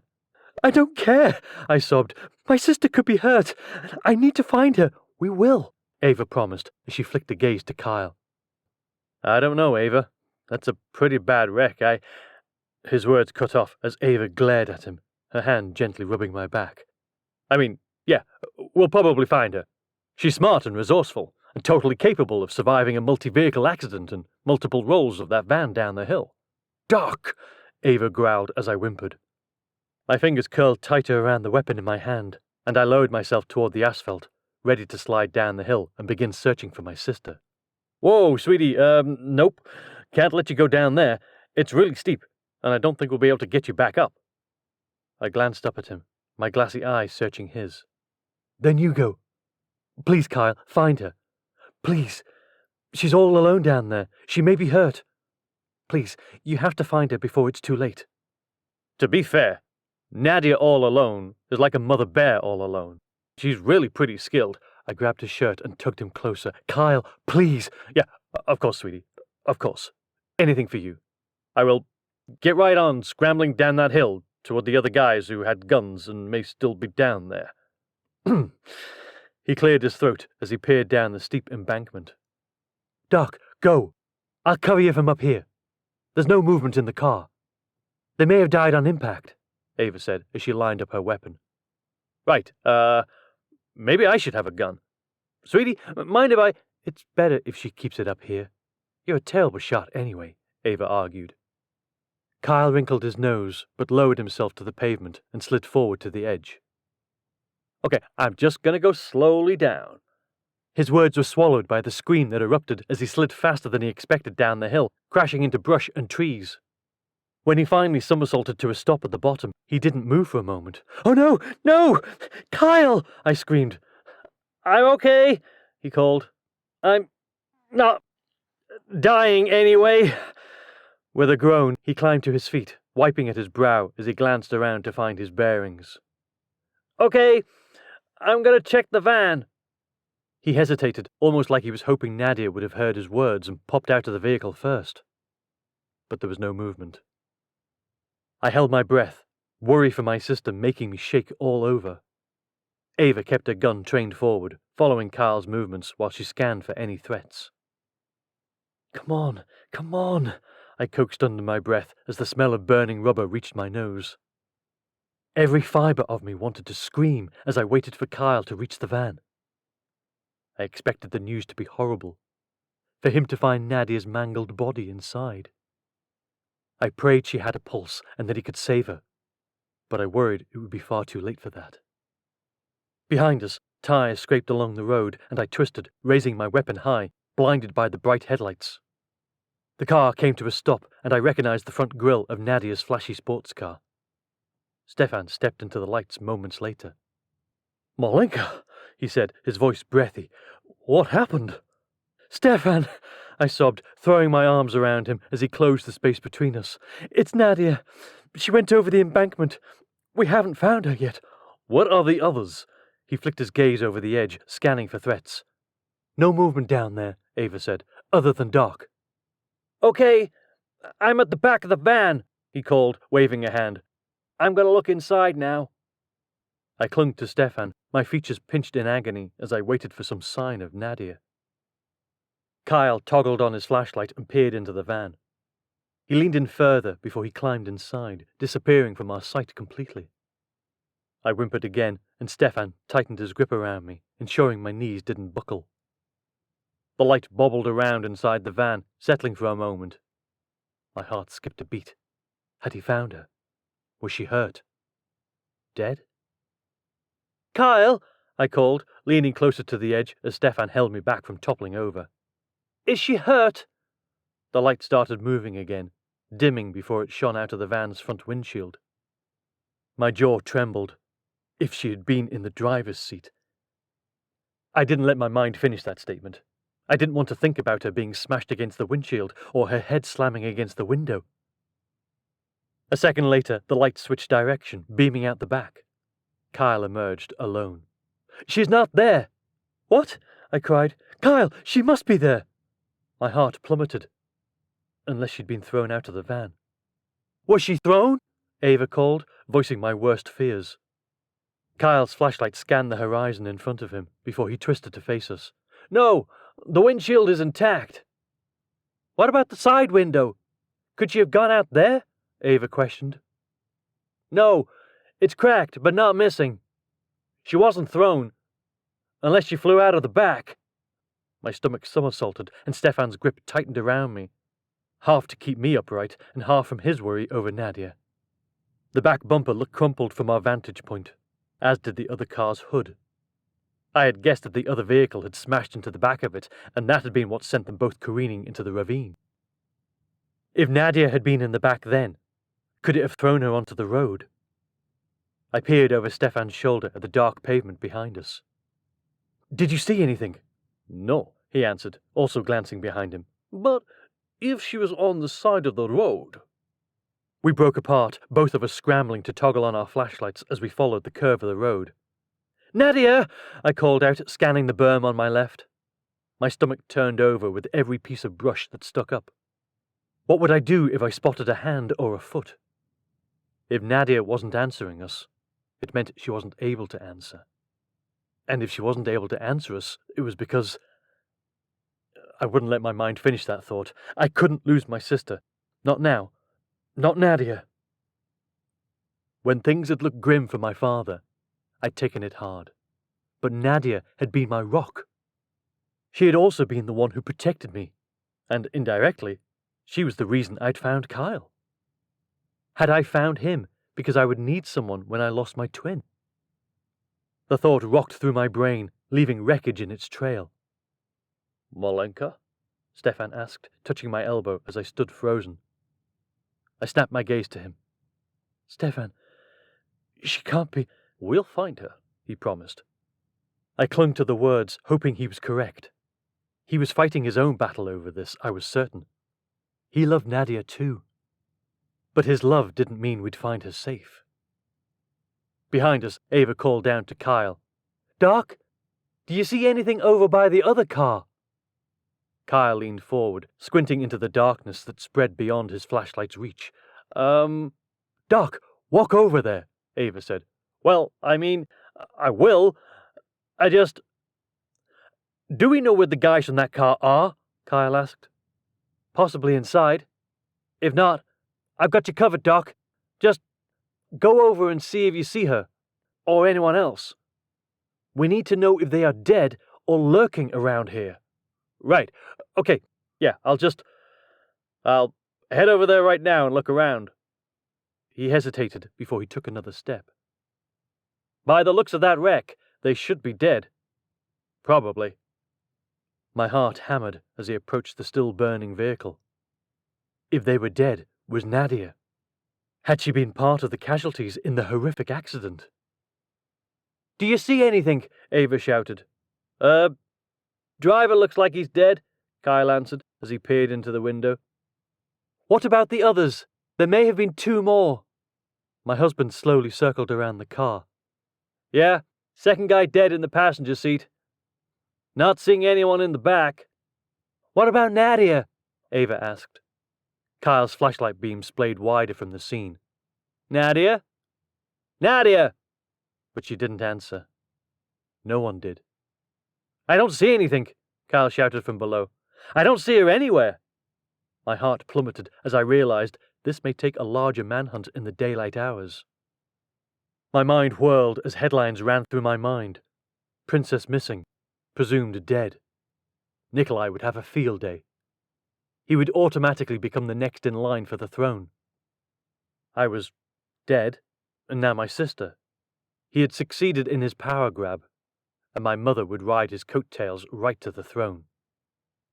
All they had to do was remove my father from the path, and with no one there to protect him, without Nadia, it would be too easy. Our plan would fall apart.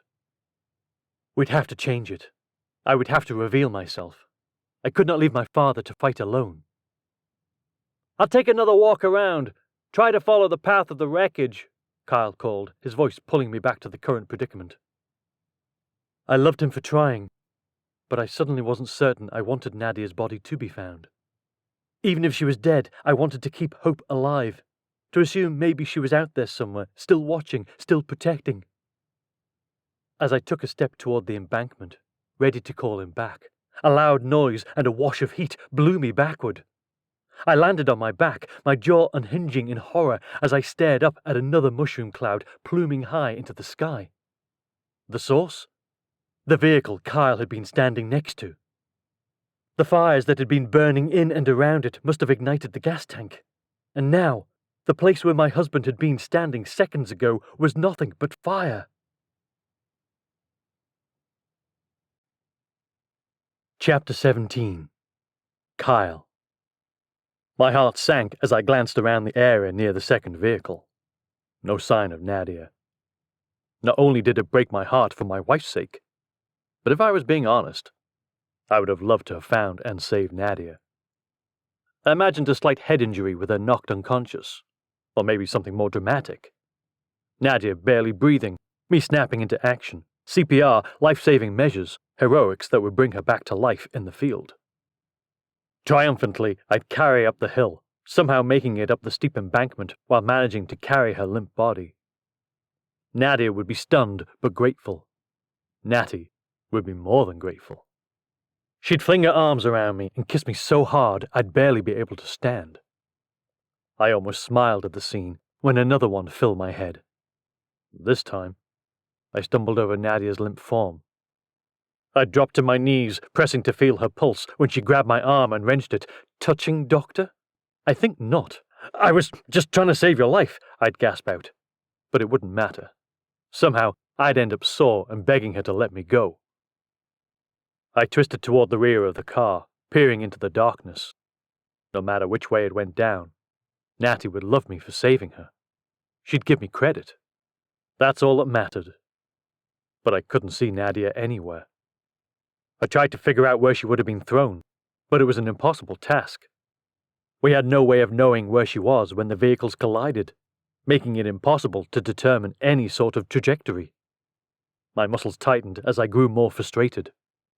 It was impossible to see anything in this darkness. But every minute that we didn't find Nadia was a minute she didn't receive critical care. I'd been around long enough to know that seconds meant lives. My fingers tightened around my phone, hoping that I'd somehow find a body out there that wasn't too badly damaged. Even a hint of where she could be was enough for now.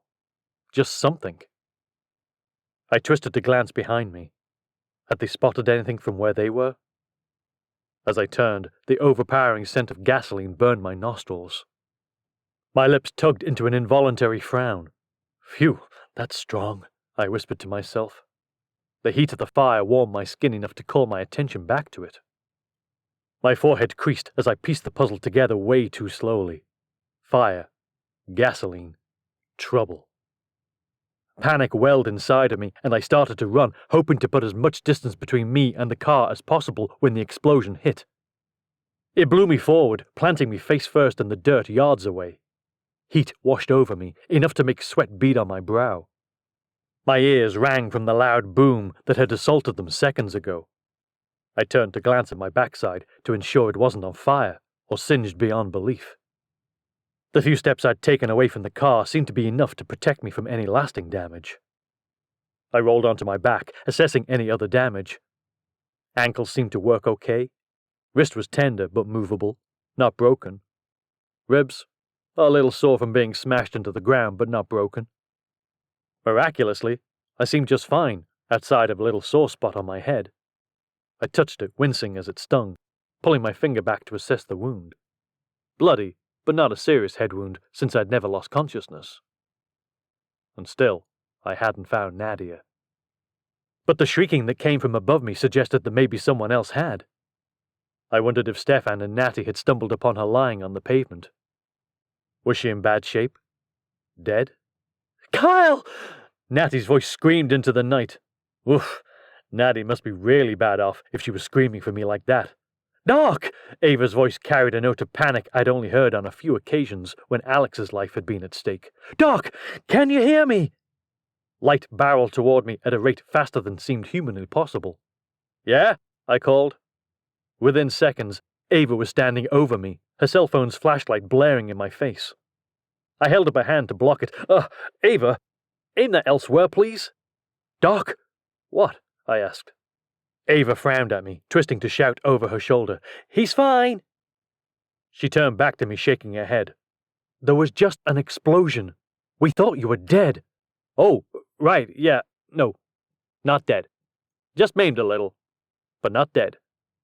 I raised my voice, cupping my mouth to call to Natty. I'm fine, sweetie. Totally fine. Ava offered me a hand, tugging me to stand. You sure about that, Doc? I winced, rubbing at a sore rib. Yeah, just sore. Did they see any sign of Nadia up there? Ava shook her head, her expression grim. Nothing. I assume there's nothing down here. I haven't seen a thing. I glanced around again, like Nadia would suddenly pop up from nowhere. What are we going to tell Natty? That we haven't found her. Okay, you tell her that. Doc, she should hear it from you. She trusts you. She loves you. Exactly the reason she can't hear it from me. She loves me, and I want her to keep loving me.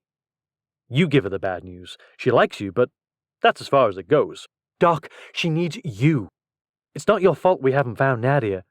People tend to shoot the messenger in these situations. Trust me, Ava. I've delivered bad news plenty of times as a surgeon. Do you know how many times I've been yelled at, cussed out, physically struck? Ava stared at me like she had no idea what I was saying. Doc, it should be you. You're her husband. She'll want the comfort. Or she'll want to hit me. And you'd rather she hit me? Ava wrinkled her nose at me. All things equal, yeah. But I doubt she will.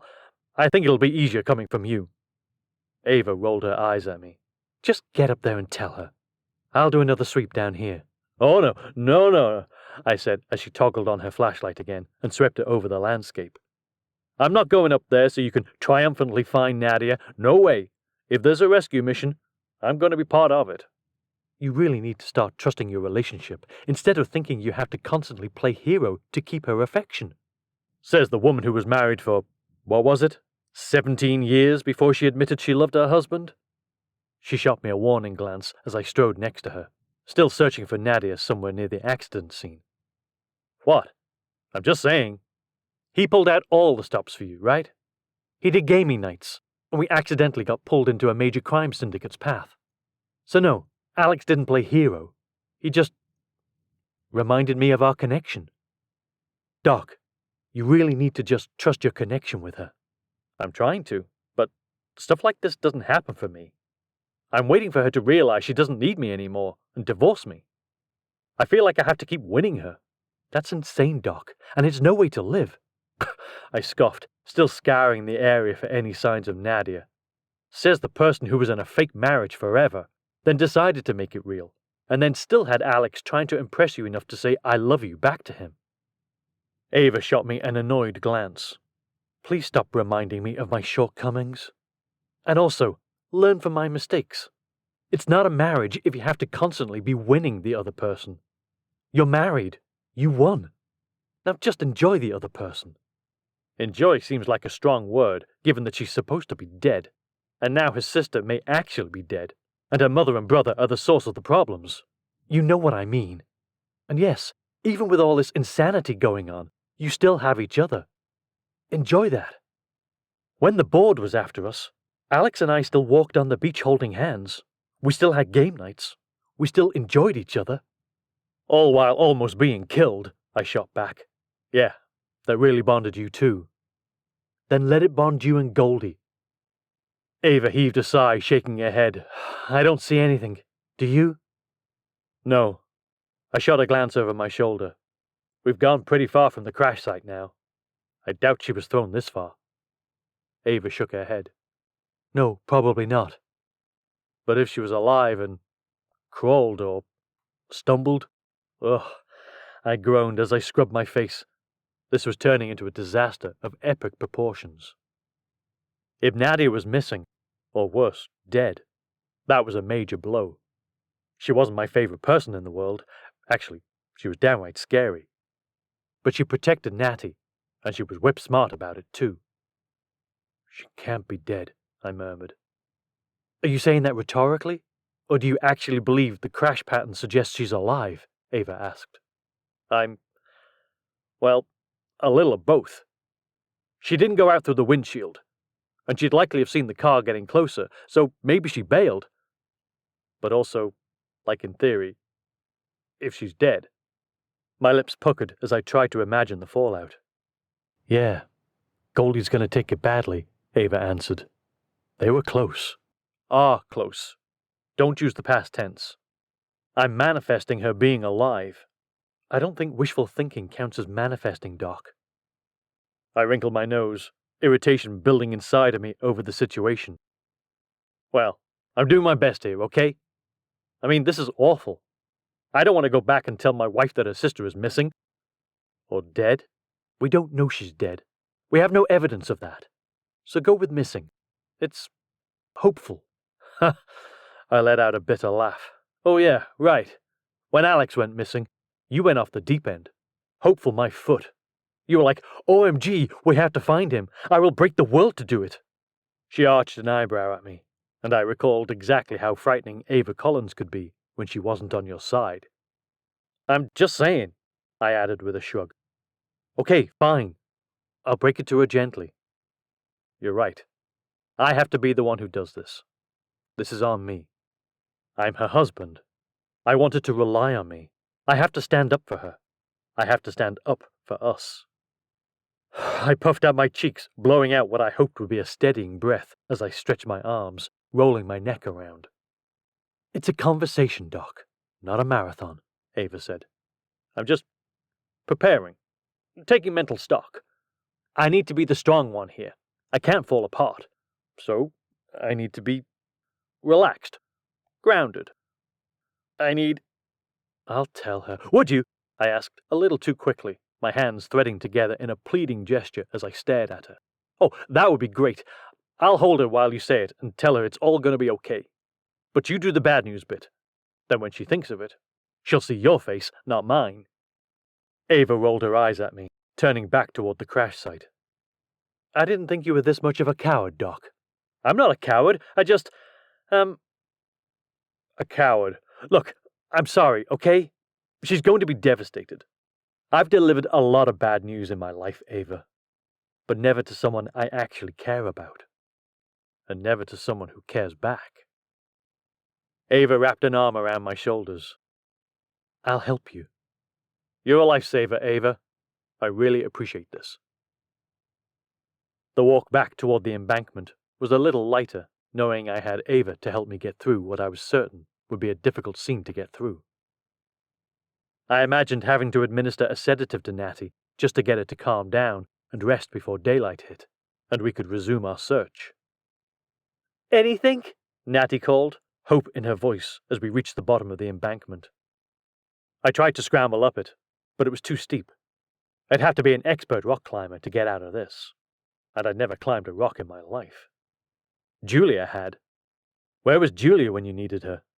She'd made sure her and Sierra had survived a massive fall off a rock face in Maine. Sweetie, we're kind of stuck down here. Does Stefan have any rope to throw down and pull us up? Rope? The man peered down at us, his expression tight. I have no rope. I cursed under my breath. Well, maybe call someone to help, because we're definitely stuck. Call Julia. She's a rock climber. She can help. Your stepmother? Natty shouted back. Yeah. She does the whole hanging from a rope thing and everything. Just call her. What about Nadia? Have you found her? Do we need to call for a medical helicopter? Well, I called back, my voice way higher pitched than normal. We haven't found any trace of her, Goldie, Ava said succinctly. I think we need to wait for the light to look again. Uh-oh, I thought. Here it comes. The waterworks. And I'm at the bottom of a cliff with no way to scramble up and console the woman I loved. Now, sweetie, before you fall apart, I'm coming down. We aren't waiting for first light, Natty said. We continue the search now. My lower lip jutted out a little as Natty lowered herself to the embankment and started to slide down. Wow, that went pretty well. She took it pretty good, actually. Ava shot me a look that said, I told you so, as Natty barreled toward us. When she reached the bottom of the embankment, landing at our feet on her hands and knees, I scrambled to pull her to stand. You okay? I'll be better when we find Nadia. Now, where should we concentrate the search? In front of the van is likely useless because of the intact windshield, so I would think, what are you doing down there? A voice called from above us. My heart skipped a beat as I snapped my gaze up the steep hill. Nadia stood at the top, one hand resting on Stefan's shoulders. She eyed us with her typical look, one of complete confusion mixed with disdain. Nadia? She was alive?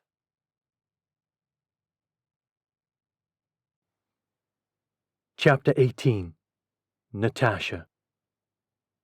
I scanned the area, my gaze darting around as I tried to figure out the next most likely place to search for Nadia. Kyle swore she hadn't been thrown from the front of the van, so looking in that direction seemed to be a waste of time. However, he'd already checked a large swatch behind the crash site and found not even a trace of her. Where could she be? My stomach turned over, refusing to accept that she was dead. But then, why couldn't we find her? Had she been thrown further than we thought? But that would mean she was likely dead. If she had been thrown that far... I swallowed hard, refusing to accept the idea. Nadia was too scrappy to be dead. Actually, if death had come to take Nadia, she likely had punched him in the face and trudged back toward the world of the living. She had to be out there somewhere. Perhaps we hadn't seen any sign of her because she had scrambled away from the scene so as not to be caught. If that was the case, maybe she wasn't injured too badly. She could walk at least, or crawl. My stomach twisted again as I considered my sister trying to belly crawl away from the wreckage in a desperate attempt to stay alive in case our aggressors had survived the crash too. Whatever had happened, we had to keep searching to find Nadia. We couldn't give up on her. As I started to discuss where we should search next, a familiar voice called to us. What are you doing down there? My lips parted, my heart skipping a beat as the corners of my lips tugged up. I twisted to glance up at the road above us. The sight almost made me leap for joy. Nadia hung on Stefan's shoulders like nothing had happened. Only a small streak of blood across her cheek indicated that she'd been in any sort of scuffle. Nadia! I shouted as Kyle questioned her presence there. Yes, and you haven't answered my question. I set my hands on my hips, the smile on my face fading. Where have you been? We have been searching for you forever. I have been slightly busy. And in that time, I see you three have ended up on the bottom of the embankment. She clicked her tongue at us. Looking for you, Kyle called. Thank you, Doctor, but I hardly needed the help. Did you bail out on the road? Ava asked. No, I rode the van down, scrambled from it soon after the crash, ensured the others were dead, then climbed back to the top, Nadia answered, as though it was as easy as brushing your hair. That's impossible, Kyle said, his features crinkling. Hardly. A walk in the park. You really should be checked out, he answered. You could be hurt worse than you know if you went over the ravine in that van, especially not wearing a seatbelt. Seatbelts are for amateurs, Nadia retorted. I assure you, I am perfectly fine. Your adrenaline could be masking the pain, Kyle insisted. If you throw us a rope, we should be able to get up there, and then I could check you out. Pass, Doctor. I don't want you to check me out, thanks. He clicked his tongue, shaking his head. That wasn't me being flirting. It was me being professional. You sound creepy when you are professional. I don't need you pawing at me. But I would advise you to scramble up here so we can commence with cleaning this mess up and returning my sister to safety. Yeah, about that. Kyle glanced around, searching for a place to climb the hill. Thing is, I'm not sure we should be hiding Natty away when your brother is this hell-bent on drawing her out. Afraid, Doctor? Nadia asked with a chuckle. Kyle slid back down to the ground, shaking his head. Nope, not at all. Just worried for Natty. It's kind of my job as her husband. Mm-hmm, Nadia answered. Right. Except we are so close now, it won't be for long. So close? Are you joking? First, we're stuck at the bottom of a steep embankment after 2 of your brother's guards tried to kill us in order to determine what secret we were keeping. Kyle flung his arms to his sides. Which is exactly how we will catch them. Nadia reached into her pocket, withdrawing a rectangular object that she waved in the air. I have their phones. Someone is giving the orders, and now we have proof. I grinned up at her. We take it to the council, and we prove him to be the liar he is.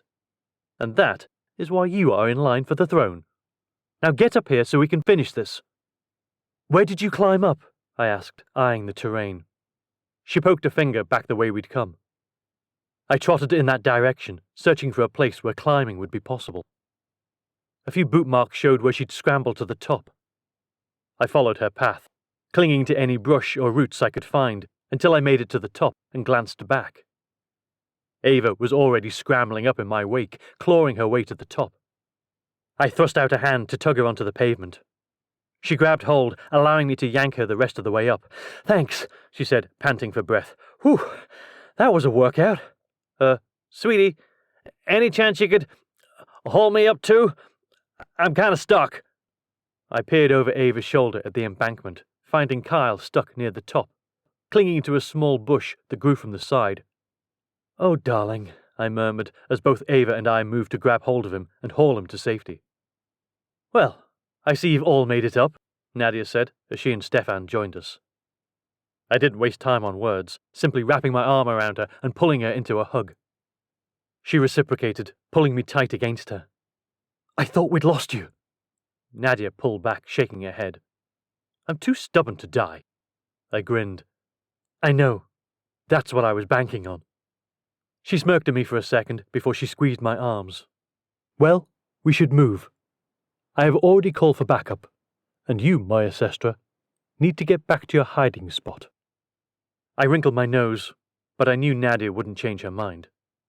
Stefan will take you now. Everyone else is with me. Wait, Kyle said. I almost just lost her. I'm not going to let you rip her away from me again. And I don't much care. We have things to do. I do not have time for you two to hold hands and gaze longingly into each other's eyes. Nadia huffed out a sigh, shaking her head as she shoved me towards Stefan. Come along, Molenka. He tightened his fingers around my arm, tugging gently. I knew that he'd quickly go from gentle to insistent if I didn't go. But I hated to be separated from Kyle, too, after what had just happened. My mother could have killed him or seriously harmed him. I wasn't ready to let him go either. With a grunt, I wrestled my arm from Stefan's grip and pulled Kyle into a tight embrace. I don't want to lose you either. Nadia rolled her eyes. Oh, for heaven's sake. This isn't a production of Romeo and Juliet. We have to move now, before the others get here and too many people know our secret, Natasha. I shifted to face her. He was kidnapped and nearly killed by Mother. I have no intention of letting him out of my sight. Nadia clicked her tongue. Yet he is alive. Scrappy little thing. And under my your protection left him vulnerable, I shouted, my voice sharper than I'd intended.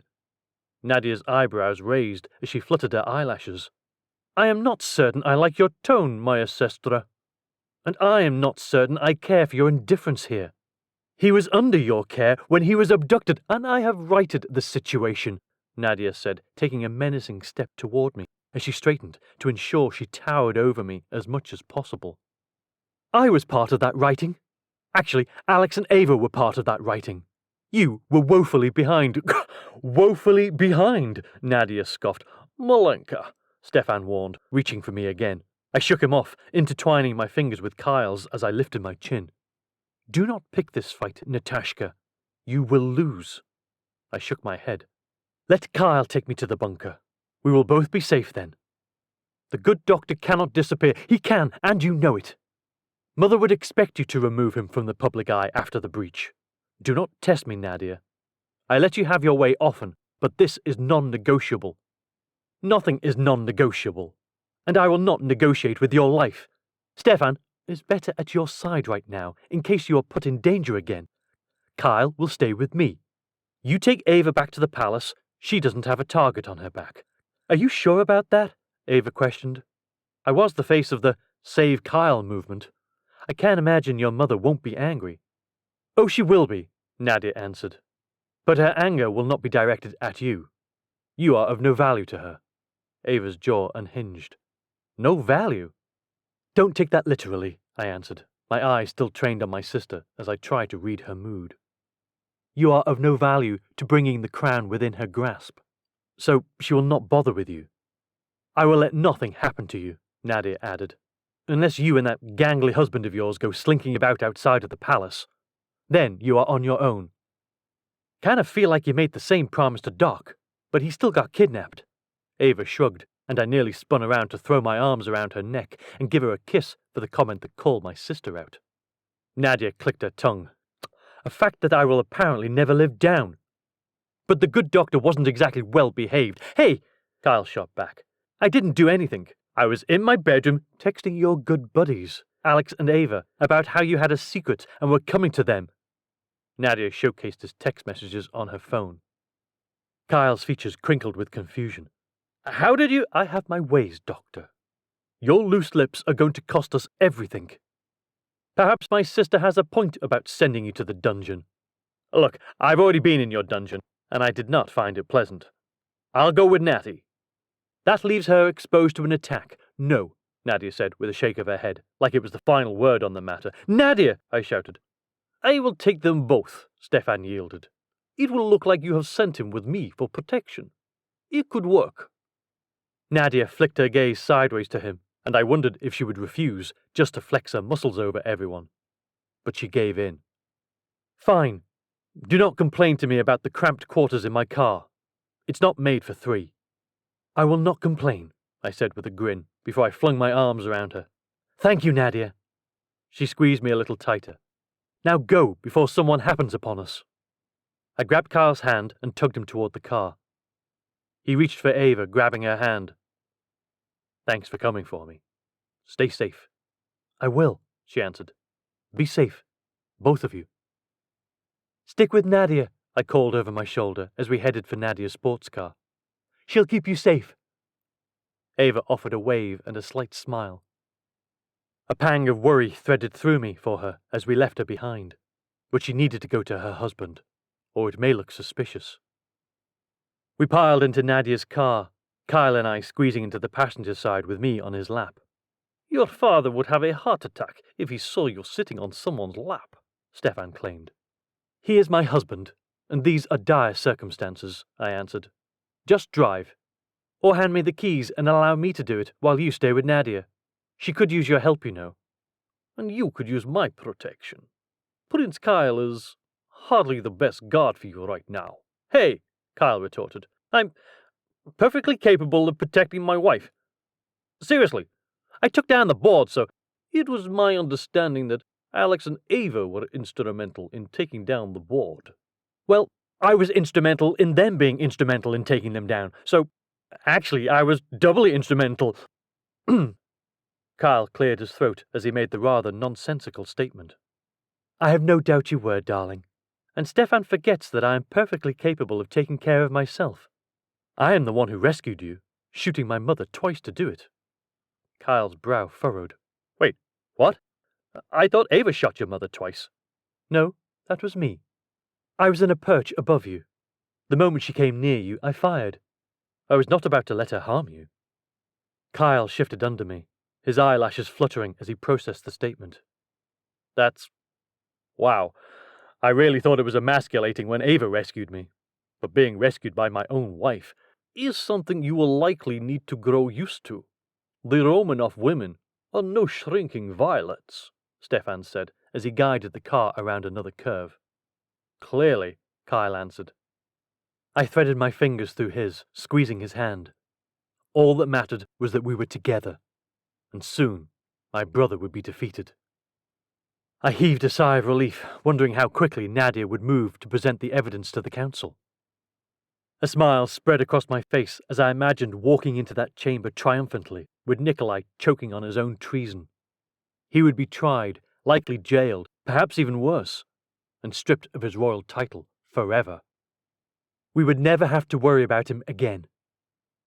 Stefan eased the car off the road, heading toward the hidden bunker. Within minutes, we had slipped safely inside, past the guards posted at the entrance, and were taking the lift down to the underground labyrinth. Kyle wrapped an arm around me, pulling me closer. "You sure you're okay?" "Yes," I said with a nod. "Are you?" "That explosion." "I'm fine. Just a little scratch on my head. I'll clean it as soon as I give you a thorough once-over. I want to be sure there's nothing masked by all the adrenaline racing through your system from what happened." "I assure you I am perfectly fine. But if you'd like to take a look—" "I will ask you to stop there," Stefan said as the elevator continued its descent. "I would prefer not to hear anything untoward." I giggled as I grinned at Kyle. The moment the elevator door slid open, I pulled him from within, dragging him down the hall toward the bedroom. "Do you—" Stefan began. "We are fine, Stefan. We'll be resting." "Keep tabs on Nadia, please," I called over my shoulder.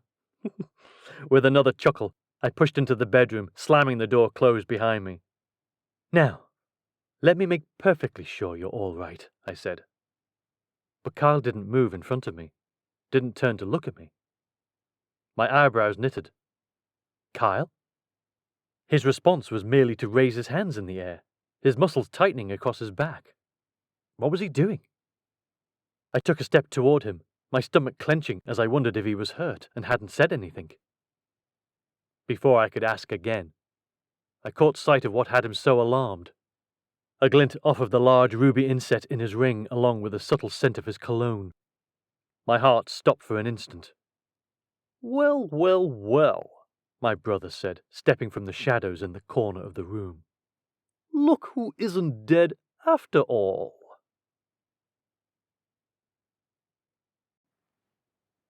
Chapter 19. Kyle. Natty's eagerness to be alone was infectious, though I genuinely wanted to make sure she hadn't been hurt. Jumping from a moving car could have done real damage, and the adrenaline surging through her could easily have masked it. It still amazed me that we'd all come out of it unharmed, including Nadia. I started to wonder, with all the experiments going on around me, if these people were vampires or some other supernatural creatures. As we hurried down the hall toward the underground bunker's bedroom, I wondered if I'd ever seen Nadia in the daylight. Surely I had, right? Why couldn't I recall it? No, she wasn't a vampire. That was ridiculous. I shook my head as Natty shoved me ahead of her into the bedroom. All of this intrigue was getting to me. I was starting to think crazy stuff. I needed some rest, after I made sure my wife was fine.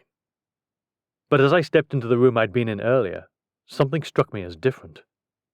My throat went dry, my chest constricted as I spotted a figure, subtle but there, in the dark shadow of the room's corner. He shifted a little, moving toward us as Natty called my name. But I couldn't move. I was frozen. I knew exactly who this was, and it wasn't good. Nikolai. Instinctively, I raised my arms in the air, like it would do me any good. I nearly laughed at myself. His mother had nearly hacked me to death a few hours ago, and now they'd caught me again. Caught both of us again. They weren't going to just talk. This was payback, and it was likely going to be painful. Natty skirted around me, and I didn't even have the presence of mind to hold her back or shove her behind me. I cursed myself. My father probably would have done it. No wonder women liked him. What a ridiculous thought at a time like this. As light cast long shadows across his angular face, Nikolai smirked. "Well, well, well. Look who isn't dead after all." He purred out the words like it brought him great pleasure. I imagine it did. Now he could kill her again. "How did you get in here?" Natty demanded, her tone sharp. Nikolai smirked. "Does that matter, dear sister? I'm not certain it's entirely material to what is happening right now." "I disagree." Natty crossed her arms, features sharp. "And I demand to know how you access this place." With his hands behind his back, he crossed to the dresser, leaning closer to eye the picture of Natty with her father and sister. "No, you're merely stalling. hoping that goon will appear and do something to protect you. Ha! Natty huffed out a sharp laugh. I don't need protection. I'm perfectly capable of handling myself, Nikolai. But I do want to know how you found me. He twisted back to us, his face an unreadable mask, before he smirked again. Why don't you ask your loving husband? My heart skipped a beat. Was he actually blaming me? I didn't do anything. But that may not matter. Would Natty believe him? My lips parted, and I started to defend myself. Hey, I didn't. Save your ridiculous, pathetic attempts to frame my husband, Nikolai. I am not buying it. Oh? Nikolai remained as cool as a cucumber. Well, I suppose if you trust him, then you don't have to worry about a knife going into your back right about now. Natty glared at him. You are trying to split us, to make me question him. It will not work. I lifted my chin, glad that Natty was sticking with me. I would never betray her, but saying that sounded weak and cheap. At least I didn't have to defend myself. I'm not trying, sister. It has already happened. Nikolai paused, dramatically placing a finger on his lips as he paced back and forth. It's interesting, isn't it, that just after the good doctor appeared, both of your secret laboratories have been uncovered. Just after he has been in both. Nikolai arched an eyebrow as he spun to face Natty. That was the last straw. I pushed in front of Natty, wagging a finger at him. Hey, if you have something to say to me, say it. But I'd recommend you stop accusing me of betraying my wife, because I'd never do that. Oh, Nikolai answered, his voice deep and drawn out. But you have. Really, Nikolai, you need to get on the same page with Mother. I have just come from rescuing Kyle from her clutches, where she nearly hacked him to pieces. If he had provided the information to you, I don't think I would have found him in that position. Nikolai snorted a laugh, his expression amused. Oh, Mother and I are on the same page. Just because he has proved useful doesn't mean he will continue to be so. He can, in fact, have betrayed you and still outlived his usefulness. I am not entertaining. I have proof. The statement from Nikolai hung heavy in the air. My stomach clenched. He couldn't have proof. There was no proof. I hadn't done what he was accusing me of. Unless... My chest constricted. Had he manufactured evidence against me? Whoa, I said with a shake of my head. There is no proof. Whatever so-called proof you have, you made up, because I didn't do this. Nikolai chuckled, a full laugh that bubbled from his belly and made him sound even more sinister. Oh, to listen to you defend yourself. Once the proof comes out, there will be no way to do that. There is no proof, I shot back, my fingers curling into fists. That only made Nikolai laugh harder. My nostrils flared. Fine, all right, let's see your proof then. Come on, if you have it, show it. Gladly, he answered. He reached into his interior breast pocket, and Natty flinched, her muscles tightening as she prepared for a weapon to be removed. Only this, he said, pulling his cell phone from inside. He waved the blank screen toward us before he toggled it on. A call from one Dr. Kyle Carter to Mr. Alex Stone. A call originating from this bunker. A call that told the Americans that you were alive. That wasn't... I didn't... I whipped around to face Natty, my features pleading. I didn't betray you. I just... When Ava was fake dead, Alex trusted me with that. So I felt they could be trusted with your secret too. Natty, please, I didn't do this on purpose. I considered dropping to my knees. It always worked in the movies, right? Something about pleading with someone on your knees looked so pathetic. They almost had to forgive any errors in your judgment. That would work, right? I tried to think about how my father would handle it. I wondered if he'd ever gotten on his knees in front of Julia to make her stay. Or did he just have that Grant Harrington swagger that won all the women over? Probably that. Well, I didn't have that, so I'd have to play the pity card. Just as I was about to drop down to the floor, Natty, looking mostly unimpressed, but I wasn't sure with whom, skirted past me. I don't care if he called a press conference. Confiding in your friends is hardly a betrayal, Nikolai. Not on the scale of what you have done to this family. Now get out of here before I put you exactly where you should be. Gone. Nikolai narrowed his eyes, his lips puckering. You were never a good liar, Natasha, and I don't think you can do anything to me. I just about had it with this guy, and I wasn't about to let him accuse me of betraying my wife and then threaten her too. I stormed past Natty and grabbed him by the throat, driving him back into the wall. Now you listen to me. She told you to leave, and if you don't, I'll be the one making good on her promise. Nikolai choked a little, his hands prying at mine. After a second, his features twisted into a cruel smile. I doubt it, Doctor. You don't have it in you. I pressed harder, jiggling him a little so his head smacked into the wall again. Don't push me, buddy. I was nearly killed by you and your goons just hours ago. Yet you still couldn't kill me if you tried. You'll threaten it, but you will not follow through because you cannot. You are a coward, Doctor. The words made my hand tighten around his throat just a pinch more. I am not a coward. I will defend myself and my wife. Let him go, Natty said from behind me. I didn't. Not yet. I wanted to show her that I could protect her. I opened my mouth to argue when the reason for why she'd offered the advice presented itself. Nikolai brought his hands down on my shoulders. His knee vaulted upward, smacking into my groin and sending me spiraling in pain. Within seconds, he twisted me around, grabbed my arm and yanked it painfully behind my back before he forced me to the floor, his knee pressing into my spine. I groaned as I tried to fight for my freedom. Stop it! Natty shouted at her brother. I think not, Nikolai said, his knee digging into me. He attacked me first, and now I will finish what he started. Natty raced toward us with a shriek. Suddenly, the weight lifted from me. I glanced over my shoulder to find Natty with her arms wrapped around Nikolai's neck. He rose as she straddled him from behind, tightening her grip on him. Get off of him! He gagged a little, trying to claw her away from his neck, but she held firm. I scrambled to my feet, still trying to get my bearings and figure out a way to help Natty. Could I land a blow that would knock him out? I risked hitting my own wife, though. I winced, not wanting to end up punching her right in the jaw, but I kept my fists curled tight in case I got a moment. Nikolai stumbled backward, and for a second I thought maybe he was about to pass out. If he did, I'd never live this down with Nadia. She'd remind me every chance she got that her brother had taken me down and had to be stopped by my wife. Could I land a punch before he passed out so it looked like I did it? But he didn't pass out. Instead, he slammed himself into the wall. Natty groaned as her back smacked into the hard surface. Hey! I shouted, but Nikolai was already revving up for another round.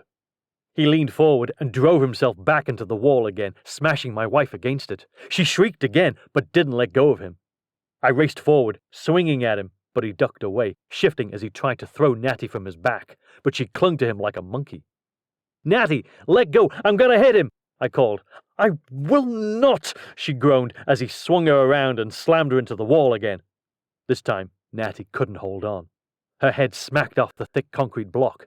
Her eyes rolled back in her head, and she slumped to the floor. My heart skipped a beat as I stared at her limp form. Had Nikolai just done what he'd wanted all along? Had he killed my wife?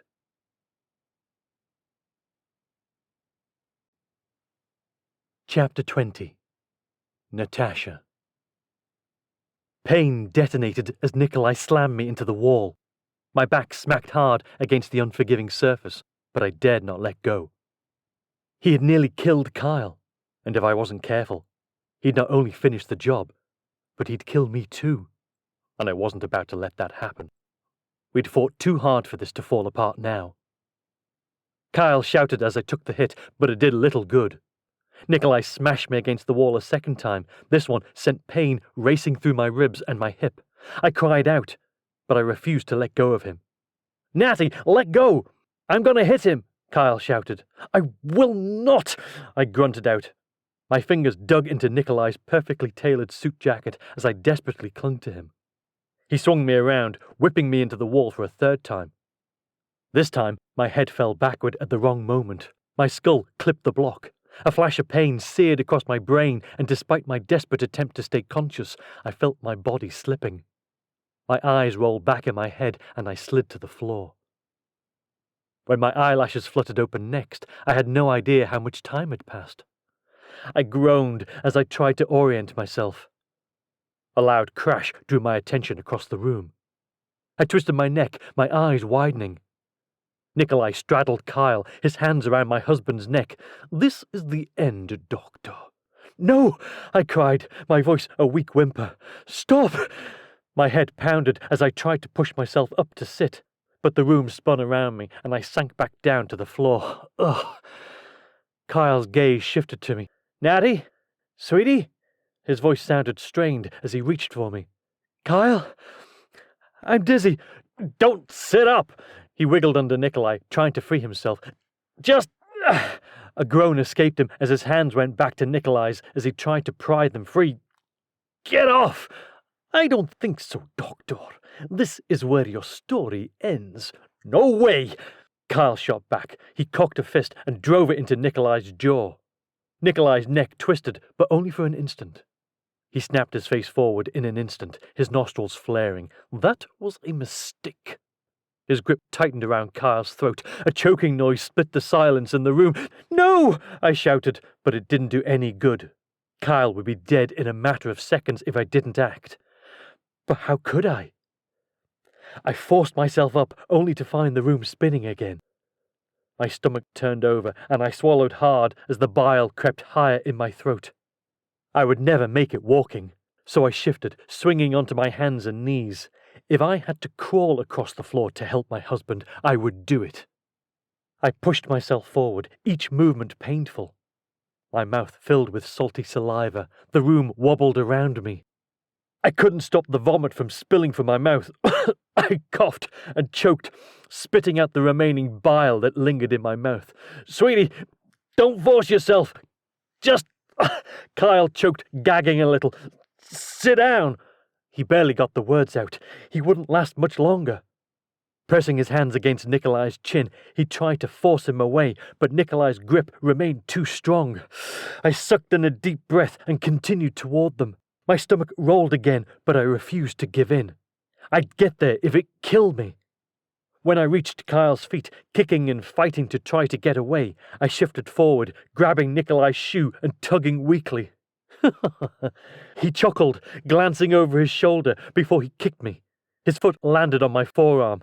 I cried out in pain before I gritted my teeth and tried again, only to endure another kick. "Stop!" Kyle threw another punch, but it missed, only clipping Nikolai's jaw without really doing any damage.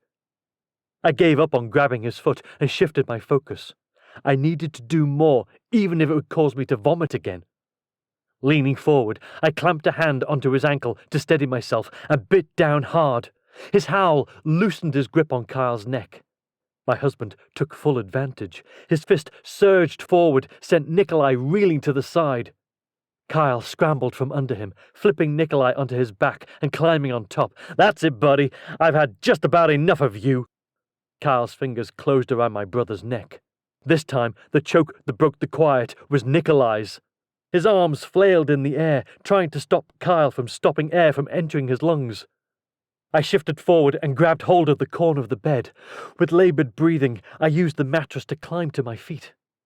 The room spun for a second, but I managed to stumble across to the door and fling it open. "Stefan!" I screamed into the hall. "Help!" I collapsed against the door frame as footsteps pounded toward us. Stefan rounded the corner, weapon already drawn, and raced toward me. "What is it?" I waved a weak hand toward the room. "Nikolai!" His eyes widened, and he skidded around the bend and dove into the room, gun pointed. "Prince Kyle, step away!" "No way," Kyle said before Nikolai landed a blow that sent him tumbling sideways. "Don't," Stefan warned as Nikolai tried to sit up. "Do not move." Nikolai groaned as he let his head smack into the floor below. "Oh, the trusted retriever is here." Stefan's nostrils flared. "Roll onto your back, hands above your head." "I think not," Nikolai said, a wicked grin crossing his features. "What are you going to do, Stefan? Shoot a crown prince?" "If I must, yes," Stefan growled. "You won't. Not even you have that nerve," Nikolai answered, "which means I can do whatever I would like." He sat up, draping his arms over his knees casually. like we were at a picnic. A smile spread slowly across his features, wicked and taunting. He shifted onto his side, slowly pushing up to his feet. "No," he groaned out before he dusted off his jacket and straightened it. "No, you won't do a thing." Stefan steadied his weapon, his jaw clenched tight enough that veins popped from it. "Do not move, I warn you." "Ha! Warn me!" Nikolai let out a full belly laugh. "You warned me to stay on the ground with my hands above my head. I've climbed to my feet, and you haven't done a thing. And you won't. You can't. Because you serve the royal family. You serve me." Nikolai poked a finger at his own chest. "And once I take the crown, I will enjoy coming up with humiliating assignments for you, Stefan. Tell me, how are you at polishing boots with your own spit?" I stormed forward, the room spinning slightly less as I moved. "Stay back, Malenka," Stefan warned. But I didn't. I couldn't. I understood his dilemma. Nikolai was an enemy to the crown, but there remained a contingent of loyal counselors to his side. Any discharge of his weapon that would result in a bullet in my brother would trigger an automatic review by the Oversight Committee. And if we didn't have enough friends there, Stefan's days as a royal guard would be numbered. "Yes, stay back, dear, dear sister," Nikolai said, his voice laced with mock concern. "We wouldn't want you to be harmed again." "Natty, stay back from him," Kyle warned. But I couldn't. I wouldn't. I marched straight to Stefan and retrieved his secondary pistol from the holster at his ankle. "Your Highness," he started, but I was already releasing the safety. I took easy aim at the large target in front of me and fired. Blood sprayed from Nikolai's shoulder as he stumbled back, crying out in pain. His opposite hand instinctively reached for it, pressing into the bleeding flesh with a wince. Red liquid oozed between his fingers as he steadied himself against the wall. "You shot me!" His voice sounded incredulous, shock lacing it. "Yes, I did." I lowered my aim, squeezing the trigger again and driving a bullet into his leg just above the kneecap. "Ah!" He collapsed to the floor, unable to put weight on the shot leg. "Shall I go for a third? My aim is excellent, but with the hit I took to the head, I may miss. Would be a terrible shame if I were to accidentally hit something vital. Even with a doctor this close, you may not survive it." I cocked my head, testing his response. "You wouldn't!" I fired again, this time hitting the floor just beside his foot. "I wouldn't test it, brother." That was a warning. The next one hits your body somewhere. Nikolai's features turned grim. He lifted 2 trembling hands in the air, blood still covering one. Stefan holstered his primary weapon and raced forward to restrain him. "He should have those wounds looked at," Kyle murmured, still staring blankly at my brother, as though he couldn't believe what he'd witnessed. "Yes, I'm terribly concerned," I answered, my voice nonchalant as I lowered the weapon. "I'm serious," Kyle answered. I flicked my eyebrows up. "As am I. We wouldn't want him to die before he can be jailed for treason. Just be careful, darling. I don't trust him." "I'm shot! Twice! And my hands have been zip-tied behind my back. It's wrenching my shot shoulder, by the way." "I don't much care," Stefan said. "I do," Kyle answered, "but I can work around this. Once I worked on someone who was handcuffed to their bed.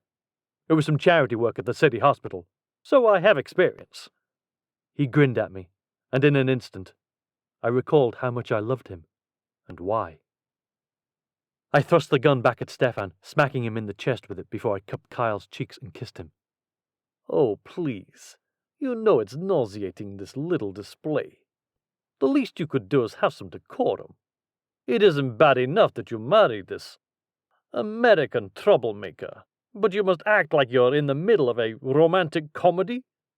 "Don't make me shoot you again, Nikolai," I said, my focus still on Kyle.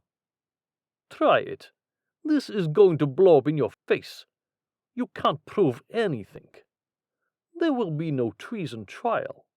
It's your word against mine."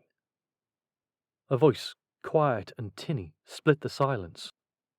"What is that?" I asked, as my eyebrows tugged together. Kyle raised a finger in the air. Yeah, that's Alex. Just a second." He reached into his pocket, pulling his phone from inside. He toggled on the speakerphone. Heidi-ho! Alex Stone here. I would like a word with the Prince of Darkness, if you don't mind." "You're on speaker, Mav. Go ahead." Kyle held the phone a little higher. Yeah, Prince Doom said there was no proof, but that's not exactly true." I tilted my head. "What do you mean?" "Well, this is..." He cleared his throat. "This is a little uncomfortable, but I hacked Doc's phone. Camera and mic. Access to video and audio. So, I have the entire attack recorded. Audio of it all. Video of some, so... there is proof." "You're hacked?" My brother fluttered his eyelashes. "That is inadmissible." "I don't believe it is," I answered. "And even if that is true, it could be leaked. Someone tech-savvy could do it." "Totally," Alex said. "And then clone it, set up a few backups, just let it live on forever." The corners of my lips tugged up as I focused on my brother. "Well, Nikolai, it looks like you've been beaten at your own game." His nostrils flared as Stefan hauled him to his feet. "I'm not out yet. The council will never turn on me. Never. They will once they see you for the monster you truly are. Take him to the exam room. Make certain he is secure." I nodded at Stefan. "Absolutely," Stefan answered, the smile on his face unmistakable. He strong-armed Nikolai from the room, my brother limping and cursing him the entire way. Kyle glanced at me before he lowered his gaze. "I really should go check those bullet wounds." "Just a moment," I said, grabbing his arm. He refused to meet my gaze, and I knew in an instant that despite my problems being solved with Nikolai, something was very, very wrong with Kyle. Chapter 21. Kyle. My mind whirled as I stared at the blood dripping from Nikolai.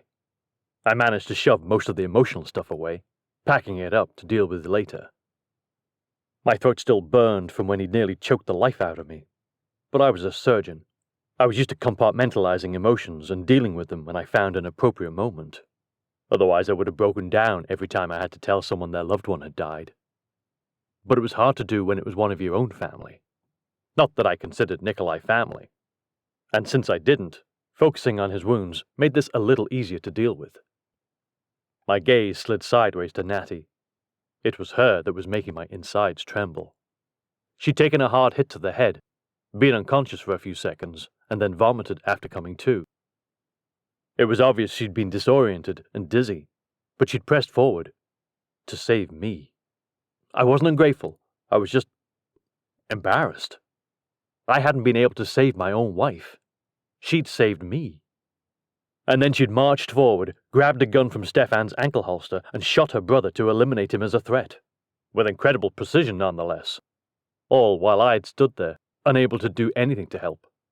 I felt useless.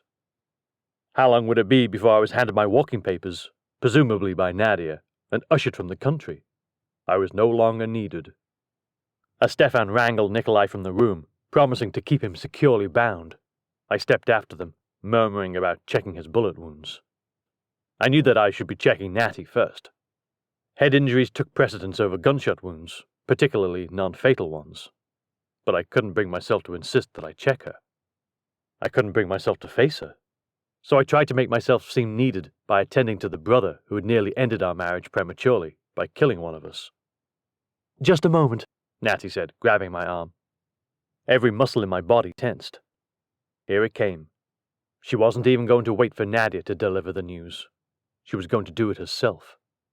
What did I expect from a woman who had just shot her own brother twice to protect her family? She wouldn't foist her off onto someone else. She'd handle this herself. "Natty," my voice came out broken, and I stopped speaking. "Are you all right?" She ducked to try to meet my gaze. "Yeah, I'm good. I'm fine. Something is wrong," she insisted. "Sit down. I'm calling Nadia to bring another doctor here immediately." Natty fished her phone from her pocket with one hand as she dragged me toward the bed with the other. What? No, I'm fine. I shook my head, finally meeting her gaze to make my point. Then why are you acting so strangely? Why would you look at me? Something is wrong, and I'd like to know what. Natty, how can I look at you after that? She swallowed hard, her features going neutral outside of a flicker of something unreadable in her eyes. I see. So that's it then? Isn't it? I asked, my eyebrows knitting. Why was she making it sound like I was breaking up with her? I'd never leave her in a million years. I suppose so. She lifted her chin, but her gaze dropped to the floor. I cannot continue to ask you to participate in this drama, not after it nearly killed you. Her voice trembled as she said the last words. Ask me? Natty, you aren't asking me, but I understand. I wasn't able to save you, protect you like a husband should have. Her eyes narrowed slightly at me. Protect me? What are you saying? I assumed you preferred to leave me after enduring that attack. Leave you? What? Are you insane? I'd never walk away from you. I don't care if your entire family attacked us. It's you and me against the world, Natty. I'm just embarrassed that I couldn't do more. Do more? Kyle, you stopped him from killing me. I flung a hand in the air. And then you shot him, while I stood there like a useless puppet. Her lips parted, and she didn't say anything for a moment. Useless? Darling, you saved my life, over and over. Had you not been here, I may be dead. I stared at her, words not coming after what she said. What? But we work as a team. I don't need someone who handles everything. I need someone whom I can depend on to help me, not to do everything for me. I'm quite capable. Clearly. I mean, you fought off entire armies, and all I did was save my father's life, save my sister's life, save my life. Kyle, you keep us all going. You don't have to do that with a weapon or force. You have your own skills that you bring to do it. But I should do all of the things. Protect you, save you, all of it. It's not the 1800s, darling. I don't need someone to lock me in a tower while they save me. I just need a partner to help me. Please say you'll still be that. I grabbed her hand, pulling her closer. Of course I will be. Yes, without even a thought, Natty. I thought you didn't want me anymore. I will always want you. No matter how bad of a shot you are. I chuckled as I looped my arm around her waist. Ha ha, not funny. I'm going to practice so I can get better. I look very forward to seeing your improvements on our first hunt. Hunt? Oh, geez. Yeah, okay, well, I will be improved. I promise, I grinned at her. And speaking of the skills I bring to the table, you have a head injury, and you need to be looked over immediately. She grinned at me. I like the sounds of that, Doctor. I was being serious. I cleared my throat. I wasn't. You really need to be checked out. You were unconscious for a few seconds, then vomited. That usually points to a concussion. You are ruining the mood, she complained. I know, I'm sorry, but it's a vibe killer if you pass out while I'm trying to kiss you. Perhaps it just means you are that swoon-worthy, she grinned at me, wiggling her eyebrows. I slid my hand into hers, tugging her toward the door. I'd like to believe that, but what? She prodded. I'm not Grant Harrington. He's the swoon-worthy one in the family. Her forehead creased as we stepped into the hall. Your father? Swoon-worthy. Julia swooned, and she was the 5th woman to do that, I answered. You're only my first wife.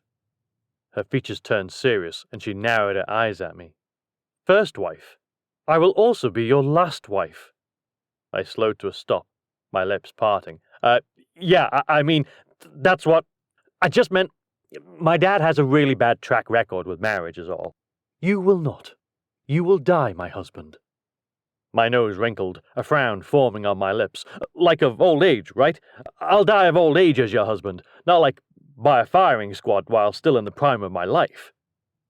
If you continue to annoy me with your ridiculous questions, it will be a firing squad, Nadia said from behind us, her heels clicking off the hard floor as she closed the distance between us. Nadia, Natty said, twisting to face her sister. I suppose Stefan called you. Yes and no. I was already on my way. Something seemed off to me. I sent Ava back to the palace carrying word to Papa before I drove here. Natty's lips parted before she pulled her sister into a tight hug.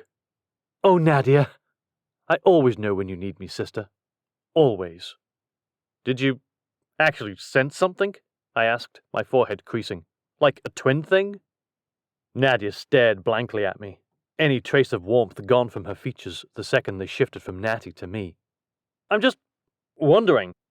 It's interesting to me as a physician is all. Perhaps what ought to be interesting to you as a physician is my sister's well-being. Maybe if you were as intrigued by that, Nadia, Natty warned. He saved my life and was about to make certain I am fine after the hit I took. A hit you should never have taken. How dare that so-called man attack you? Mother must pay for raising a son who would harm any woman, let alone his own sister. Tell me you caught her, Natty said as I guided her down the hall toward the exam rooms again. Nothing yet. She remains at large. But she will not have many hiding places left after Nikolai is exposed. No one will harbour her once they are declared traitors to this country. We slipped into one of the exam rooms, and I patted the exam table. Up, please. Natty scrambled to sit on top. Where are we with that?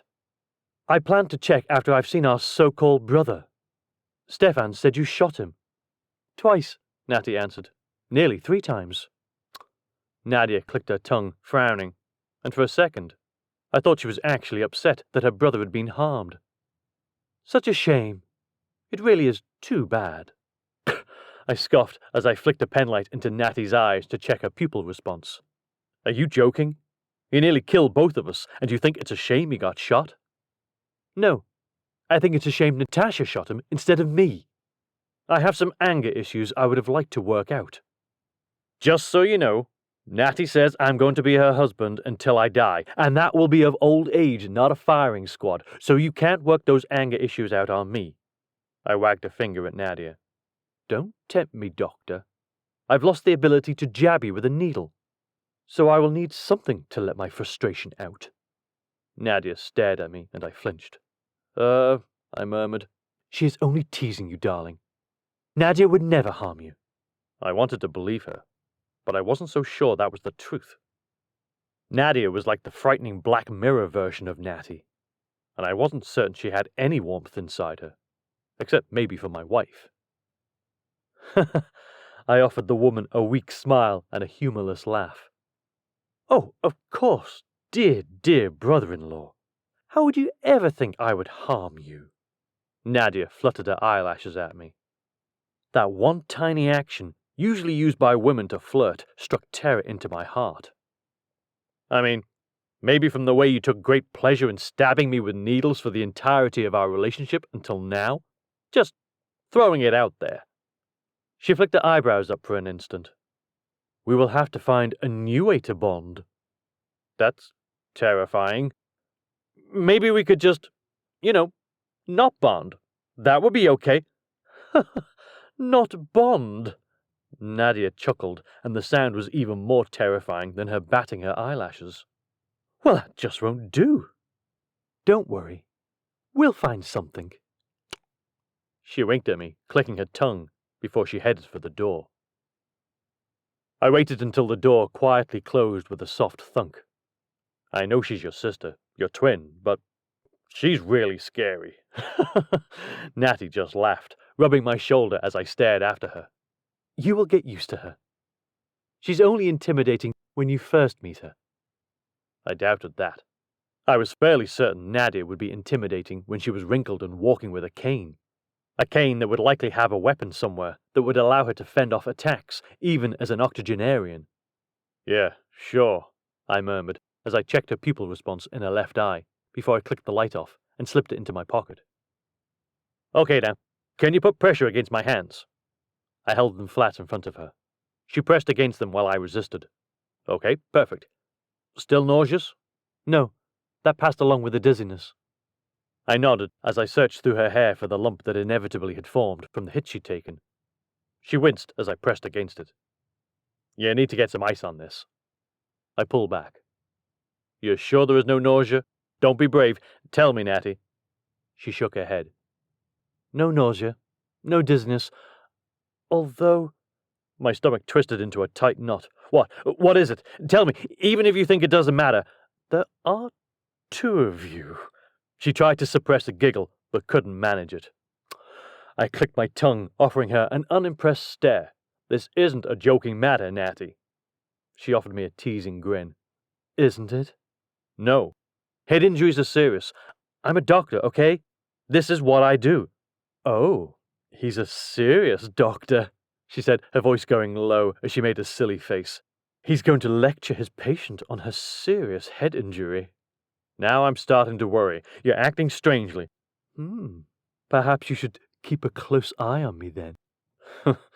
I chuckled a little, heat rising in my cheeks. That's very cute, Natty. Very cute. But your brother is bleeding in the other exam room. Because of his own actions? Yes, but I need to see how bad his wounds are. You don't want him to die, remember? She heaved a sigh, shaking her head. You are correct. I don't want him to die before he can be imprisoned. So I suppose you have to go take care of him.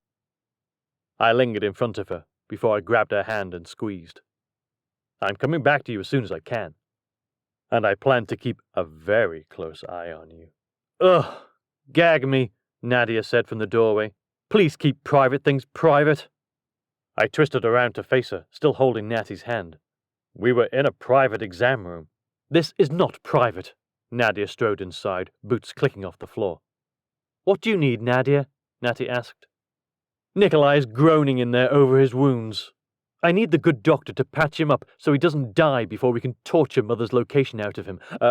I can't do that. I'm a doctor. Oh, stop being a goody-goody. Just patch him up and leave the room. Perhaps to keep that careful eye on my sister. I cleared my throat as I nodded. All right. I guess whatever happens once I leave the room, happens. That's the spirit, Doctor. Now, let's go, shall we? Nadia grabbed hold of my arm, her fingers tight enough to pinch me. Ow! I cried. You must be joking, she groaned. She dragged me forward, and for a moment it seemed things were finally about to settle down. But we never made it to the door. Not before a loud klaxon bleated through the air, splitting the quiet bunker. My heart skipped a beat, and my eyes went to Natty. Her eyes widened as Nadia drew her weapon from its holster and shouted, Breach! Chapter 22. Natasha. Every muscle went taut as the alarm klaxons blared. My head throbbed in time with the shrill call. My eyes went wide, and I focused on Nadia as she withdrew her weapon from its holster. Nadia! I shouted, crisp and clipped, as I stepped forward with a hand out. Nadia twisted and tossed the gun toward me before she pulled another one from her other holster. What about me? Kyle asked. Stay behind one of us, or with Stefan. We crept into the hall. It was empty, but the alarm bells shrieking through the air told a different story. I imagine this has to do with Nikolai, I murmured as we stared at the corner. Undoubtedly, Nadia answered, her voice sharp, eyes narrowed. Doctor, it may be best if you retreat to the other exam room. Stefan peered out of the door behind us. Nadia. Stay with Nikolai. This is most certainly an attempt to retrieve him. Take the doctor with you. Perhaps her and His Highness should be the ones to retreat to the exam room. No, I answered. I will not. Now, take Kyle and keep your eye on our brother. He cannot be allowed to escape, not now. You have my word, Malenka. I will not allow him to leave. Come with me, Doctor. Stefan waved Kyle toward the exam room. Natty, honestly, Doctor, now is not the time, Nadia groaned. I twisted to face him, finding his features pinched with worry. I grabbed a fistful of his shirt and tugged him closer, pressing my lips against his. He murmured in surprise as Nadia rolled her eyes. Can the romance wait until after we've dealt with the breach, please? I pulled back, adjusting the gun in my hand as I stared at my husband. Sorry, just a promise for later. Oh, please, Nadia said. I'm not certain I will survive this relationship. I love you, Natty, Kyle said as he backed toward Stefan. I love you, Kyle, I answered. Thank heavens that's over, Nadia said with a sigh. Now, may we please determine the source of this alarm? Kyle disappeared into the exam room, and the door slammed shut, being bolted from inside. I twisted to find Nadia staring at me. She fluttered her eyelashes and shook her head at me. Honestly, Natasha, oh, be quiet. I have spent years spotting you sneak kisses with Stefan when you think no one is watching. Do not lecture me on romance. Stefan is hardly romantic. He is pragmatic. Good for you, I said as I flicked off the safety on the gun and aimed down the hall. I am not you. Clearly, Nadia said, her weapon already pointed forward. We crept forward, nerves stretched, as we waited for any sign of the attack that had warranted the klaxons. We should, Nadia started, when the lights went out, plunging us into darkness. Generators should kick in soon. As she finished the statement, emergency lighting flickered to life overhead. I glanced up at it before I shifted my gaze forward. The reduced lighting would make this all the harder. You check the corner, I said. I will remain behind you. Well, progress. You are not charging ahead of me to risk your life. You know your guards better than I do. You may recognize them before me, I answered as I dropped behind her when we approached the corner. Nadia pressed against the wall, inching along it with her weapon clutched in both hands at the ready. Her breathing remained shallow as she approached the corner and leaned around it enough to peer into the other hall. Empty. It won't be, I answered. That means the breach was detected by the guards at the elevator, but hasn't yet been cleared, I noted. In fact, it seems to have spread. The power has been cut. A ding chimed from around the corner. The elevator. That would be them. We fire upon the door opening? I asked. Nadia shook her head. No. Something is off here. Off? My eyebrows knitted as I tried to determine her meaning. Before I could ask further, the elevator doors slid open. Nadia leaned around the corner again before she pulled back quickly, shaking her head. They have taken the guards hostage. What? I barked. How could this happen? It appears they have been gassed. They are barely on their feet. And are being used as shields, Nadia cursed under her breath, and I echoed the sentiment. What do we do? Her nostrils flared as she thought through options, but there were not many. Nadia? We could shoot the guards, then the assailants. Nadia, I said, my voice incredulous. What? They haven't proven very useful, have they? My lips parted as I stared at her. We cannot sacrifice our own men. We can. It would be making an example out of them. However, I didn't say kill them. With a well-placed bullet in their leg, they will not be able to walk. I scoffed. I wouldn't put it past Mother's guards to simply drag them along until they bleed out, and even then use their dead bodies as a shield. Nadia puckered her lips. Perhaps. Then we have to come up with another method by which... She never finished that statement. A gas canister smacked into the floor near us, skittering to smack into the wall before it bounced back. Nadia grabbed hold of my arm and tugged me away as she used her other to shield her eyes and nose. I did the same, racing down the hall as quickly as we could toward the exam room containing Kyle, Stefan, and Nikolai. We dove inside, coughing from the few whiffs of gas that trailed in behind us. Kyle twisted to eye us, his eyes wide. What happened? It's not good, I answered as I raced to him to pull him into my arms. They have Alexei and Dmitri as human shields and have sent a gas canister into the hall, Nadia explained. Nikolai raised his head from where he lay on the exam table, a laugh bubbling up from his belly. Oh dear, it seems you are rather in a pickle. I wonder how you'll take it when you've been shot twice. I don't plan on that, Nadia retorted, tugging open one of the metal cupboards. Tell me we have gas masks in this exam room. Not here. In the armory, but not here, Stefan answered. Nadia cursed under her breath. Why are they not here? Nikolai hooted another laugh that culminated into a groan. He clutched at his shoulder, wincing. I glared at him, nostrils flaring, before I returned my gaze to Nadia. We need a plan. The plan is that you will be shot and killed in a valiant attempt to stave off my rescuers, Nikolai said. Oh, Doctor, your services are no longer needed. I would much prefer my mother's doctors to you. Kyle frowned at him before he pressed a hand against the wound in his leg. Oops, sorry. I could have kissed him for that, as Nikolai cried out in pain. Nadia tugged the door open to the hall before she quickly closed it. The hall is filled with smoke. We cannot go out there without masks. But we're sitting ducks here. They will find us and kill us easily, I insisted. Nadia's jaw flexed, her chest heaving as her mind worked. Nadia? I asked. She snapped her gaze to Kyle. Do we have oxygen masks in this room?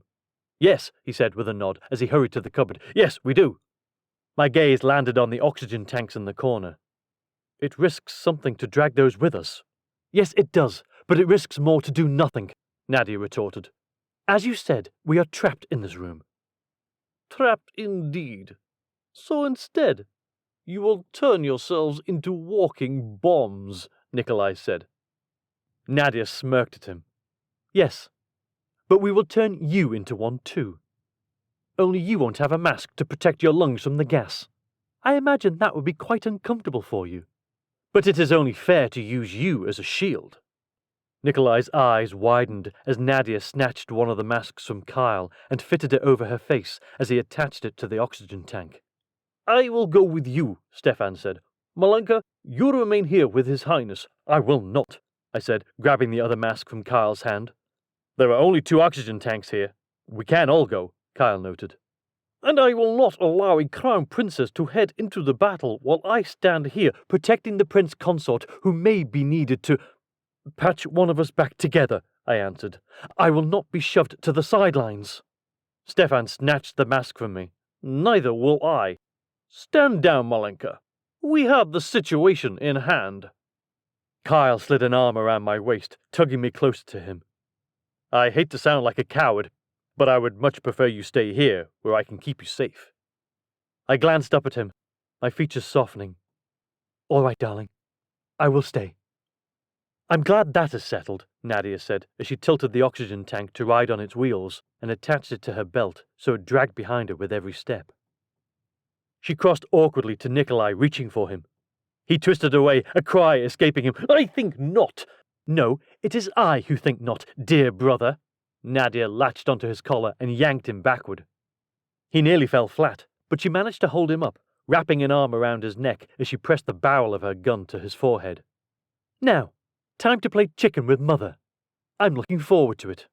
It's been so long since we played a game with her, hasn't it? Next to me, Kyle grimaced as Stefan tugged open the door, his eyes immediately narrowing from the toxic gas.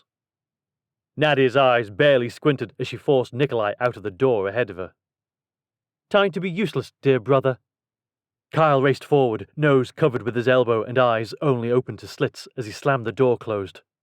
He collapsed against it, puffing out a deep breath. Phew, I'm glad that's over. I bit my thumbnail, pacing the floor. But it isn't.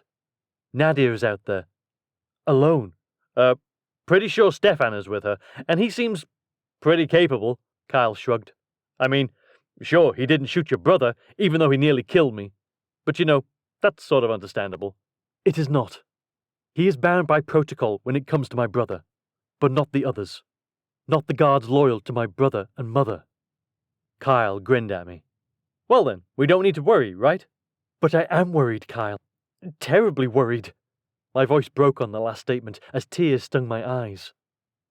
Kyle rushed to my side, pulling me into his arms. Oh, sweetie, they'll be okay. Nadia is the toughest person I have ever met.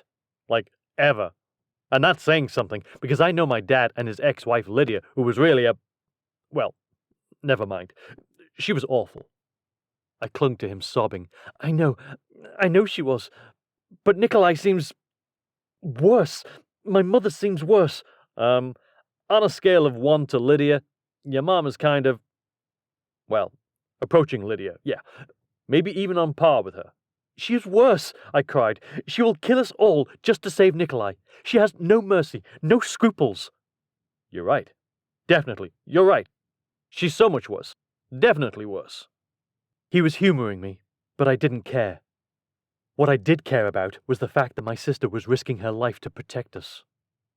And while I was used to her doing it, this time, I couldn't shake the sense of dread coiling my stomach.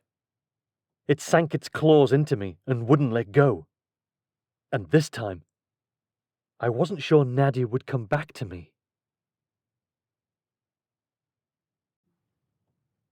Chapter 23. Kyle.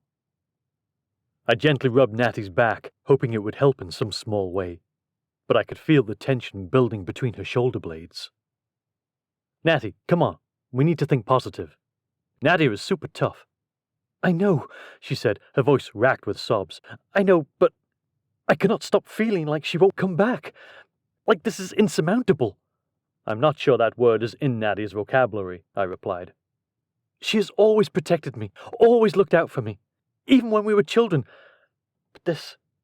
Kyle, we shouldn't have let her go alone. She pulled back, crossing her arms as she bit into her lower lip. I'm sure she'll be fine, sweetie. She's pretty scary. I'm honestly surprised the other guys don't just give up when they see her coming. I would. She glanced up at me, her features twisting like she wasn't certain if she should laugh or cry. I love you, darling, and I know you're just trying to help, but I am genuinely worried. These men will not be forgiving, and neither will my mother be after I shot her twice. My shoulders sagged a little as I reached for her, tugging her close to me again. I know, I'm sorry. I didn't mean to make light of it. I'm just trying to make you feel better. She clung to me, burying her face in my chest. We need to do something. What? I asked. My mind whirled. There wasn't much we could do. The hall was filled with gas and men with guns. I was essentially useless when it came to weapons, and neither of us could make it through the gas. We were lucky to still be breathing easy in this room. We need to go out there. I winced. Those were exactly the words I didn't want to hear. There was no safe way for us to go out there. But I knew Natty, and she wasn't going to let this go. But she was a crack shot. I'd be the one hiding behind her and hoping a stray bullet didn't find me. Because I was a coward. Natty? Kyle, do not argue with me. We must do something. But that hall is filled with gas that will make it difficult for us to breathe or see. We can't just head out there. We'd be useless. Her nostrils flared as she stared at the door. We cannot stand here being useless. She flung her arms out as she huffed out a sigh and started to pace. We can't be useful out there, I countered. There is no way we can be with that gas, Natty. We could be a distraction, allowing Nadia to get the upper hand. How are we going to be a distraction? I said, my voice going an octave too high. By getting shot and killed? Or worse, dying of asphyxiation from the gas out there. We could... Her chest heaved as she struggled to explain it. I don't know. I just feel so helpless. I know. But going out there is reckless. And I'm not risking your life. I am your husband. I'm supposed to protect you. She offered me a look that could stop a train. I appreciate that protection. Doesn't seem like you do. A flutter of her eyelashes stopped me from speaking. Look, sorry, but I have literally been tasked with keeping you safe. Not just as your husband, but as your prince consort, right? I'm literally protecting the future monarch. Stop making sense. I hate it when you do that. I'm sorry, I said contritely. But I have to live up to my role here, or Nadia will kill me, and I don't want that. She pouted, crossing her arms as she stared at the floor. I suppose you have a point. But nothing. I have a very valid point. That you, as the future queen, should stay right here in this room. What if they get past Nadia? She glanced up at me with tears gleaming in her eyes, and I knew that it wasn't fear for her life that drove her upset. It was the idea that if they came after us, it was because Nadia had fallen. Because she would die before she let anyone come near Natty. Before I could come up with anything to finish that statement, Natty gasped, crossing to the door in the opposite corner. The other exit, of course! Why didn't I think of this? Because it's not that helpful if that door goes into the same hall? I questioned. She shook her head. It does not. It leads to a separate set of back hallways that connect the surgical suites with the doctor's office. We can use it to navigate away from this room and perhaps loop around and get behind the assailants. Before I could object, Natty pushed through the door. I rushed to keep up with her, glancing back once at the door Nadia had disappeared through. I hoped she held them off. I wasn't certain we wanted to go up against the guards looking to murder us. Natty was certainly well versed enough to be a formidable opponent, but I was not. Natty, come on, darling. We can be exceptionally useful this way, and we may have access to more oxygen tanks to mitigate the gas. The excitement in her voice made me jittery. I hated the idea of strapping an oxygen tank to myself and parading through the halls to face men with guns. I hated myself even more for being such a coward. But she seemed practically giddy over it. She practically glided down the hall before she ducked into a large surgical suite. There should be oxygen masks in here. That's great. Might I remind you that we don't have weapons? She tugged Stefan's gun from her waistband and waved it in the air. I have one. I do not. She tilted her head. Does that matter? My jaw unhinged as I stared at her. Are you serious? I mean, I know I'm kind of a wimp, but that was a low blow, sweetie. I'm hurt. I pressed my hand to my chest as I staggered backward. Was I really hurt? A little. Was I trying to buy time? Yes. You are not a wimp, she answered as she stowed her weapon and returned to the cupboard to search for the oxygen masks. You're kind of saying I am. Or useless. I mean, not giving me a weapon, then saying it doesn't matter is hurtful. I rocked on my toes, trying to pretend to be more hurt than I was. The truth was, she had a point. I had horrible aim. And heaven forbid if I hit Nadia. I would never hear the end of it. Especially because I knew I'd never hit her fatally. I'd just have the bad luck to have grazed her, and then I'd have to worry about her killing me in my sleep. I am saying neither. Natty pulled 2 oxygen masks from the cupboard, grinning at me. Well, gee, Natty, why don't you just leave me here, standing around in the OR, since I can't do anything useful by going out into the hall? Don't be ridiculous. I will not leave you behind like a sitting duck. My eyebrows knitted again as my mouth flopped open. Oh yeah, right, good. Yes, my wife is going to take me with her, so she can babysit me like a child while she protects me. The insults were getting worse. What started as a time buy was turning into a genuine argument, at least for me. I suddenly felt like I'd never be good enough. I'd struggled this entire time to be useful, to be what she needed, to protect her. But as the situation had snowballed, I'd quickly realized how out of my element I was. Going up against Natty's mother had been far more than I'd expected. Even Lydia had been a little easier to manipulate. Natty's mother was a different breed of crazy, and dangerous. That is not at all what is going on, Natty offered me a semi-annoyed glance as she searched for oxygen tanks. Isn't it? I set my hands on my hips, my indignation growing by the second. Because that's sure what it feels like. Natty let her hands drop to her sides with a sigh. Are you trying to pick a fight with me? Trying to pick a fight? I shook my head. No, you're not trying. You're succeeding. Her forehead creased as she stared at me.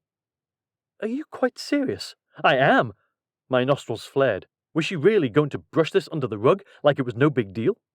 My feelings mattered, right? Kyle. Her head tilted to the side. Don't Kyle me, Natty. You're literally grabbing supplies so we can race out and help your sister, your well-trained sister who has a guard with her. And you're acting like me not having a weapon is no big deal because I'm just gonna creep behind you, clinging to you like a toddler because I have no use. I didn't say that. Her voice turned a bit heated. You just saved my life, and I am very grateful. But guns are not your forte. There is no shame in that. There is a lot of shame in it, if you ask me. Because you're treating me like a child. I am not. Her fingers curled into fists around the straps for the oxygen masks. I poked a finger at her. You are. You always are, now that I think about it. She stiffened. This is neither the time nor the place. This is exactly the time and the place, Natty. You keep protecting me, shoving me to the corner, pushing me out of the picture in the name of my safety, and now I see why. Because I'm like a child to you. You are not, she shot back. But I don't have time to discuss your insecurities while my sister's life is on the line. Oh, my insecurities. Are you kidding me with this? More like my feelings mean nothing to you, I scoffed as I twisted away from her, shaking my head. It was obvious I would always come second to her family. To Nadia, to Victor, to all things Belvaria. The love I thought I'd found had been an illusion. That isn't true, and you know it. But if you want to stand here and pout like a child, you're free to do that. I'm going out there to help my sister. She tossed one of the oxygen masks down forcibly. It skittered across the floor and landed at my feet. Her boots clicked across the floor, hesitating for a second while I stared at the mask until a door slammed shut across the room. snapping my gaze up to it. I found myself alone. I stood there, my jaw unhinging as I stared at the now closed door. My wife had just walked out at me during our first major argument, and I wasn't sure how I felt about it. Upset, obviously. Not just that she'd walked out and basically confirmed my worst fears, that she didn't care about my feelings, but there was also a deep level of devastation. I had thought I'd found everything: happiness, love, joy. And now I was standing alone. My mind wandered back to my father and Julia's reaction. How they'd insisted something was wrong, that this wasn't going to work, that I'd end up getting hurt. Why were they right? Why had they gone into marriage blindly and found happiness, while I'd found nothing? I crossed to the surgical table, easing myself to perch on it. My fingers wrapped around the edge, the cold metal the only thing grounding me. How had my time buy blown up into a marriage-ending argument? What was I supposed to do now? What if Julia and my father had been right all along? What if I'd just lost everything?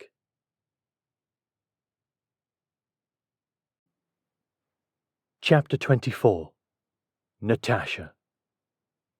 The door clicked closed behind me, echoing in the quiet back hall. The latch had been soft, but it sounded like it carried the weight of 1,000 pounds. And that weight pressed down on my shoulders, threatening to make my knees buckle. We'd disagreed before, Kyle and me, but this had been a full-blown argument. I wasn't certain we'd recover from it. My mind whirled as I pressed the oxygen mask to my face and dragged the oxygen tank on its wheeled apparatus down the hall. I circled away from where we'd come from, hoping to get behind the attackers bearing down on Nadia and Stefan and take them out. But the argument I'd had with Kyle wouldn't leave my mind. Did he really think I saw him as a child? He was the strongest man I'd ever met. Strong enough to jump into my situation and help me when he had no idea how deep it ran. And then strong enough to stay when he found out exactly what my situation was. Why hadn't I said that? Perhaps because he had been treating me like a child. I was a delicate flower to be protected. I was nothing of the sort. I was capable of taking care of myself. I brought skills to the table that complemented his. I didn't need to be set on a shelf and patted on the head. I needed a partner. Kyle seemed to believe if he didn't shield me from everything, he was useless to me. But that was hardly the truth. And I was beginning to feel like he didn't want me to be able to move forward or live at all without him. That annoyed me more than anything else.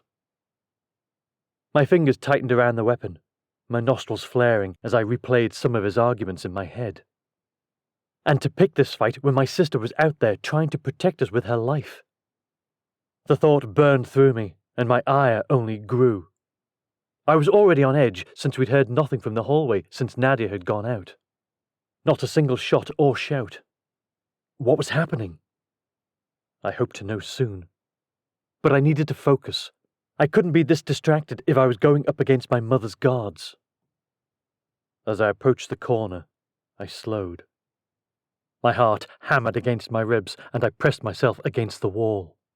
I swallowed hard and leaned around the corner into the next hall. Quiet and only slightly filled with smoke. I considered ditching my mask, but decided against it.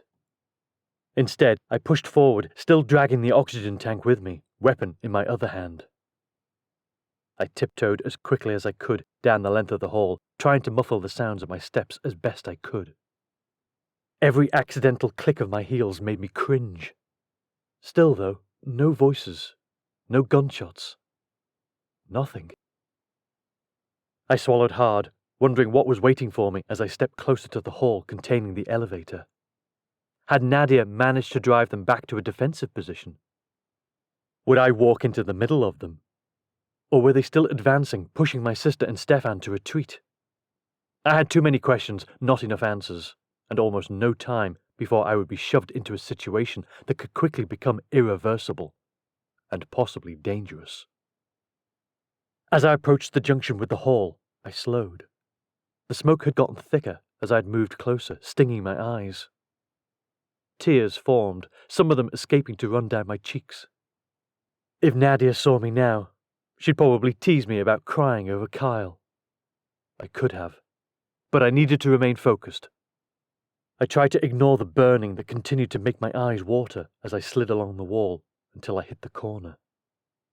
I leaned out and tried to find the form of the elevator through the smoke. No one stood between me and the lift. They were already past this point, likely around the corner. I shifted position, twisting to face the other direction as I peeked into the hall. My stomach dropped. Our guards were sprawled on the floor. I couldn't determine if they were alive or dead. 4 other men, my mother's guards by the looks of them, crouched, weapons ready. I could imagine they were at a standoff with Nadia.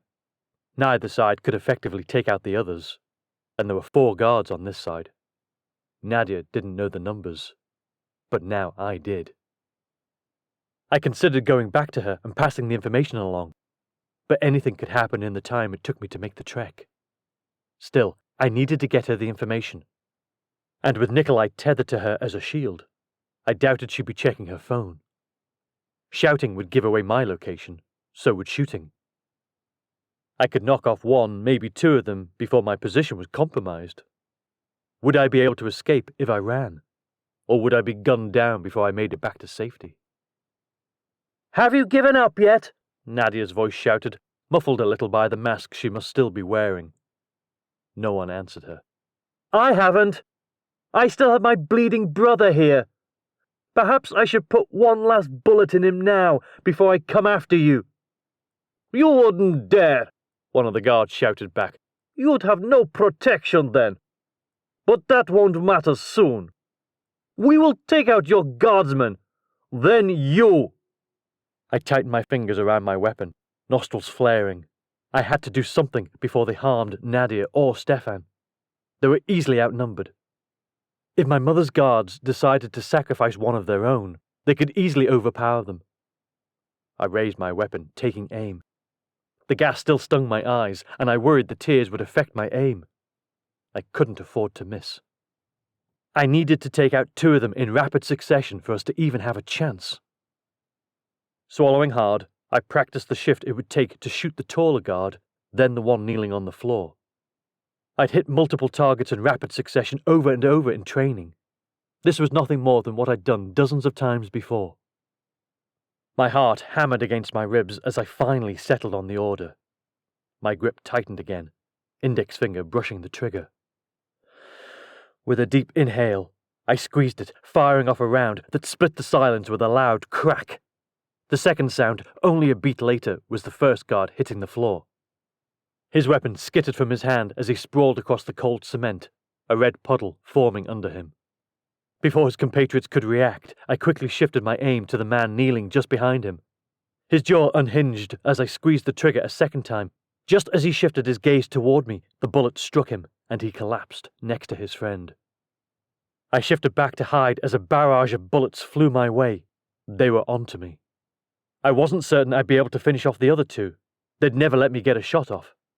Or even if I could, my aim would be less than perfect. I may get lucky, or I may get shot.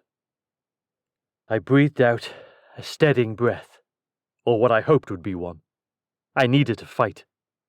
I needed to at least hold my ground. I couldn't run, but I may need to retreat. If I wasn't mistaken, Nadia should pick up on the ruse. She would know I'd circled around, taken out at least one of the guards from the fallen body that spilled into her hall. And maybe she'd come after the other 2 before they reached me. I bit into my lower lip as I waited. A shot broke the eerie quiet.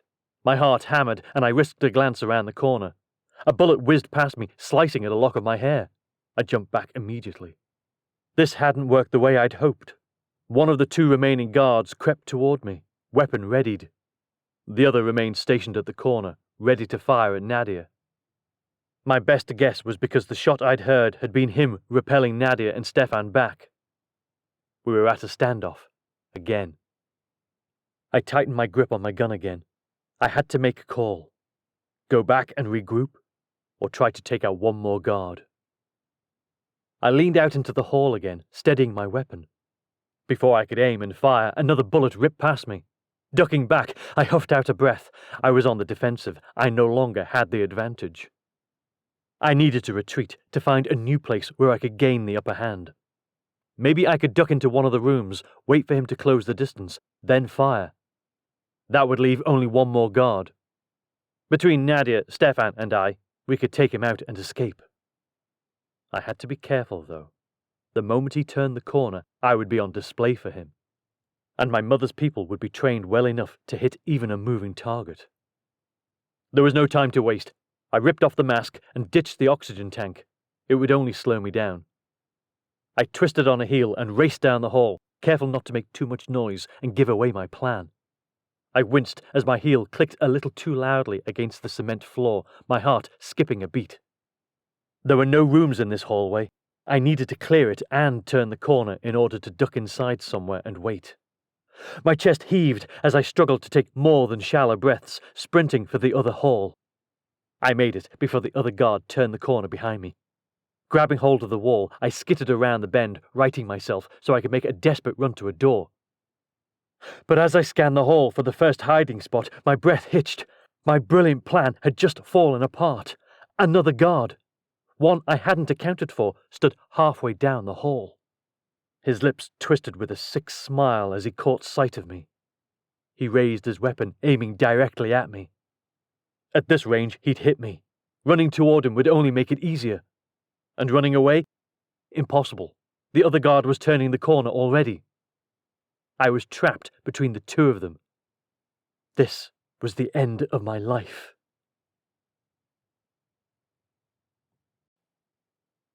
Chapter 25. Kyle. I scuffed my shoe against the floor, a heavy sigh escaping me. Why was my luck always so damn bad? Dad literally accidentally met Julia, entered into a fake marriage with her, and then they fell in love. Alex married the woman of his dreams for an inheritance, managed to hold on to her for nearly 2 decades, then told her he loved her, and it all worked out. I fell for a woman, followed her across the globe, and then got knifed in the heart. A wave of pity for myself washed over me before I curled my fingers into fists. No, I growled. I wasn't about to become the victim in my own story. I loved my wife. I wanted the life we were building. I wasn't going to let it crumble under some stupid argument while we were literally trapped in an underground bunker and on the verge of being gunned down by her crazy mother's henchmen. My features wrinkled. Had I just used the word henchman? I shook my head. It didn't matter. What mattered was, I needed to go out there and find Natty. I needed to apologize. I was an idiot for fighting with her. I was behaving like a child, just like she said. And I had to make sure she knew I could be the husband she needed. I just had to figure out what that was exactly. Was I just the comic relief and medical expertise? Or could I be more than that? My nostrils flared, determination straightening my spine. I was going to be whatever she needed. I raised my chin and strode toward the door she'd left through earlier. With the door open a crack, I scanned the hall. The heavy haze of smoke still hung in the air. I grabbed the mask Natty had tossed to me earlier, attached it to the oxygen tank, and dragged it behind me. My eyes stung after only a few moments in the hall, but I had to do this. I had to keep going for Natty. She was my entire world, and I wasn't going to let her be ripped away from me because of some ridiculous argument. Also, by this point, I was wondering if she was right. Maybe I had behaved like a needy child. I winced. I really hated how she was probably right. With a shake of my head, I pressed on, determined to make it up to her. The oxygen tank's wheels squealed once, and I froze. I did not need that kind of attention while wandering around the halls filled with enemies, especially when I had no weapon. But then again, my aim was awful, so it didn't really matter. Natty wasn't wrong about that. I was just the doctor, the person who could save lives, not take them. And maybe that was okay. Although it still felt emasculating that I couldn't save my wife's life in a fight. I puckered my lips, frustrated with my own limitations, as I lifted the oxygen tank and carried it alongside me so I wouldn't call attention to myself. Around the corner, a soft thud sounded and I froze. Was that Natty? I resisted the urge to call out to her, not wanting to attract attention to either of us. Instead, I crept forward toward the corner. My eyes widened as I spotted a bulky form in the hall. Beyond him, Natty stood frozen, eyes wide. The weapon in her hand quivered as she stood there, but the other man already had his gun aimed and ready. If I didn't act soon, Natty wouldn't make it past the next breath. My fingers tightened on the canister in my hand. It was the only thing I had to use as a weapon. Ripping the mask from my face, I raced forward, lifting the oxygen tank overhead. I leapt into the air, flying forward and swinging. The tank smashed into the gunman's skull with a solid crack. He stumbled forward, the gun firing, and the bullet embedded itself in the floor. I didn't wait to see if he'd recover. I lifted the tank again and brought it down on top of his head. It just grazed him as he shifted at the last minute, whipping around to face me. His eyes blazed as he turned the weapon toward me. "Kyle!" Natty's panicked voice cut through the chaos. I stayed focused on the task at hand, dropping the tank and grabbing for the weapon in his hand. With both hands wrapped around his wrist, I aimed the gun into the air. He wrapped one of his thick hands around mine as we wrestled to gain control of the weapon. Down the hall, a gun fired, then another. I took my eyes off the man in front of me for 1 second to see Natty firing down the next hall. Someone else was coming. Whoever it was, she hadn't taken them out yet. She remained fixed on that hall. The split-second distraction cost me. The man leaned back, smacking his skull into mine. Stars burst in my vision, and I stumbled back. He smirked, and I expected him to raise the gun and fire, but instead he twisted toward Natty, aiming to take her out. "No!" I shouted, racing forward, despite the pain blocking in my head. I leapt onto his back, arms wrapping around his neck as I fought to stop him from pulling that trigger. He stumbled back a step, his aim disrupted as I clung to him. One arm reached behind him, trying to claw me off. But I tightened my grip, the arm around his neck, crushing his windpipe. He backed toward the wall and slammed me against it. I squeezed harder, making him gasp for breath. "You're not gonna hurt my wife," I growled in his ear. He tried to shake me again, but I held firm even as pain bloomed in my ribs from the slam against the wall. A cry of pain escaped me, but I only tightened the makeshift noose around his neck. He gave up trying to throw me off and clawed at my arm, desperate to relieve the pressure. Another gunshot boomed in the distance, and as it did, he sank to his knees. A second later, he collapsed forward, sprawling onto the floor. His gun skittered across the floor. My chest heaved, my heart racing from the fight. Footsteps pounded toward me, and I ran a shaky hand through my hair as I sat back on my haunches to check the man's pulse. Gone. "Kyle?" Natty's voice was shrill with panic. "Are you all right?" I bobbed my head, still catching my breath. "Yeah. Are you?" I finally lifted my gaze to her face. It was twisted with upset and fear. I assumed maybe she'd been hit by one of the gunshots I'd heard. My stomach turned over as I rose. "Natty? Oh, sweetie, where? Where did you get hit?" "I'm not hit," she said with a shake of her head. "I'm—" "What?" I asked, my hands finding her arms as I waited for the other shoe to drop.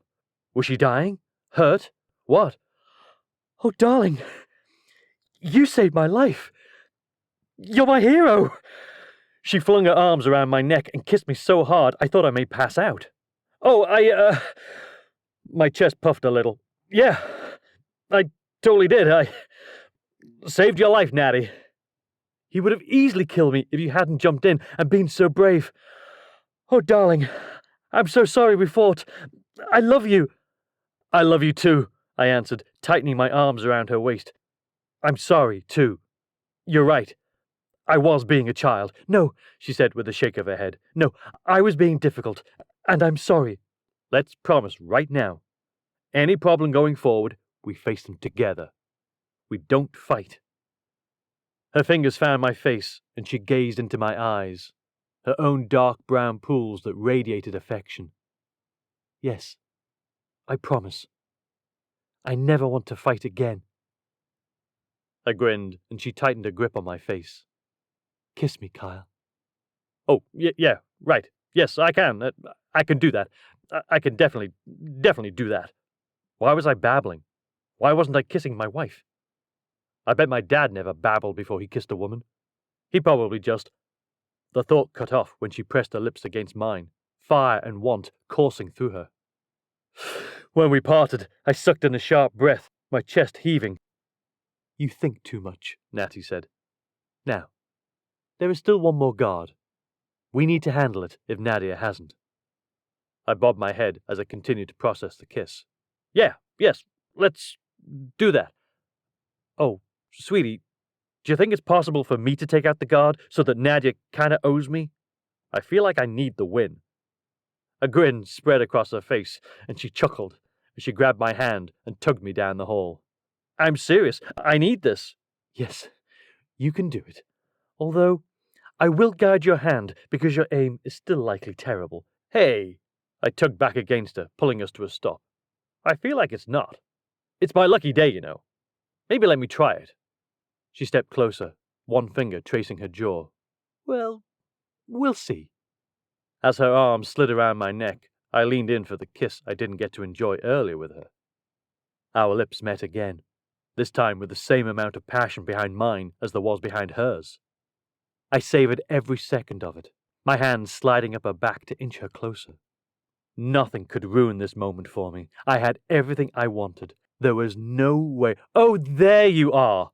Making out in the hallway while Stefan and I handle all the loose ends."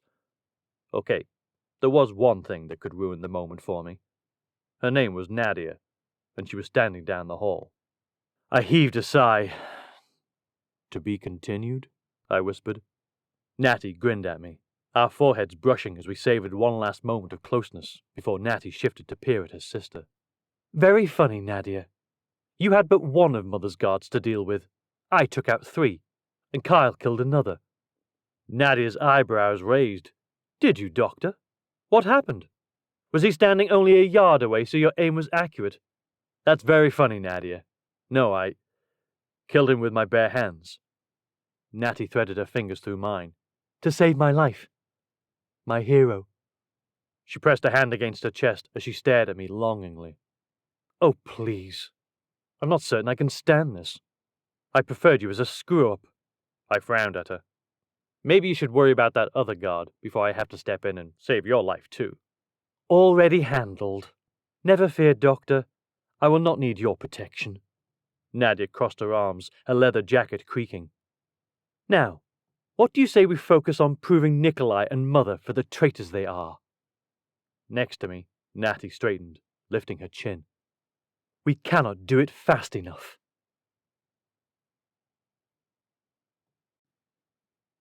Chapter 26. Natasha. Kyle's leg bobbed frantically up and down as we sat in the council chambers. He tugged at his tie for the umpteenth time, like it was suffocating him.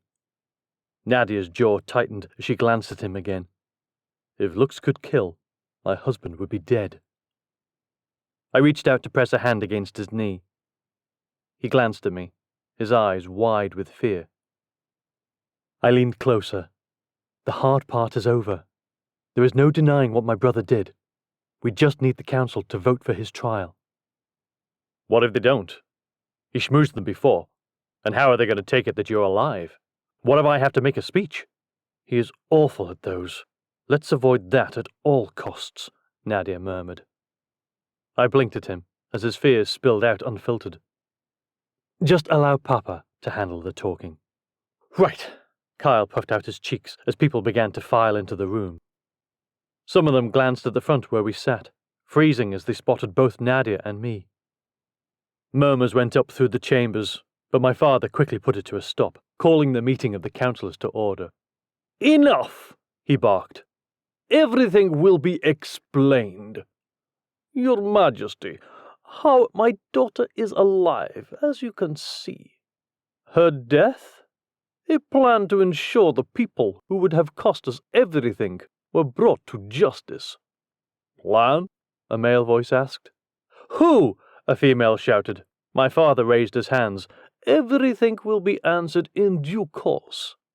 However, those behind the vicious attacks on my family are shocking. I ask that this council consider the evidence presented carefully before old loyalties creep into the mix. Kyle's leg began to bob again, and I steadied it. He leaned closer. What if he has the votes stacked? He won't. He didn't before, and there is no denying now that he is behind this. We have hard proof. Relax, darling. This is our triumph moment. Kyle glanced up at the councillors before his gaze shifted to the observation balcony above. He stiffened. Why is my dad here with Julia?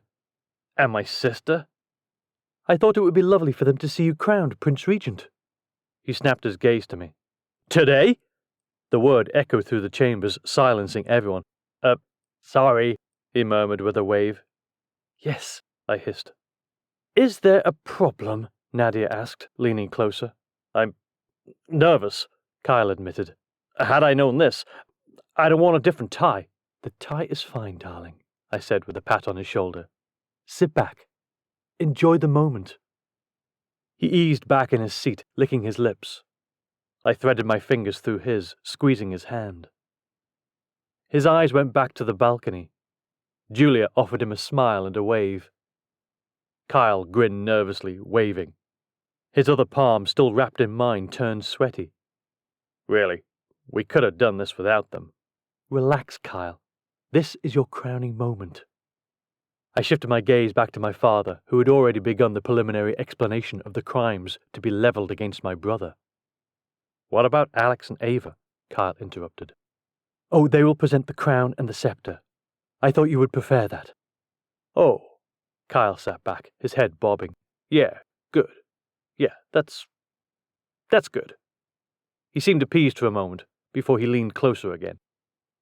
What do I do with the scepter? Just hold it. It is a symbol. Oh.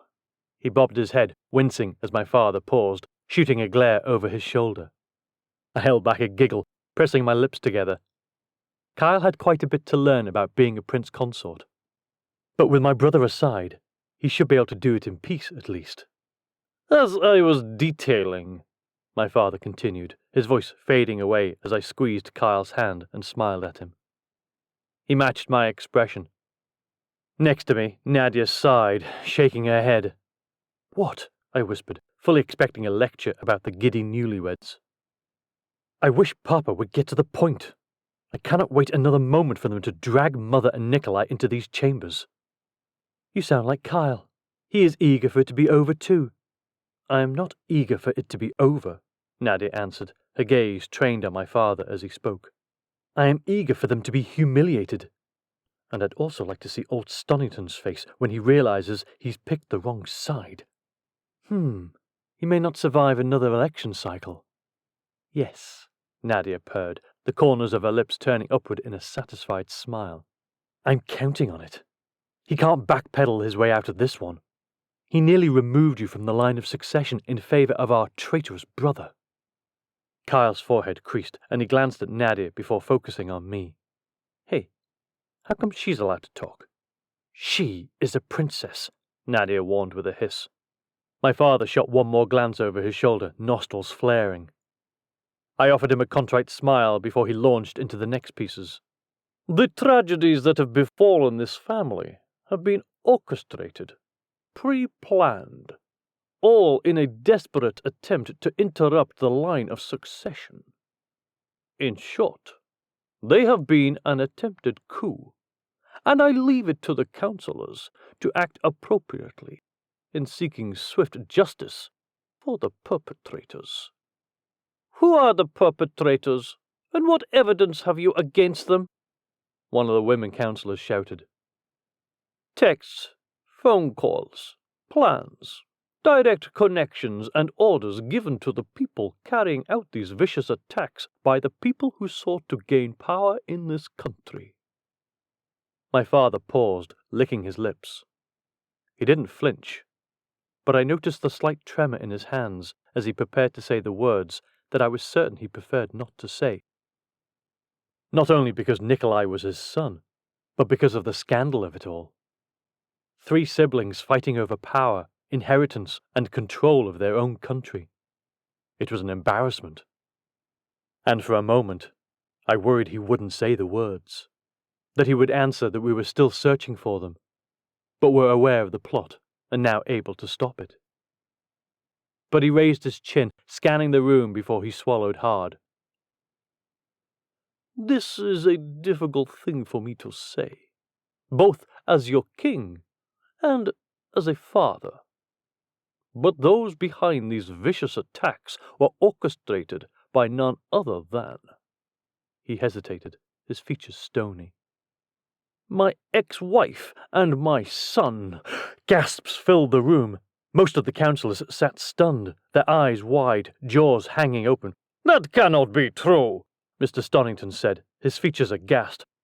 Oh, but it is, old man, Nadia purred quietly, and you have chosen the wrong side of history. Sadly, it is, my father answered, before he motioned to the screen behind us. The video of Nikolai threatening us in our bunker, attempting to murder both me and Kyle, played thanks to Alex Stone's savvy tech skills in securing it. A video of my mother with Kyle tied to a chair followed. Those images are difficult to watch, but they show exactly who did this, who is responsible for the attacks on my life. His voice wavered, but he firmed it. On my daughters, and on my son-in-law. I rubbed Kyle's arm as I leaned closer to him. This is a travesty! One of the councillors rose to her feet, slamming a fist on the desk in front of her. We must take immediate action. Stefan stepped forward, hands clasped in front of him. The perpetrators have been apprehended. We are prepared to bring them in front of the council at the council's preferred time. We want them now! Cries echoed the councillor's call for justice, rallying almost everyone to our side. Just a moment, Mr. Stonington said as the voices died down. We have seen evidence, but we cannot be so fast to decide. We must have an equitable trial, and we will, immediately. This must be dealt with. We cannot allow anyone who attempted to upset the balance of power to get away unscathed. My lips curled into a slight smile as they rallied to our defense. I loved my country for this reason. I loved the loyalty they had. Within 30 minutes, the trial date had been set. My brother and mother would be brought to justice at the start of the following week. I glanced at my sister. Her reaction matched mine. Satisfied. I gave her a slight nod before my father moved to the next order of business. Kyle's official coronation as Prince Consort. You're up, Doctor. Try not to embarrass yourself. Or us, Nadia whispered. Kyle bounced out of his seat a little too quickly as I rose beside him. He stepped forward to my father, but I retrieved him before he went too far, tugging him toward the velvet pillow in front of the podium.